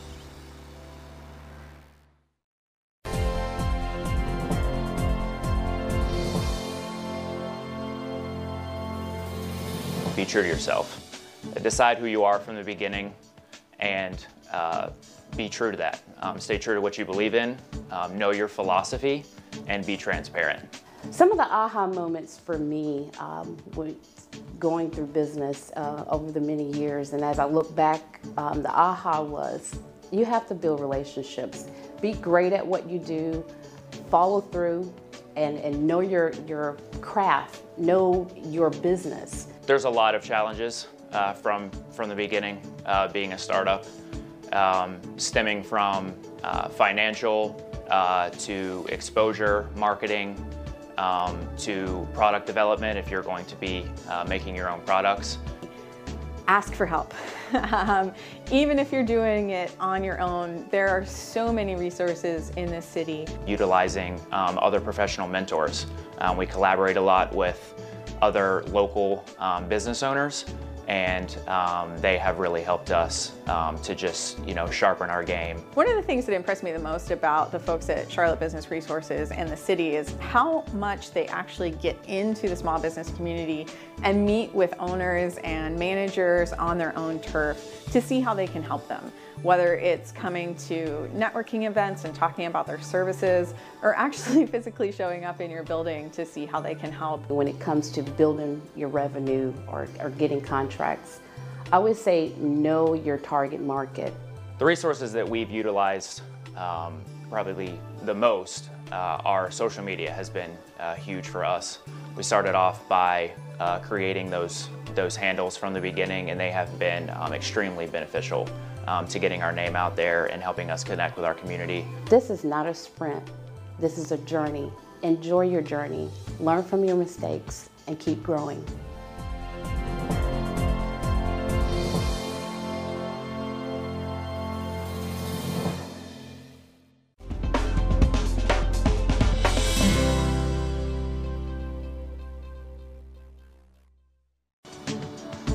My name is Donald Moore.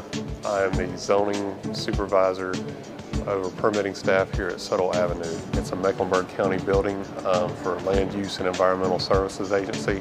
We were formerly located at the Howell Marshall building at 700 North Tryon Street.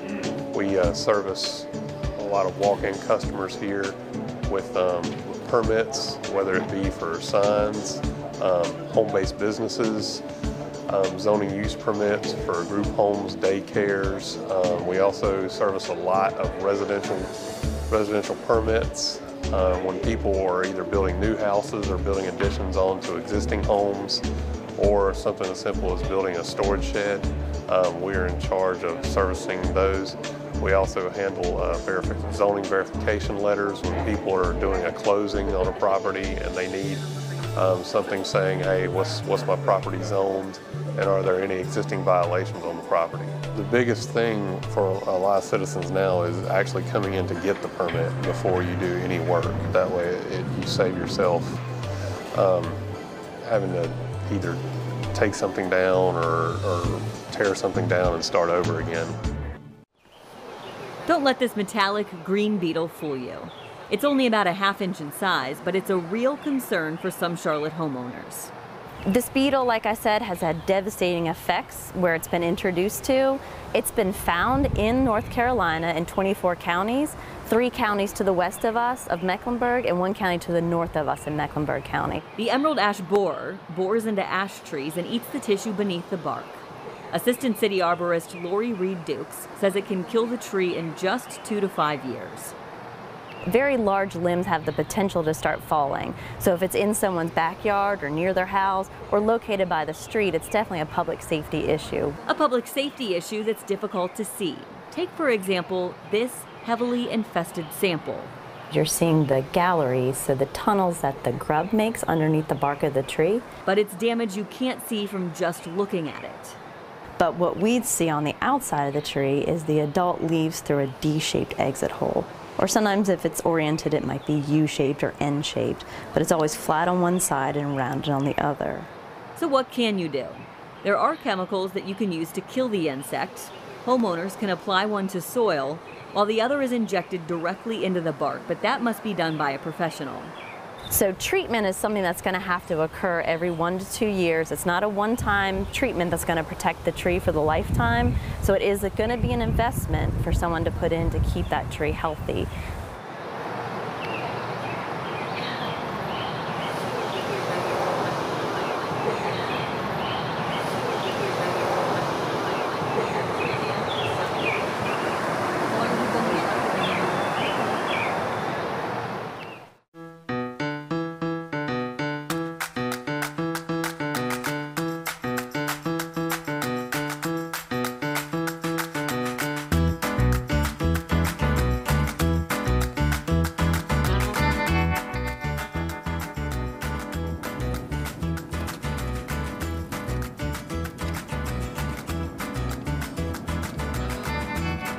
I actually live in this neighborhood, and it's given me a safe option to get from Villa Heights into Uptown.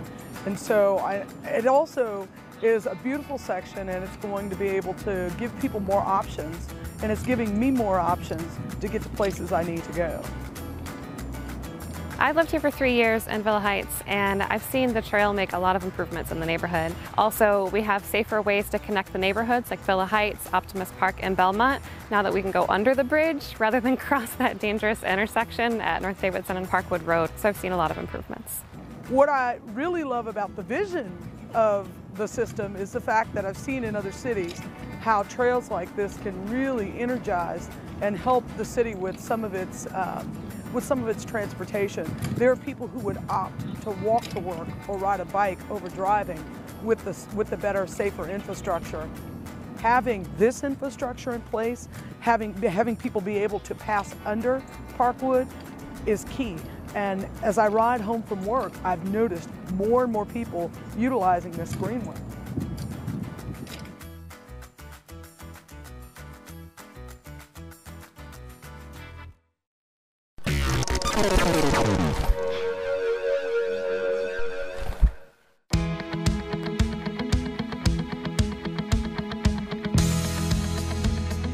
Several years ago, we recognized some issues at the transit center where we had a lot of kids hanging out. So I came together with several other agencies and we started doing outreach. TEAM stands for Teen Engagement and Mentoring. And what we're trying to do is we're trying to help people live productive lives from an early age. Myself and one of my partners was going out interacting with young teens, helping them get jobs and helping them get in school, stay in school, make the grades they need to be successful. We bring all the resources collectively with us. So if you need housing, if you need to continue school, your GED, if you need job assistance, we have different resources as well that can assist them to get a job. My favorite part of being involved with the team is just being able to make an impact in the community, to come out and actually offer people help that they need, and then to see them thrive and succeed, it's really rewarding. The primary mission is to make sure that people understand that they're not at this alone, and we all deserve a second chance.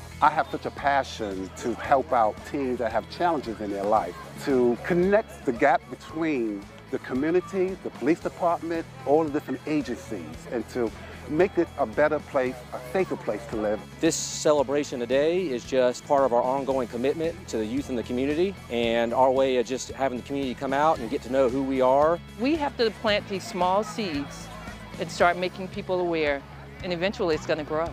You know, we want our teens to go to college, and we want them to have jobs, and we want them to stay out of the streets. So if we can give them resources to keep them out of the streets and keep them on the right track and doing the right thing, then that's our goal. We're still a community that cares and loves on one another. And I just love the fact that we are a team. If we all work together, we could really win at this thing.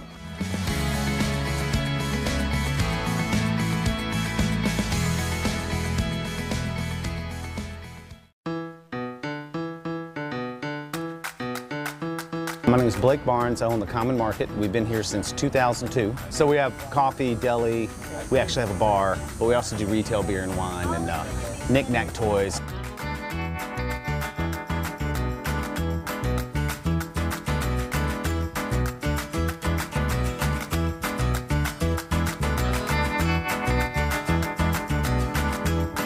The thing that it did for me, it made me less of a pass-through and more of a destination. And it definitely made it more walkable. You know, I think really played upon the neighborhood that was already going on. And it allowed, I think, other businesses, we have a diverse business culture over here too, to open up because you didn't have to rely on that parking lot. It was such good communication all the way through. It made it a lot less painful than we thought it was going to be. Really, really did. So hats off and impressed to them on that one.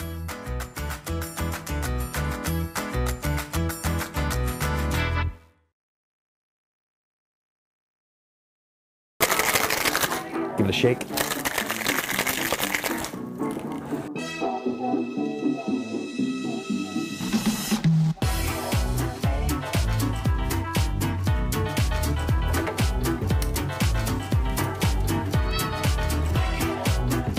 So this is where it gets interesting. Kind of looks like a bank tube, right? Sir, don't put any change in there, please, sir. Comes back with a lollipop in it, and you're like, yay!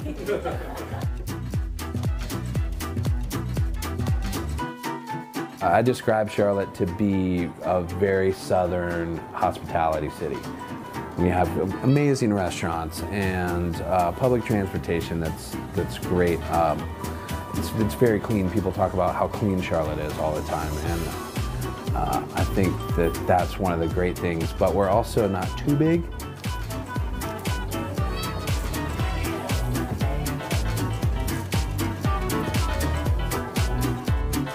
We've got tomatoes over there. There's actually kiwis. Those are 2 beehives, so you can sort of see them coming in and out of the hive. Depending on who you talk to, the bees pollinate in between a 2 to 3 mile radius of their hive. So that means that our bees touch all of downtown.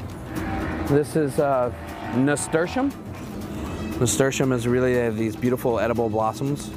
And again, everything is organic. You know, we're trying to do it on an extremely high level, and as opposed to just pouring drinks, kind of provide an experience for our guests. I love it here. I love Charlotte. When people see from out of town, visitors see the fact that we're putting in a lot of hard work into our food and our cocktail programs, that they think that Charlotte is a fun place to go because we care, you know, about what we're doing. And of course, Southern hospitality is always up there with the best thing in the entire world, you know. People always talk about how nice folks are around Charlotte, and I think it's all of our jobs to make sure that that is the impression that our guests get all the time.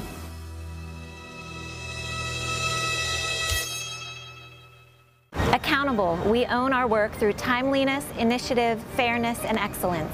I'm Melissa Dodd, and I'm a Public Information Specialist with Stormwater Services. As an individual employee, I think about accountability as showing up every day and doing your best, contributing and making sure your ideas are heard while you're also listening to colleagues.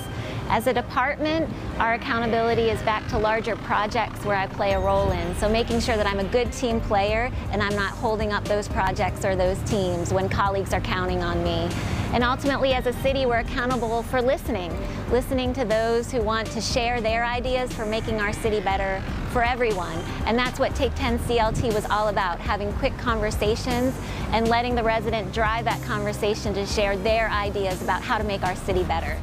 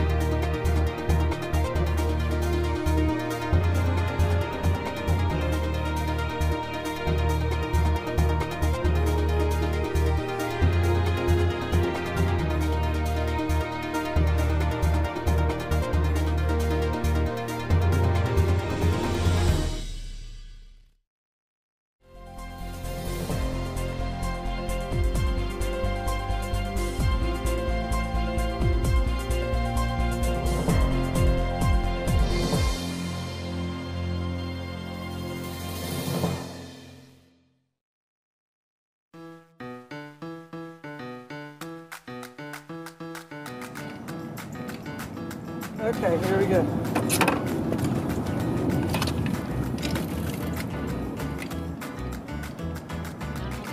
So I actually live in this neighborhood, and it's given me a safe option to get from Villa Heights into Uptown.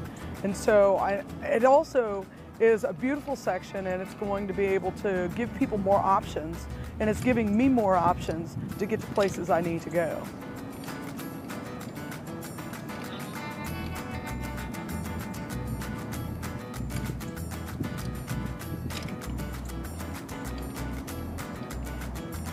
What I really love about the vision of the system is the fact that I've seen in other cities how trails like this can really energize and help the city with some of its transportation. There are people who would opt to walk to work or ride a bike over driving with the better, safer infrastructure.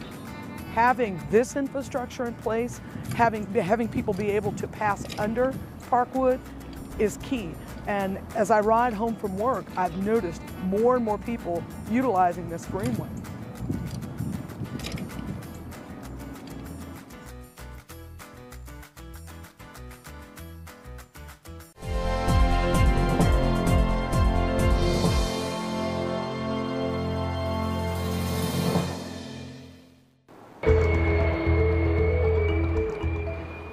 We had our annual Doing Business with CLT. It's an annual event that we put together for the business community.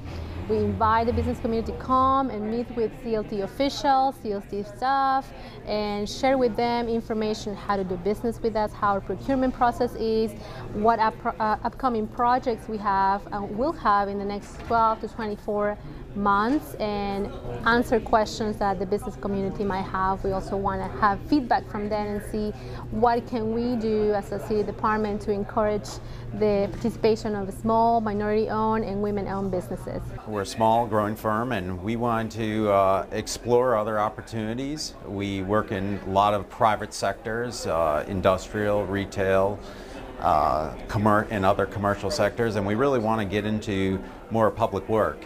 And saw the opportunity through an email and thought it would be a great idea for Scope to come out here today and introduce ourselves and see how we can get in on some of the opportunities here at the airport. Because we have a wide variety of projects today, we focus on construction, architectural, and engineering contracts, and some IT contracts too, because many of the construction have an IT component. It seemed like there are many opportunities. It gave me a guideline of how to check into the system and start getting notifications of opportunities that come up.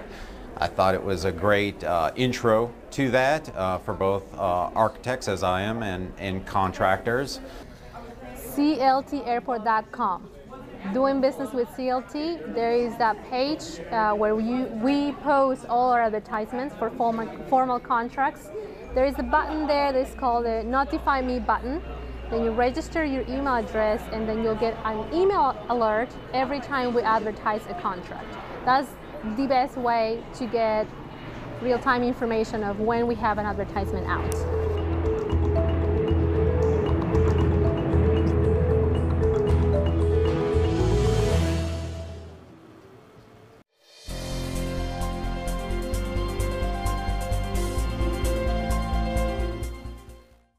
Charlotte is helping to lead the way, not only through our work and our support for Envision Charlotte, but really looking as an organization to practice what we preach. Envision Charlotte is a nonprofit that was started in 2010 by Charlotte Center City Partners and Duke Energy as a sustainability initiative for our uptown area. So Envision Charlotte has 4 pillars that we focus on: energy, air, water, and waste, and we have goals set in each of those pillars. Well, the first program that we launched was around the energy pillar. When you're reducing the amount of energy a building is using or water it's using, not only are you lowering its environmental impact, but you're also impacting the bottom line of those businesses. And we actually had 61 buildings of the 64 largest downtown commercial buildings sign an energy pledge to reduce their energy use by 20%, put shadow meters in the basement of those buildings, and then we tracked our progress over the last few years. When you're looking at the generation that's moving to Charlotte, they want cities that are practicing what they're preaching and are leading by example, and I think Envision Charlotte really helps us to do that. And we have seen a 16% decrease in energy use, which is unprecedented. So for energy, waste, and water, we want to reduce the usage, at least for energy and water, by 20%. We want to decrease the amount of waste we're sending to landfills by 20%. And on the air side, we're looking for projects that are going to help us improve the air quality in Charlotte. So Envision in America is basically taking Envision Charlotte and replicating it in 10 cities across the country. So we'll have the opportunity, with the White House's support, to not only tell people about the model we're using, how it's successful, but to work with 10 other cities across the country and major corporations that are involved in the smart city space. So we're one of the top initiatives that they're going to be highlighting, which is very exciting.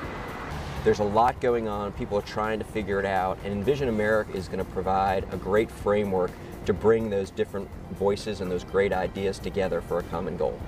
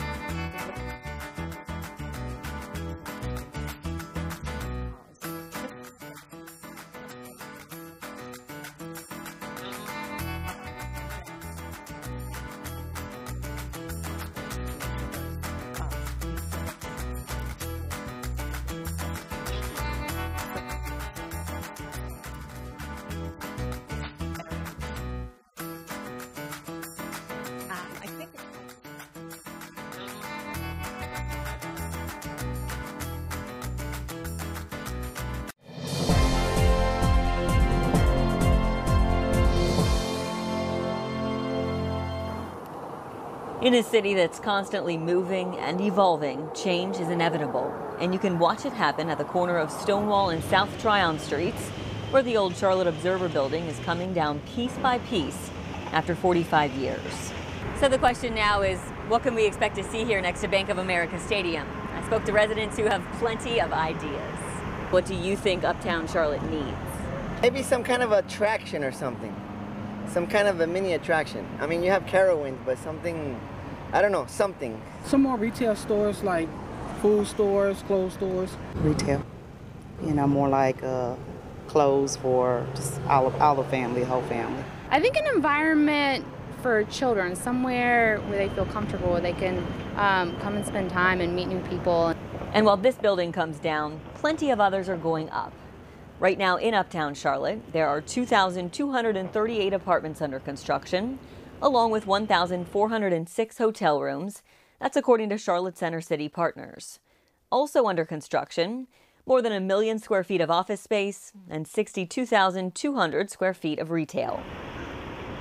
As for this space, Charlotte-based real estate company Lincoln Harris won't say, only that the heart of Uptown can expect a mixed-use development.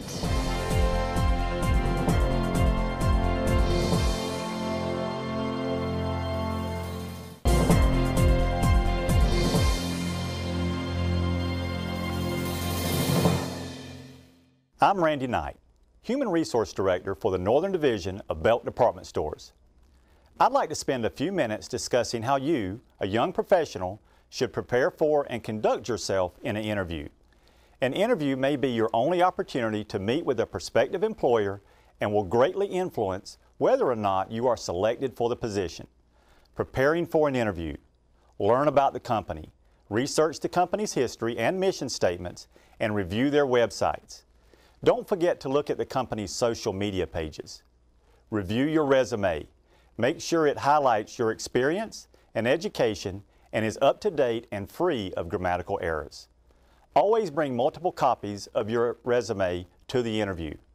Look professional. Make sure your clothes are clean, pressed, and appropriate for the position you are interviewing for. Don't wear anything that is too tight, revealing, or too short.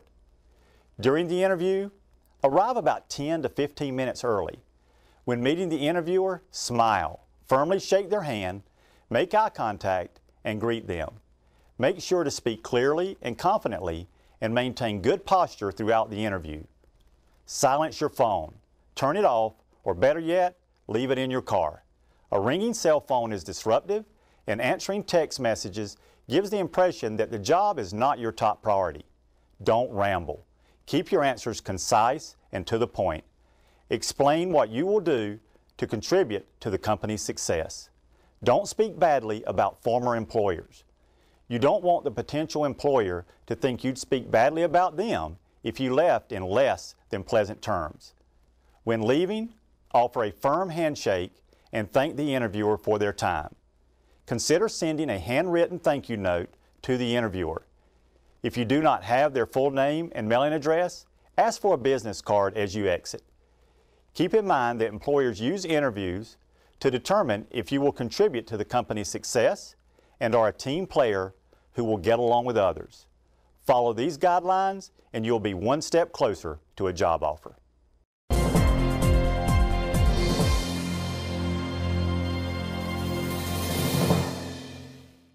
I'm Randy Knight, Human Resources Director for the Northern Division of Belk Department Stores. I'd like to spend a few minutes discussing how you, a young professional, should conduct yourself at work. Keep a positive attitude.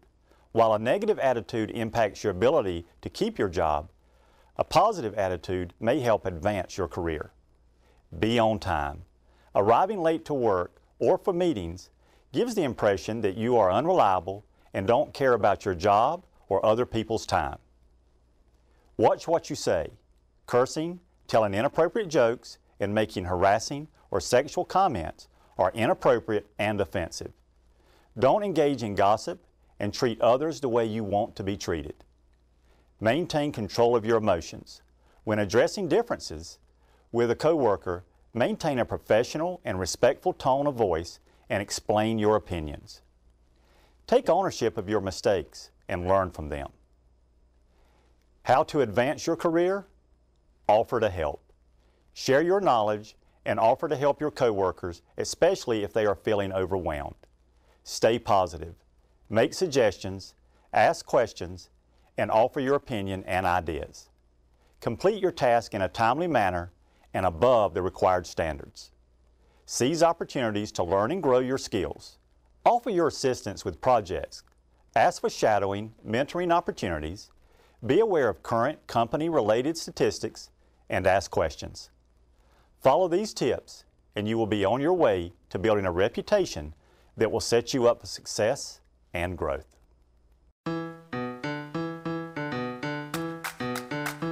My name is Blake Barnes. I own the Common Market. We've been here since 2002. So we have coffee, deli, we actually have a bar, but we also do retail beer and wine and knick-knack toys.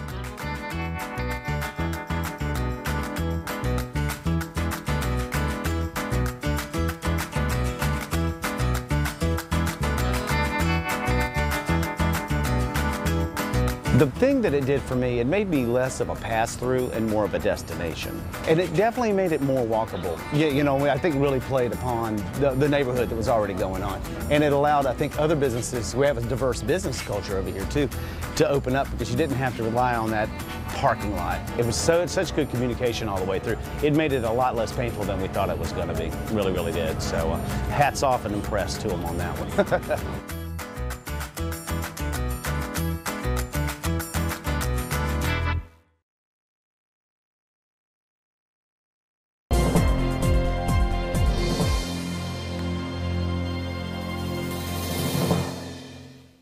I'm Randy Knight, Human Resources Director for the Northern Division of Belk Department Stores. I'd like to spend a few minutes discussing how you, a young professional, can best handle conflict in the workplace. What causes conflict in the workplace? Conflict is normal and a natural part of any workplace. It can be the result of a lack of communication, too few resources, personality clashes, or poor performance. But how you respond to conflict determines if you will be a successful employee. How to address conflict. Address issues face to face and clearly articulate the cause of the conflict. Do not communicate through email or text. It is important to see the other party's physical response to the discussion. Try to find ways to resolve the conflict by asking, how do you think I can help the situation? Or, how do you think we can work together to resolve the issue? Do not assign blame or say you when you're making a point. Address only the situation at hand and resist the temptation to bring up past conflicts. When necessary, take a time out. Emotions may interfere with arriving at a productive resolution. Always remember that a sincere apology is powerful. If you're not comfortable addressing the other party involved in the conflict, discuss your concerns with your manager or human resources staff member. Following these tips will give you the confidence to professionally address conflicts in the workplace and help you build relationships with those around you. By actively resolving conflict when it occurs, you can create a more positive work environment for everyone.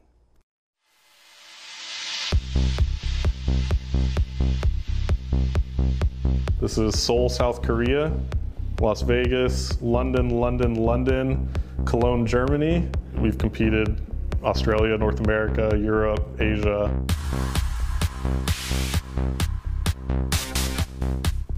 We went from hotel banquet rooms, competing there, to now we're filling some of the largest arenas in the world.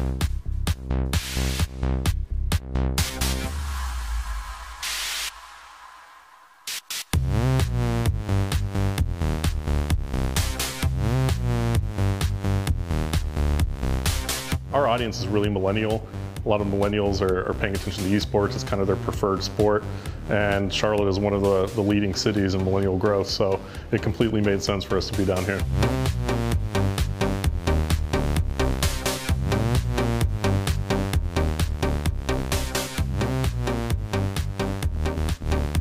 We know that the fan presence here is actually very substantial. We're constantly getting social media engagement from local fans.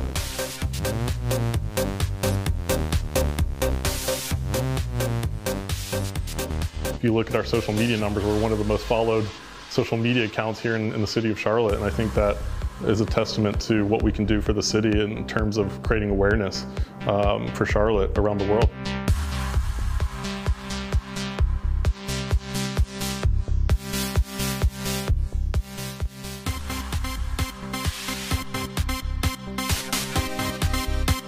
it's a global sport.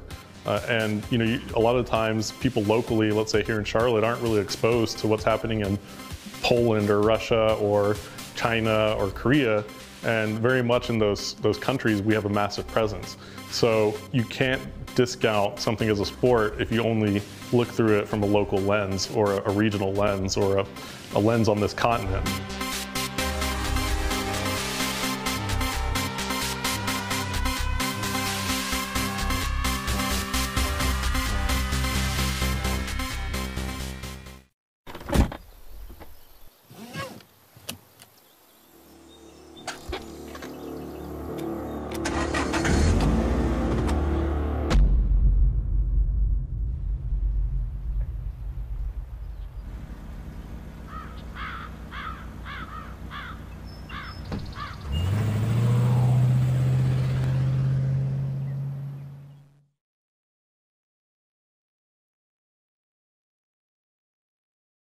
Trustworthy. We tell the truth, behave ethically, and work openly with each other and the community. I'm Matthew Alsop. I'm a senior customer service representative for SharMake 311. One of the things we do on a day-to-day basis is we listen to feedback from our citizens, and we take that feedback and we route it through the proper channels and give them the information and the resources they need to make sure that their needs are being addressed. We want citizens to know that they can trust us and rely on us to give them the information and the resources they need to help make their community a better place to live.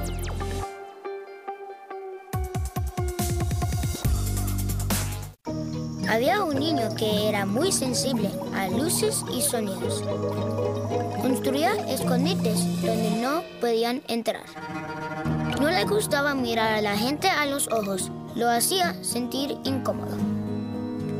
Un día se descubrió que tenía autismo. Con ayuda poco a poco aprendió a vivir mejor con ello. Mientras más pronto se diagnostique, mejor. Conoce las señales en autismspeaks.org. Give it a shake.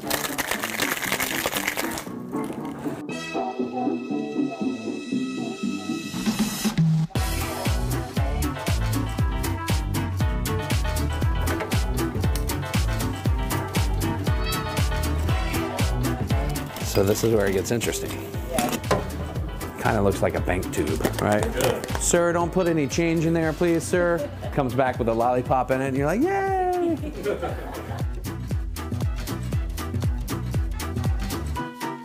I describe Charlotte to be a very southern hospitality city. We have amazing restaurants and public transportation that's great. It's very clean. People talk about how clean Charlotte is all the time, and I think that's one of the great things. But we're also not too big.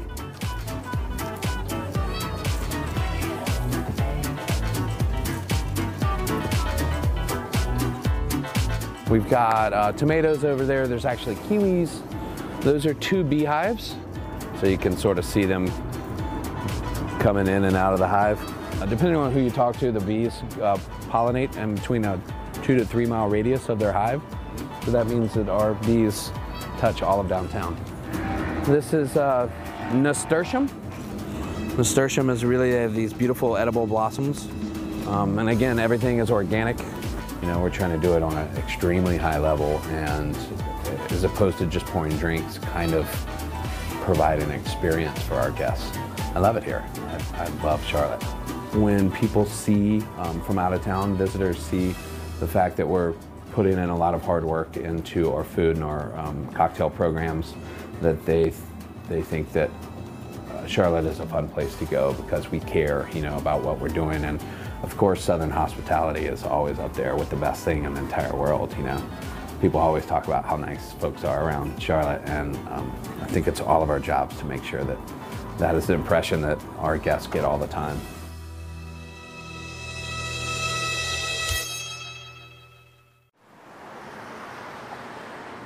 What's this? Another ticket? Why do I keep getting these? Hey man, take time, read the sign. It's easy to get penalized if you don't know the regulations. If you don't want to pay the fine, remember, always read the sign. Oh, I'm so glad this day is over. You know, I'm exhausted. What is this? Oh my goodness. What is this? A ticket? What did I get a ticket for? I don't know. Take time. Read the sign. It's easy to get penalized if you don't know the regulations. If you don't want to pay the fine, remember, always read the sign. Oh man, we're gonna win today. Can I even park here? Hey man, take the time, read the sign. Hey man, you got your stadium pass? I do. Cool. Enjoy the game. Thank you. It's easy to get penalized if you don't know the regulations. If you don't want to pay the fine, remember, always read the sign.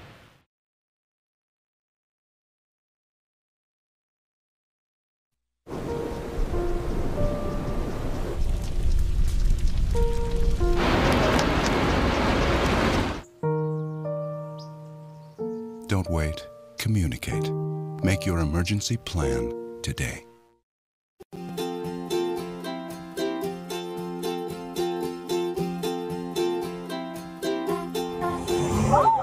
All right. You get your usual kind of beer cans and juice bottles, but every now and then you find a wallet. Yeah, I don't know. You get all kinds of stuff. Here's what looks like an old jacket.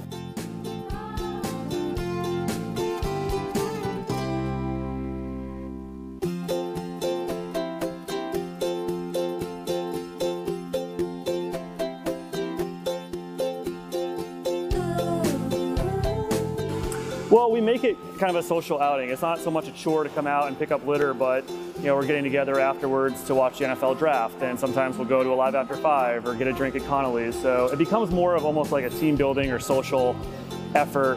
The easy part really was on us. They wanted to do the hard part. They wanted to pick up trash. They wanted to tell their friends about it.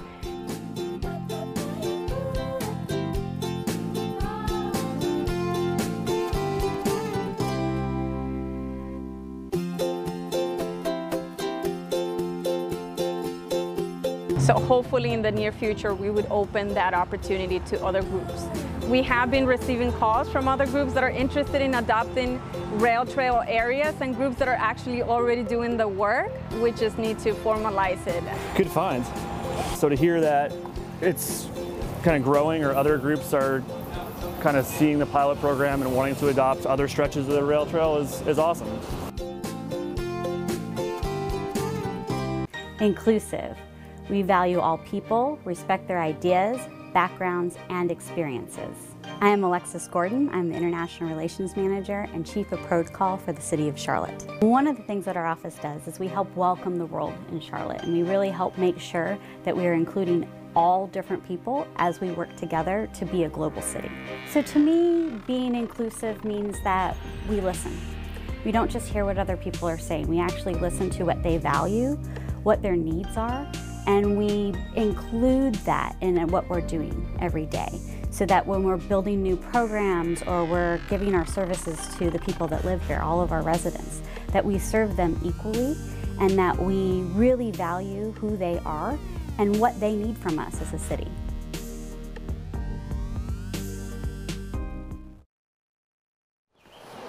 Don't let this metallic green beetle fool you.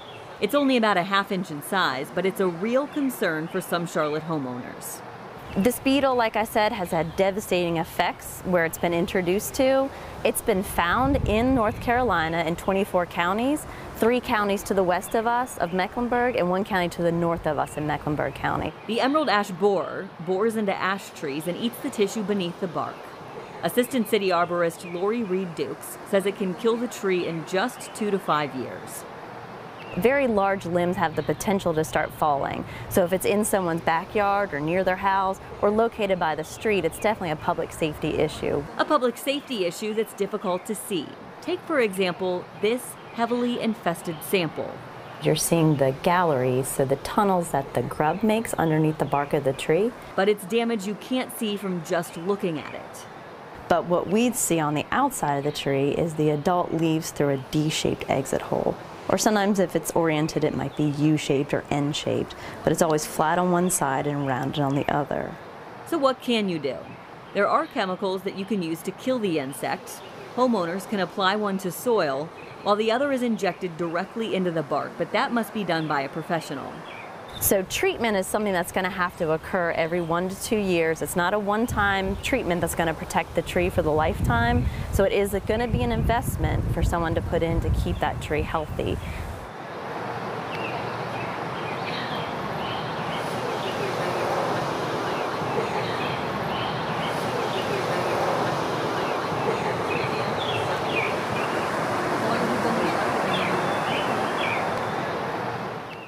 Accountable. We own our work through timeliness, initiative, fairness, and excellence. I'm Melissa Dodd, and I'm a Public Information Specialist with Stormwater Services. As an individual employee, I think about accountability as showing up every day and doing your best, contributing, and making sure your ideas are heard while you're also listening to colleagues. As a department, our accountability is back to larger projects where I play a role in, so making sure that I'm a good team player and I'm not holding up those projects or those teams when colleagues are counting on me. And ultimately, as a city, we're accountable for listening to those who want to share their ideas for making our city better for everyone. And that's what Take 10 CLT was all about, having quick conversations and letting the resident drive that conversation to share their ideas about how to make our city better.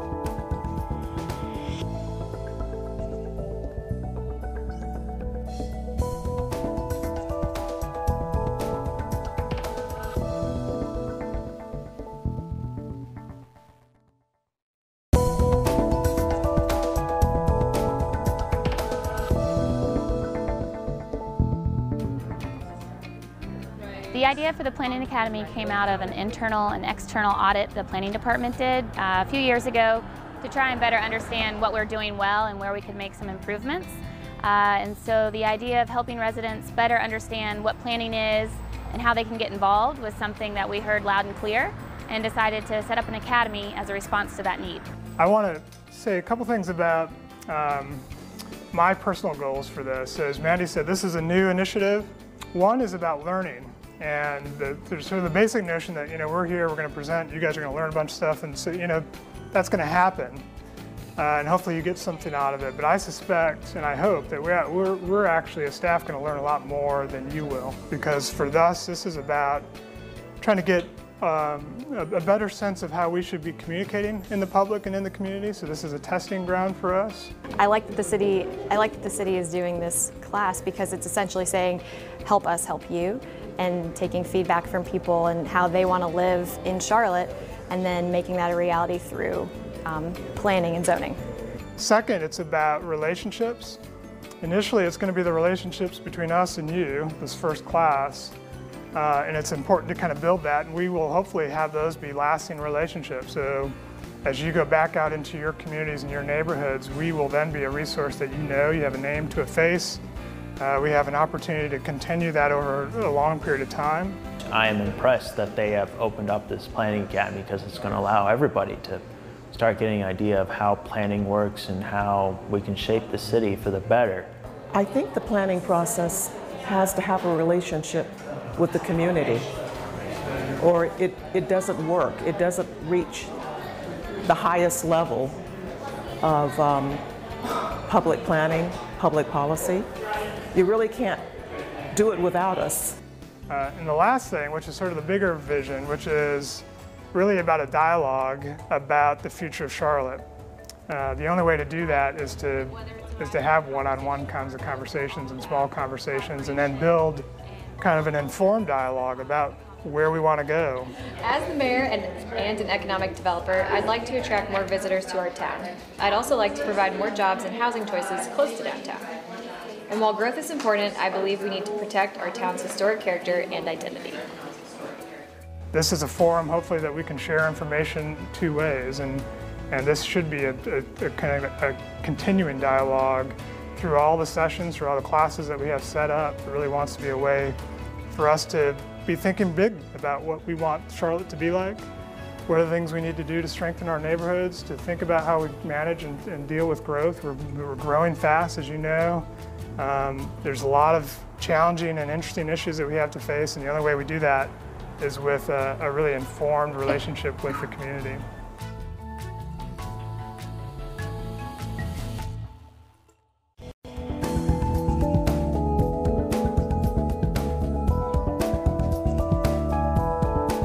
I want to welcome you to the CityLinks Gold Line Phase 2 groundbreaking ceremony right here in Charlotte's historic West End. Yay! The sound that I want you to appreciate most will be the sound of the strikes of the hammer against those nails. It finally confirms that a trap is being put down to somewhere called the Northwest Corridor. In 3 short years, modern streetcars will travel along Beatties Ford Road, providing residents, commuters, and students with other transit options that are interwoven into the fabric of the community, offering more connections to jobs and recreation.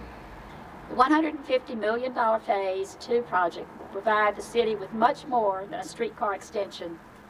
It will provide upgrades to much of the city's infrastructure, including water and sewer improvements, as well as utility upgrades. Throughout the country, transit infrastructure is a magnet for investment, construction, and workforce talent. We know this trend to be true because we've seen its transformative power in the South End. But it's not just about economic development. It's about connecting our communities. And having this Gold Line connect to activity centers, the Johnson C. Smith, will have a lasting effect that will not only benefit our communities along the corridor, but the entire city of Charlotte. What you'll be doing is something more than just building transportation. It'll be more than just getting people from A to B. It'll be more than just catalyzing new housing and new jobs and new opportunities. You will be pointing the way for the country to realize how to bring our people together again.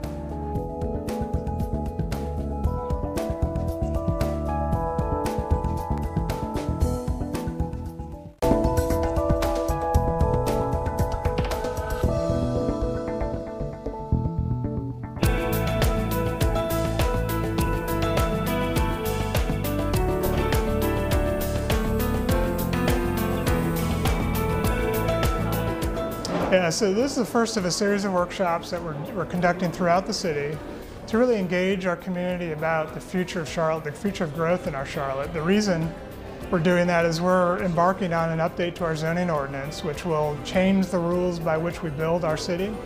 And we want to engage the public about that. We want to understand the vision of the places that they want to create and make sure that that tool that we change is designed in a way to build the places that they have envisioned for their future. So when we talk about these 20 place types, they kind of fall into, if you kind of categorize them or put them in buckets. Tonight we did a short presentation, just really kept it at kind of a high level, but then spent most of our time around the table, allowing people to experience place types and the different elements of place types and talk amongst their neighbors about that. What did they like? What don't they understand? And then gave people a chance to talk with staff one-on-one as well. Following up from the meeting, We've given people what we call a meeting in a box that they can take home. They can do kind of the same game, we call it a card game, where they experience the place types. They can do that with their neighborhood group, they can do that with their family, they can do it with their church group, book club, whatever, and they can give that information to us so people that have not been at the meeting tonight could still participate. This is a huge opportunity. We need as much engagement as possible. We want people to be part of this process throughout. It's going to take some time, and it's going to take a lot of dedication from the community. CharlotteUDO.org is the place to go to find out more, and we'll have more meetings coming up.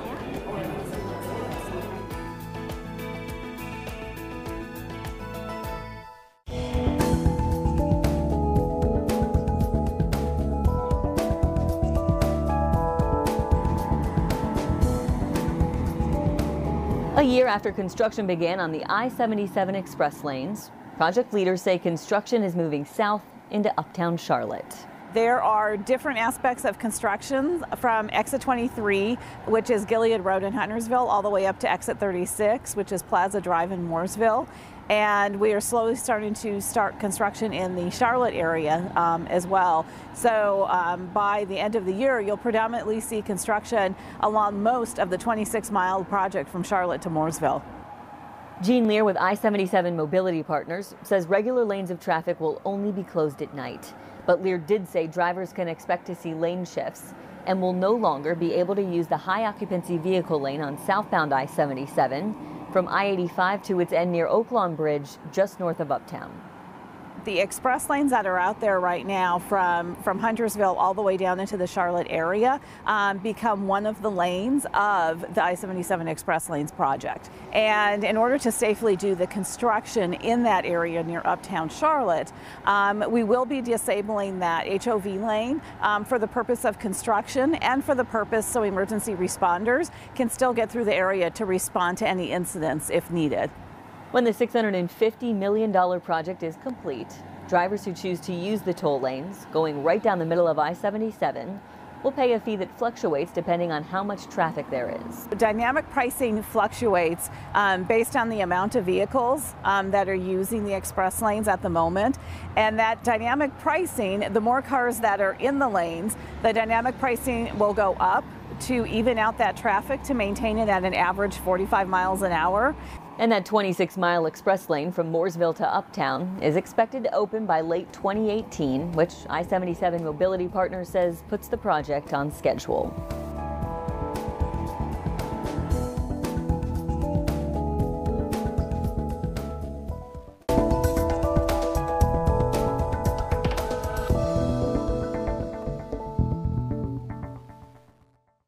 Blind people are, first of all, people. We're just people. We want to go the same places and do the same things that everybody else does. We just have to do it in a different way. If you see an individual with a white cane and it has a red tip, that person has a serious vision problem. They may have some remaining vision. Not everybody who carries a cane or uses a dog is totally blind. There is a federal definition of legally blind that encompasses a range of visual impairment. For example, with my level of vision, if it's within 3 or 4 feet of me, I might be able to see something move, but I wouldn't know what it was. Other people have what's called tunnel vision. They can only see what's directly in their line of vision. There are some people who have peripheral vision, but no central vision. They can't see any detail. If you have good training and good travel skills, theoretically, you should be able to travel independently with little or no problem. But there are a lot of challenges out there. Traffic volume, inattentive drivers, those who don't follow the rules of the road, those that bully, vehicles making right turns on red, pulling out of side streets or parking lots. You know, any crash involving a vehicle and a pedestrian is going to have grave consequences. There's going to be a lot of injuries sustained by that pedestrian. I think with basically any pedestrian, especially if they're in the roadway, that you need to yield to allow them to cross the road, whether they're blind or not. North Carolina law offers additional protection to blind pedestrians.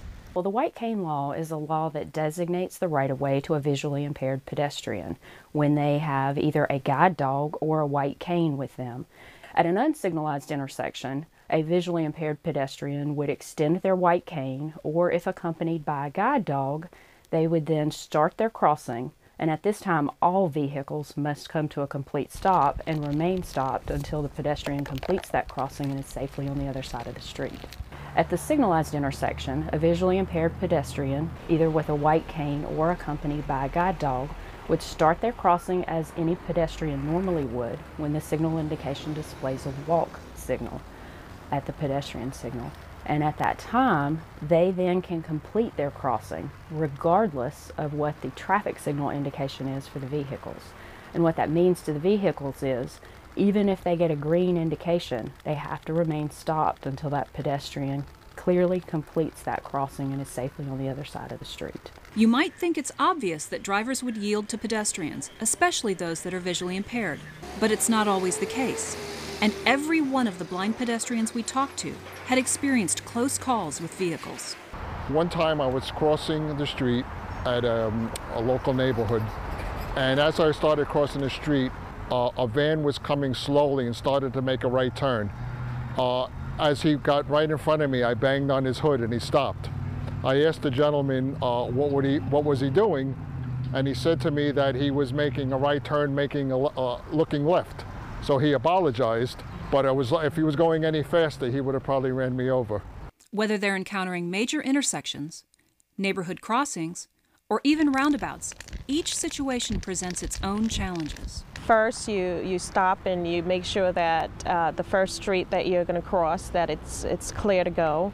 And once you cross that particular street, you get to the other street, and then you have to stop and listen. And you also have to pay attention to where the street ends and where you're coming in and out of that street, so that you don't actually walk out into the middle of the street or traffic.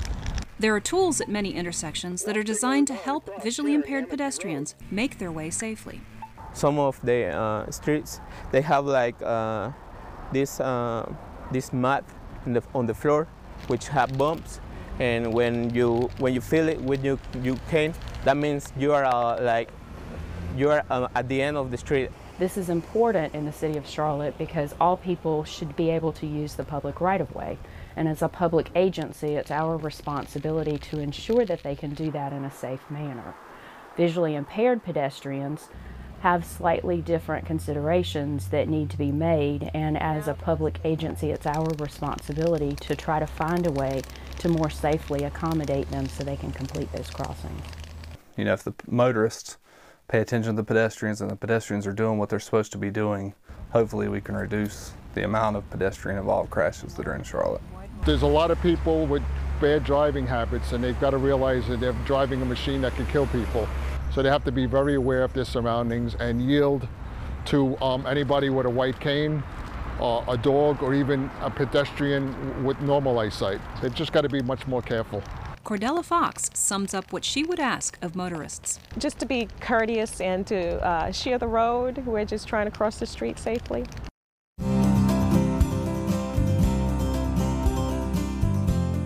Welcome to this week's edition of NCDOT Now. I'm Carly Oleksick. The North Carolina Department of Transportation's Employee Memorial Program will soon feature plaques at all 61 rest areas around the state to honor lives lost and to raise awareness about the public's role in highway safety. Chief Engineer Mike Holder was joined by family members and other NCDOT employees this week to dedicate a plaque at the Davidson County Rest Area on I-85 in Thomasville, paying tribute to NCDOT employees who lost their lives in the line of duty. North Carolina ranks 9th in population in the United States, but is 5th in highway deaths. In 2016, 177 people died in crashes caused by distracted driving, which is 9% higher than the previous year. Our employees do their jobs every day despite the risk, so that we as North Carolinians and the folks that drive through our state every day can have safe and good roads. And one of the biggest challenges to safety that they face is driver distraction. More than half of all work zone crashes in North Carolina are caused by speeding and distracted driving. Those crashes injured more than 3,000 people in construction, utility, and maintenance work zones.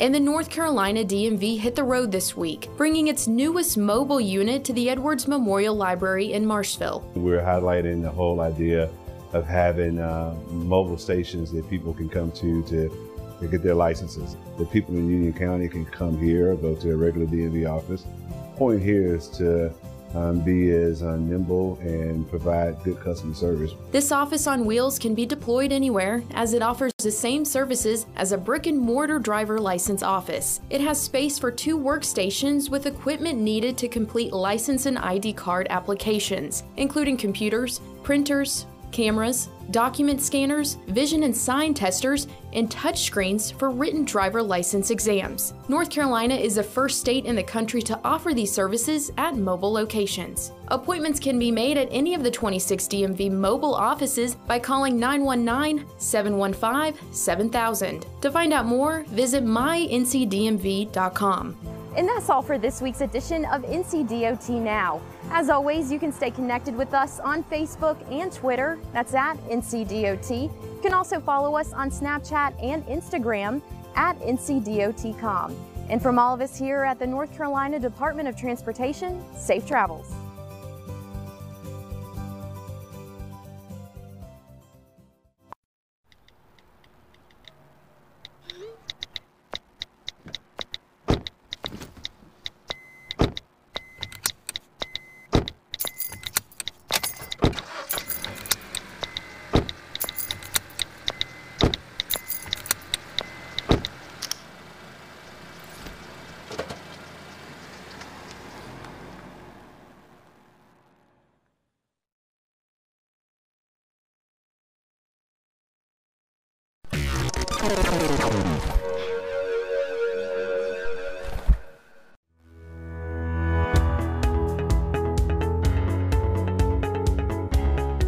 You never know what you're going to get when you show up to work and get to interact with people and have a good time doing it.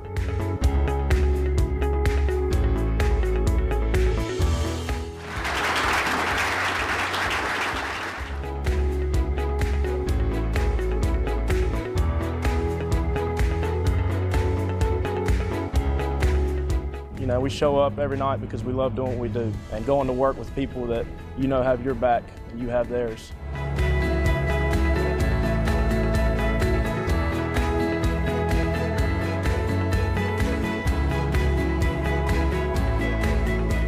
It's always good for the recognition. It's a great honor.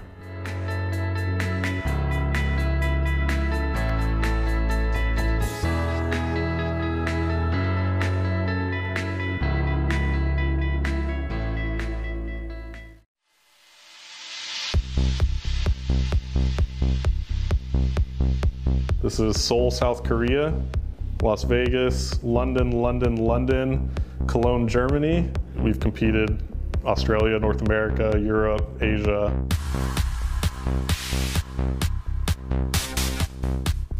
We went from hotel banquet rooms, you know, competing there, to now we're filling some of the largest arenas in the world.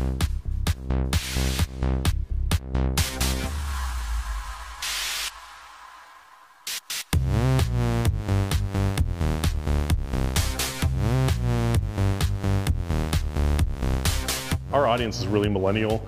A lot of millennials are paying attention to esports. It's kind of their preferred sport. And Charlotte is one of the leading cities in millennial growth, so it completely made sense for us to be down here.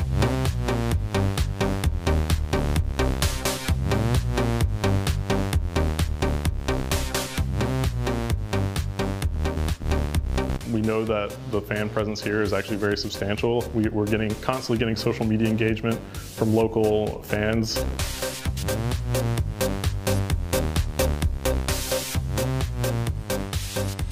If you look at our social media numbers, we're one of the most followed social media accounts here in the city of Charlotte, and I think that is a testament to what we can do for the city in terms of creating awareness for Charlotte around the world.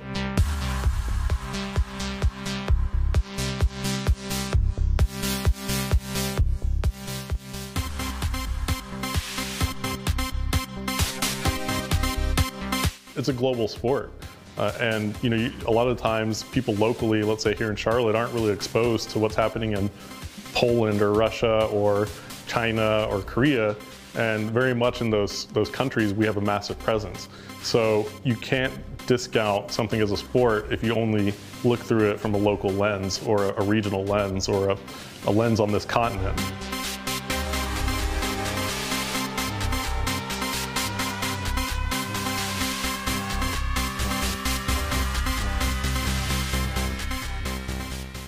Accountable. We own our work through timeliness, initiative, fairness, and excellence. I'm Melissa Dodd, and I'm a public information specialist with Stormwater Services.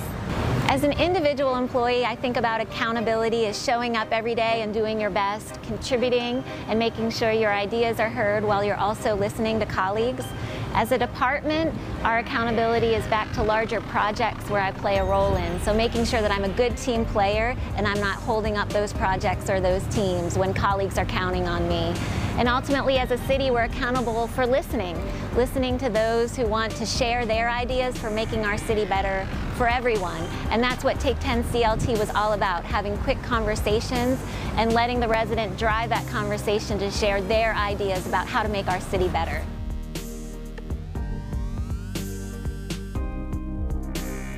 Trustworthy. We tell the truth, behave ethically, and work openly with each other and the community. I'm Matthew Alsip. I'm a senior customer service representative for Charmac 311. One of the things we do on a day-to-day basis is we listen to feedback from our citizens, and we take that feedback and we route it through the proper channels and give them the information and the resources they need to make sure that their needs are being addressed. We want citizens to know that they can trust us and rely on us to give them the information and the resources they need to help make their community a better place to live.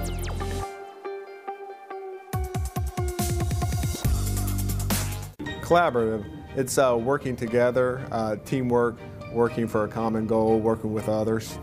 My name is Officer Ryan Botzenmeyer, and I'm the Youth Program Coordinator. It takes a village to build a community, and so you have to work with everybody. Just the police department can't do it alone to solve the issues, and also the youth programs are very important. And to run youth programs, you have to look outside of the department. We contact a lot of different people and other agencies, and we couldn't do our job without them. That working together, the teamwork to bring everything together is very important for us in our positions. Being collaborative makes us a better department, a better agency, a better city.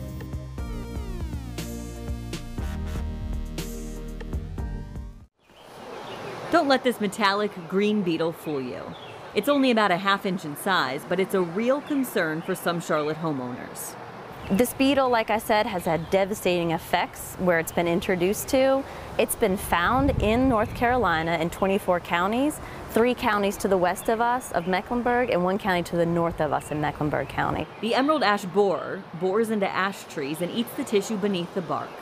Assistant City Arborist Lori Reed Dukes says it can kill the tree in just 2 to 5 years. Very large limbs have the potential to start falling. So if it's in someone's backyard or near their house or located by the street, it's definitely a public safety issue. A public safety issue that's difficult to see. Take, for example, this heavily infested sample. You're seeing the galleries, so the tunnels that the grub makes underneath the bark of the tree. But it's damage you can't see from just looking at it. But what we'd see on the outside of the tree is the adult leaves through a D-shaped exit hole. Or sometimes if it's oriented, it might be U-shaped or N-shaped, but it's always flat on one side and rounded on the other. So what can you do? There are chemicals that you can use to kill the insect.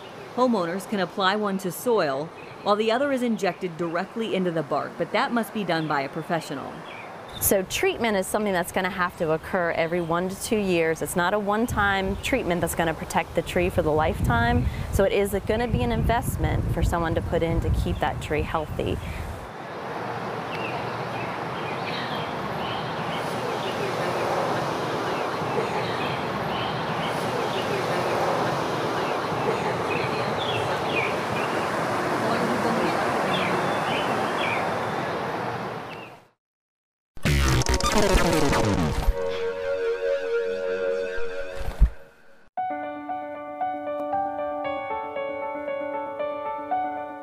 Hi, 10 flight, 6 and 10 Officer Yancy Contreras works second shift and has been a Charlotte-Mecklenburg police officer since 2014. But his life's path has had more twists and turns than most. Dreams. You know, I had a dream that I wanted to change my life. Well, a big part of that dream involved coming to America years ago. You see, he grew up dirt poor in Honduras and made the trek to the U.S. illegally at 17 years old. Despite the danger, he hopped on a roof of a freight train and prayed he'd make it to the States alive. I had friends that I went to school with. They lost their legs coming to United States. They got on top of a train and then just went home now with no legs. Once he made it to America, it seemed as if his dream would be short-lived after he was captured in Texas. I was detained for 4 months, 14 days. So at that point, I guess my dreams I thought this is over, I'm going back. Until an American couple sponsored him, took him home, and ultimately helped him become a U.S. citizen in 2011. He says that family changed his life.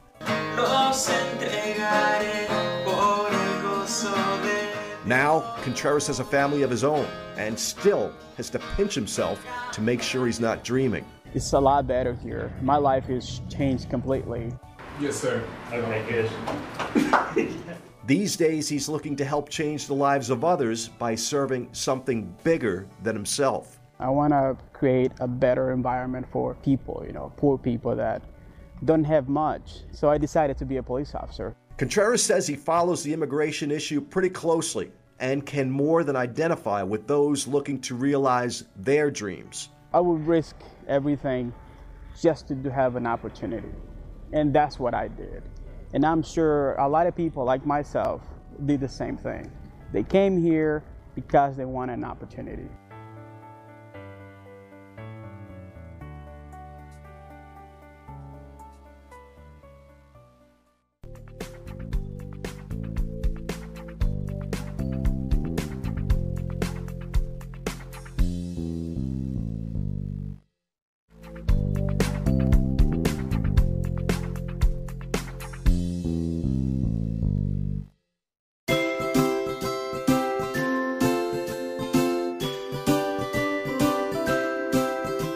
Our wastewater treatment plants are not magic. They have a basic core function, which is to take the solids and liquids, separate them, and treat them separately.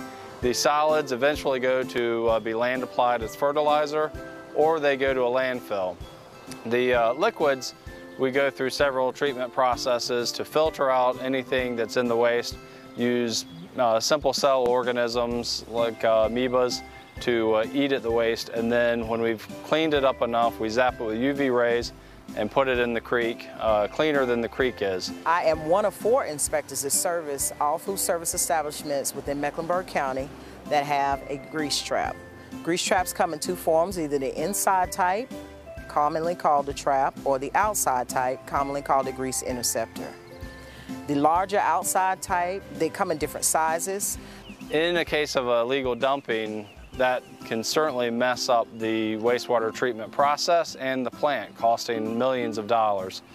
In case of illegal dumping, you're putting chemicals or something that was not designed for a wastewater plant to handle, and basically we will put that into the solids, and you then have contaminated solids that you have to deal with. The environmental impact is that if you have it go through a wastewater plant, you're adding that chemical into the creeks and into the streams.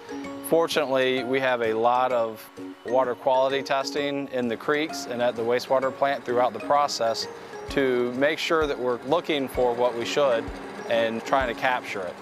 That does mean that when we find something, it would be likely contained on the site, which means a much more expensive process of containing the illegal dumping and taking it to be properly disposed of than if it was properly disposed of to begin with. The person may use a grease trap or even a manhole in the system to dump illegal materials, chemicals. That doesn't just affect that immediate area, it affects the sewer pipe that goes from that location to our wastewater plant, which could be several miles away.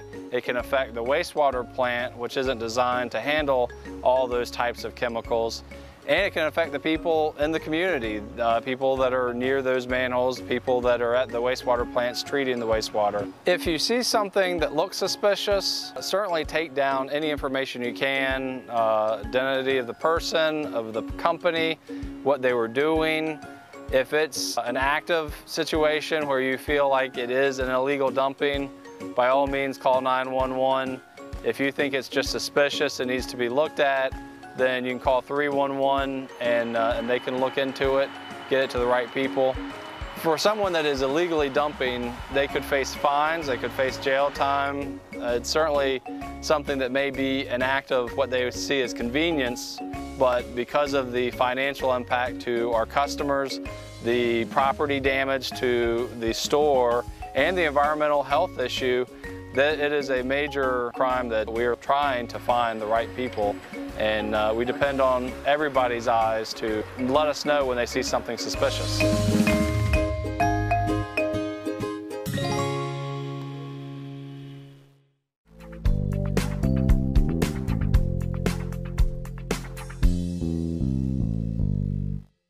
Did you know an ingredient in this drink is being used to clean up wastewater?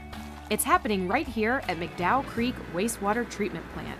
Believe it or not, sugar is replacing other chemicals that are more expensive in the treatment process. Soft drink manufacturers need to dispose of unusable or expired products. They've arranged to give it to the Charlotte-Mecklenburg Utility Department for free. The Utility Department pays $200 per load to transport this sugar water to the plant, usually about 2.5 million gallons of sugar water every year. It substitutes acetic acid, an ingredient that microorganisms or amoebas eat. This is part of the water filtration process. And using sugar water saves an estimated $85,000 each year. That's a sweet idea to save you money.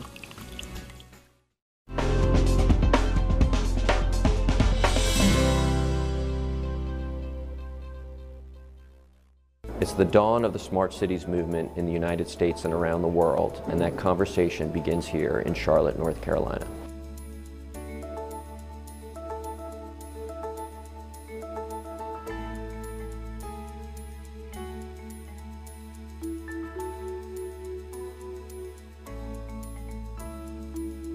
What's great about this conference, Envision America started as Envision Charlotte, that people are here from literally all over the world. We have put together a program that partners 10 cities from across the United States who applied to participate in the program with corporations who are working on smart city solutions. And the goal is for each of these cities to work with a few of the corporations to address a smart city issue in their specific city, and then to have that solution replicated across the country and the globe.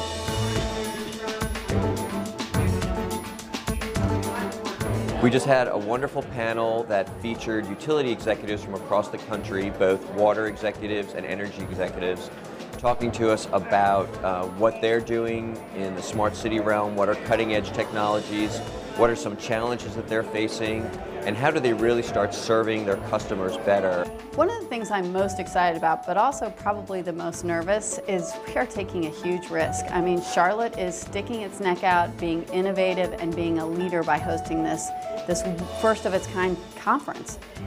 Working together with the public sector, the private sector, academic sector, and the utilities is really what has made Envision Charlotte successful.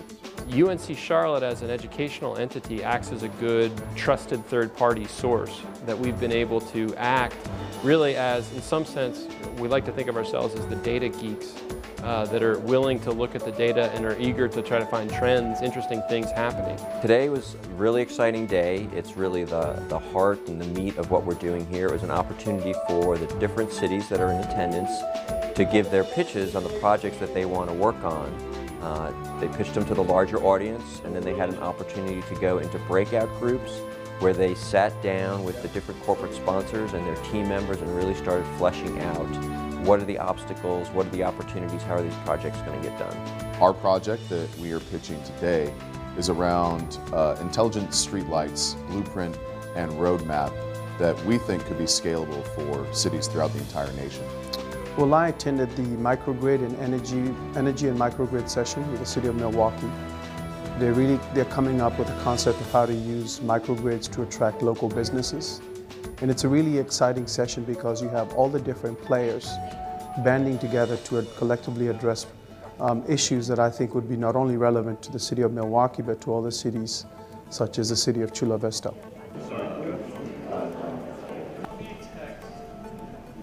Most people love trees. A lot of people, they're in the way. And so we have to figure out how to bridge that gap. I'm really excited to be working with you all and with Los Angeles. I love this project. We launched the Smart City Challenge to encourage these cities to develop unique visions, to demonstrate what is possible by integrating forward-looking transportation networks together. Envision America is important as we roll out what we've learned, the lessons learned, what's not worked so well here in Charlotte. How do you carry that out to other cities in order to carry the spirit of Envision Charlotte to other cities trying to make the world a better place? We just finished up our wonderful 3-day boot camp for Envision America, and it was a wonderful success. It far exceeded our expectations and the expectations of the cities and the companies that participated with us. The tagline for Envision America is igniting a smart city revolution, and I believe we truly ignited a revolution that's going to continue for the next several years.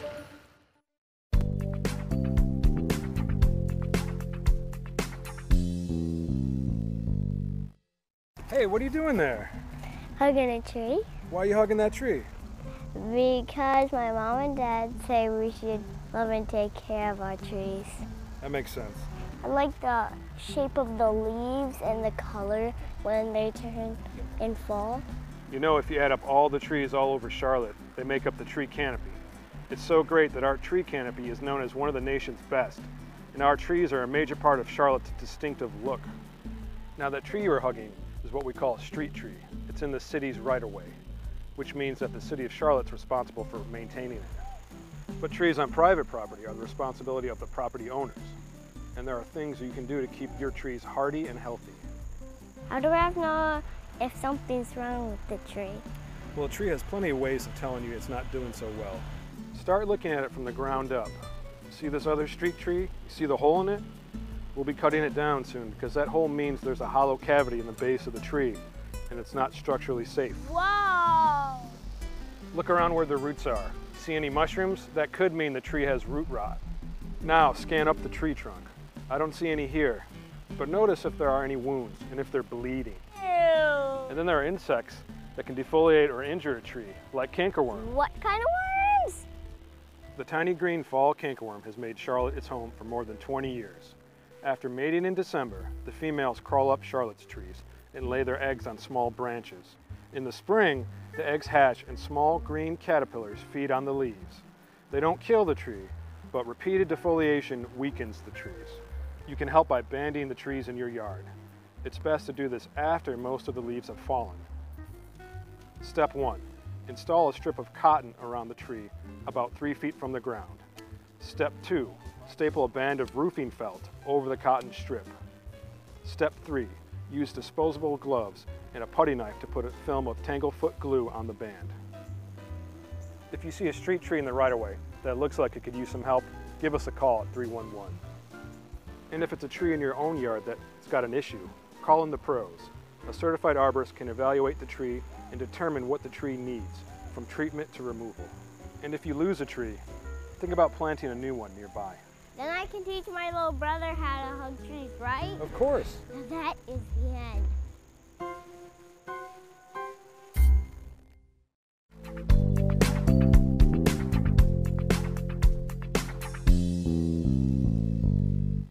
You might not consider UNC Charlotte a research institution, but just like many other schools of its kind across the country, it's definitely headed that way. The Energy Production and Infrastructure Center is one result of partnering with outside companies and agencies to give students real-world experiences that sometimes lead to innovative technologies and even the creation of new businesses. The CMUD UNC Charlotte collaboration started in 2005, and it created a technology nicknamed Sound to the Ground. So, now, a science refresher course. You know water flows, and it flows through pipes. Well, grab a wrapping paper tube and talk into it. Hello, hello, hello. And you prove that sound also travels that way. Now, taking that concept and now actually using technology to actually exploit that concept was what we did. So this is the sending unit for the SL-RAT. Basically, this unit will send sound through the pipe, through the sewer pipe.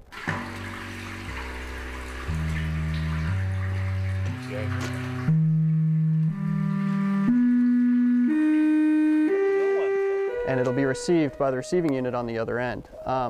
At that point, the receiving unit will calculate how bad the line is and give it a rating or a score. We're good to go. Well, it's great because we don't actually have to put anything down in the pipe, so we don't have to worry about cameras breaking down, we don't have to worry about hoses getting stuck, running out of water, anything like that. I mean, as long as we have battery, we can run all day long. Its official name may be SL-RAT, but it's what CMUD employees have nicknamed Sound to the Ground. When we first started, we were just popping the manhole and looking in and IDing it, and if we saw any trouble, we would notify them about the issues that we see with our eyes. With Sound to the Ground, it goes beyond that. It goes into the main, and it identifies the problem. Then we would mark it, and then we identify it, and then send a TV crew, and then have it fixed. So to me, that's sight beyond sight. When the doctor tells you, say, that doesn't mean that he can see everything that's what's going on in your body. Well, Sound to the Ground takes you inside the line.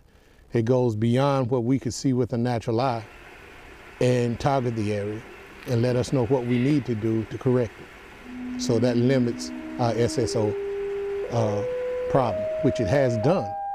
Sound to the Ground has inspected more than 1 million feet of pipe. That's enough to reach almost all the way to Wilmington. And the gear was put to the test in preparation for the Democratic National Convention. With an event that big, no one wanted a sewer overflow to interrupt it or to try to make repairs under all the security that was in place. So in the weeks before the convention, all sewer lines uptown were scanned for problems, and then those problem areas were cleaned. It's estimated that using the new technology instead of old methods saved CMUD more than $100,000. That's one example of the success Sound to Ground is having in saving money and reducing sanitary sewer overflows, and it's even contributing to our local economy with a new business, InfoSense. So the idea now is we have a technology which has been proven, and we want to now start establishing the market. So taking a device which has been shown to give great contributions to utilities and actually now start doing the marketing process and actually the sales process. I never really pictured myself getting into the sanitary sewer industry, never, and I really never expected myself to become an entrepreneur, but it also had a social benefit that it's really kind of unique to actually have that capability to have that social benefit. Heading down to the right. We're the first one goes in. And hopefully, when we go in, we give them the right information so that therefore they can clean it and keep it safe or keep the community safe. So the benefit, give it 100. It's a plus for the whole system of Mecklenburg County. Don't let this metallic green beetle fool you. It's only about a ½ inch in size, but it's a real concern for some Charlotte homeowners. This beetle, like I said, has had devastating effects where it's been introduced to. It's been found in North Carolina in 24 counties, 3 counties to the west of us, of Mecklenburg, and 1 county to the north of us in Mecklenburg County. The emerald ash borer bores into ash trees and eats the tissue beneath the bark. Assistant City Arborist Lori Reed Dukes says it can kill the tree in just 2 to 5 years. Very large limbs have the potential to start falling. So if it's in someone's backyard or near their house or located by the street, it's definitely a public safety issue. A public safety issue that's difficult to see. Take, for example, this heavily infested sample. You're seeing the galleries, so the tunnels that the grub makes underneath the bark of the tree. But it's damage you can't see from just looking at it. But what we'd see on the outside of the tree is the adult leaves through a D-shaped exit hole. Or sometimes if it's oriented, it might be U-shaped or N-shaped, but it's always flat on one side and rounded on the other. So what can you do? There are chemicals that you can use to kill the insect. Homeowners can apply one to soil, while the other is injected directly into the bark, but that must be done by a professional. So treatment is something that's going to have to occur every 1 to 2 years. It's not a one-time treatment that's going to protect the tree for the lifetime. So it is going to be an investment for someone to put in to keep that tree healthy.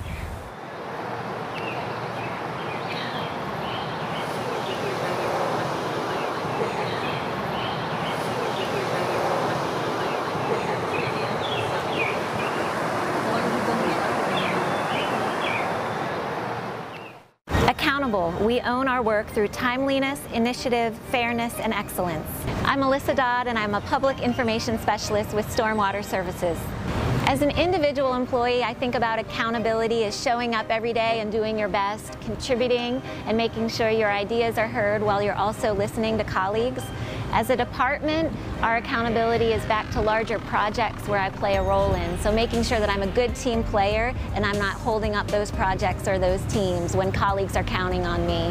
And ultimately, as a city, we're accountable for listening to those who want to share their ideas for making our city better for everyone. And that's what Take 10 CLT was all about, having quick conversations and letting the resident drive that conversation to share their ideas about how to make our city better.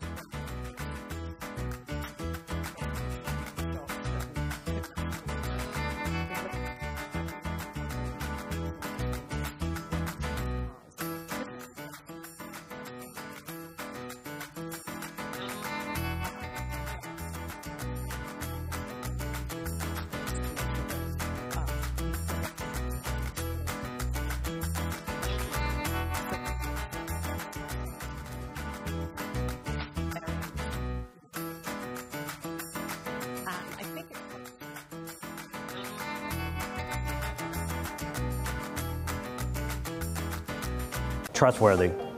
We tell the truth, behave ethically, and work openly with each other and the community. I'm Matthew Alsip. I'm a senior customer service representative for SharMake 311. One of the things we do on a day-to-day basis is we listen to feedback from our citizens, and we take that feedback and we route it through the proper channels and give them the information and the resources they need to make sure that their needs are being addressed. We want citizens to know that they can trust us and rely on us to give them the information and the resources they need to help make their community a better place to live.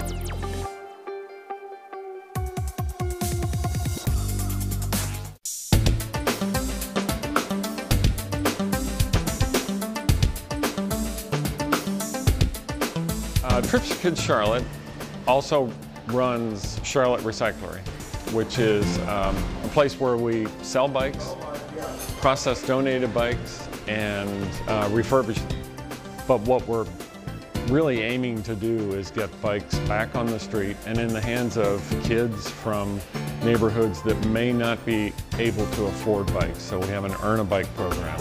We have a ride program that's going on right now down in Colonel Beatty Park, and that's usually every Saturday from February through December until the weather turns.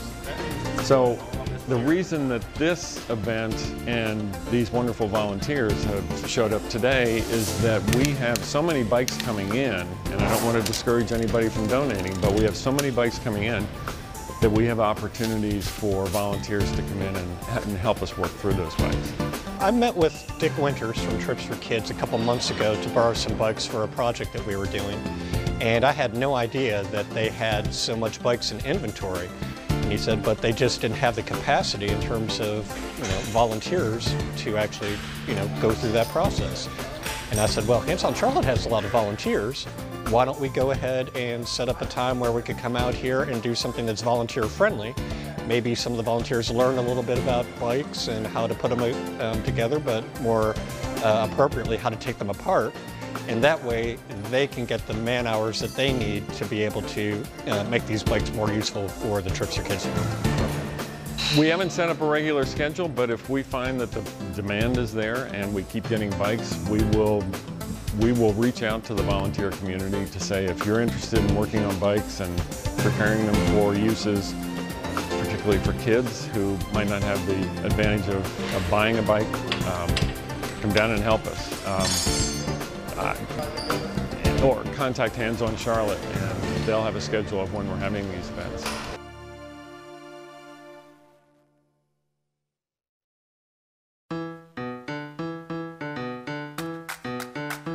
My name is Blake Barnes. I own the Common Market. We've been here since 2002. So we have coffee, deli, we actually have a bar, but we also do retail beer and wine and knick-knack toys.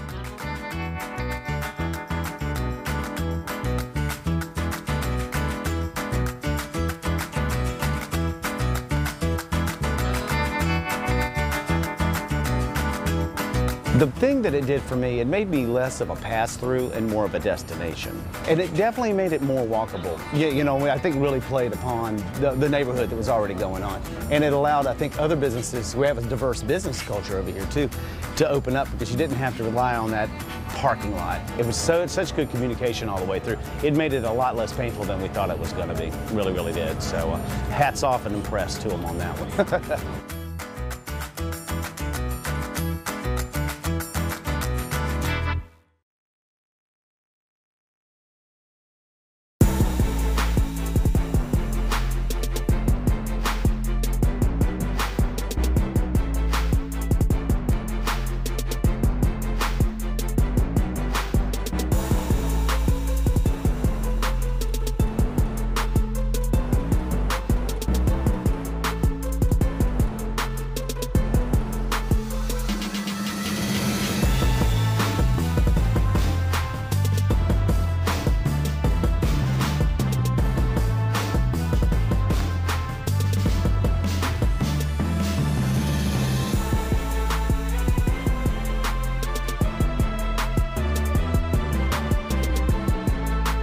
Collaborative. It's working together, teamwork, working for a common goal, working with others.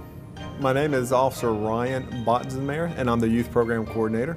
It takes a village to build a community, and so you have to work with everybody. Just the police department can't do it alone to solve the issues, and also the youth programs are very important. And to run youth programs, you have to look outside of the department. We contact a lot of different people and other agencies, and we couldn't do our job without them. That working together, the teamwork to bring everything together is very important for us in our positions. Being collaborative makes us a better department, a better agency, a better city.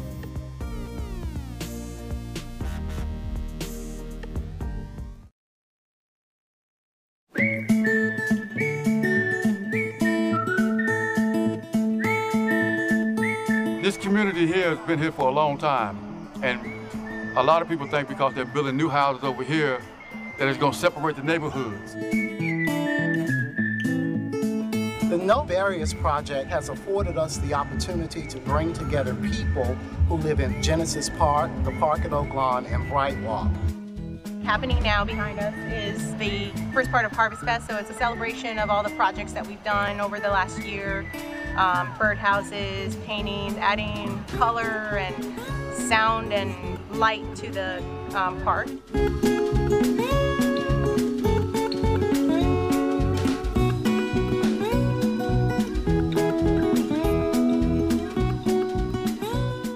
We're going to have a community dinner, just this long, massive table with everybody having dinner together. I'm new to the neighborhood, and with the baby, and everybody wanted to meet us, and it really did bring the community together. I moved to Bright Walk because I wanted to be with all types of folks, and this is exactly how you bring neighbors together. We moved in a year and a half ago, and it's just been warm home. Community is not just your street or the street next to you, it's the whole area. It's just an awesome way to get everyone in the area together. We'll come together as one big family, getting to know one another and swapping ideas. We have become friends of the heart as opposed to just being friends of the road. And I think that's the most important thing for me.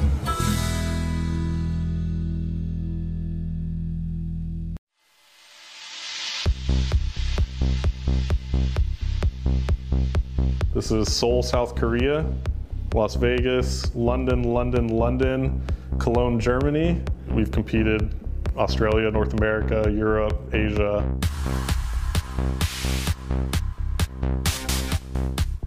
We went from hotel banquet rooms, competing there, to now we're filling some of the largest arenas in the world.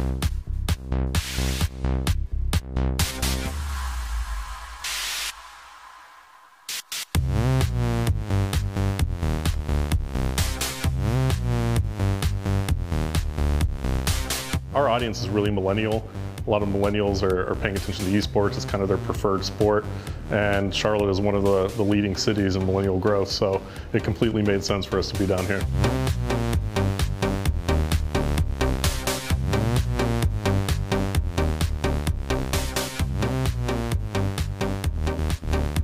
We know that the fan presence here is actually very substantial. We're constantly getting social media engagement from local fans.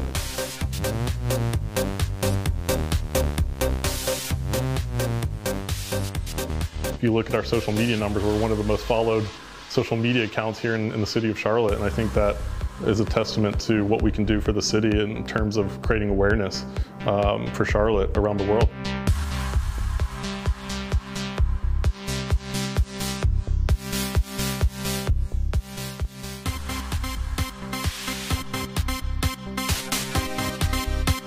It's a global sport. And a lot of times people locally, let's say here in Charlotte, aren't really exposed to what's happening in Poland or Russia or China or Korea. And very much in those countries, we have a massive presence. So you can't discount something as a sport if you only look through it from a local lens or a regional lens or a lens on this continent.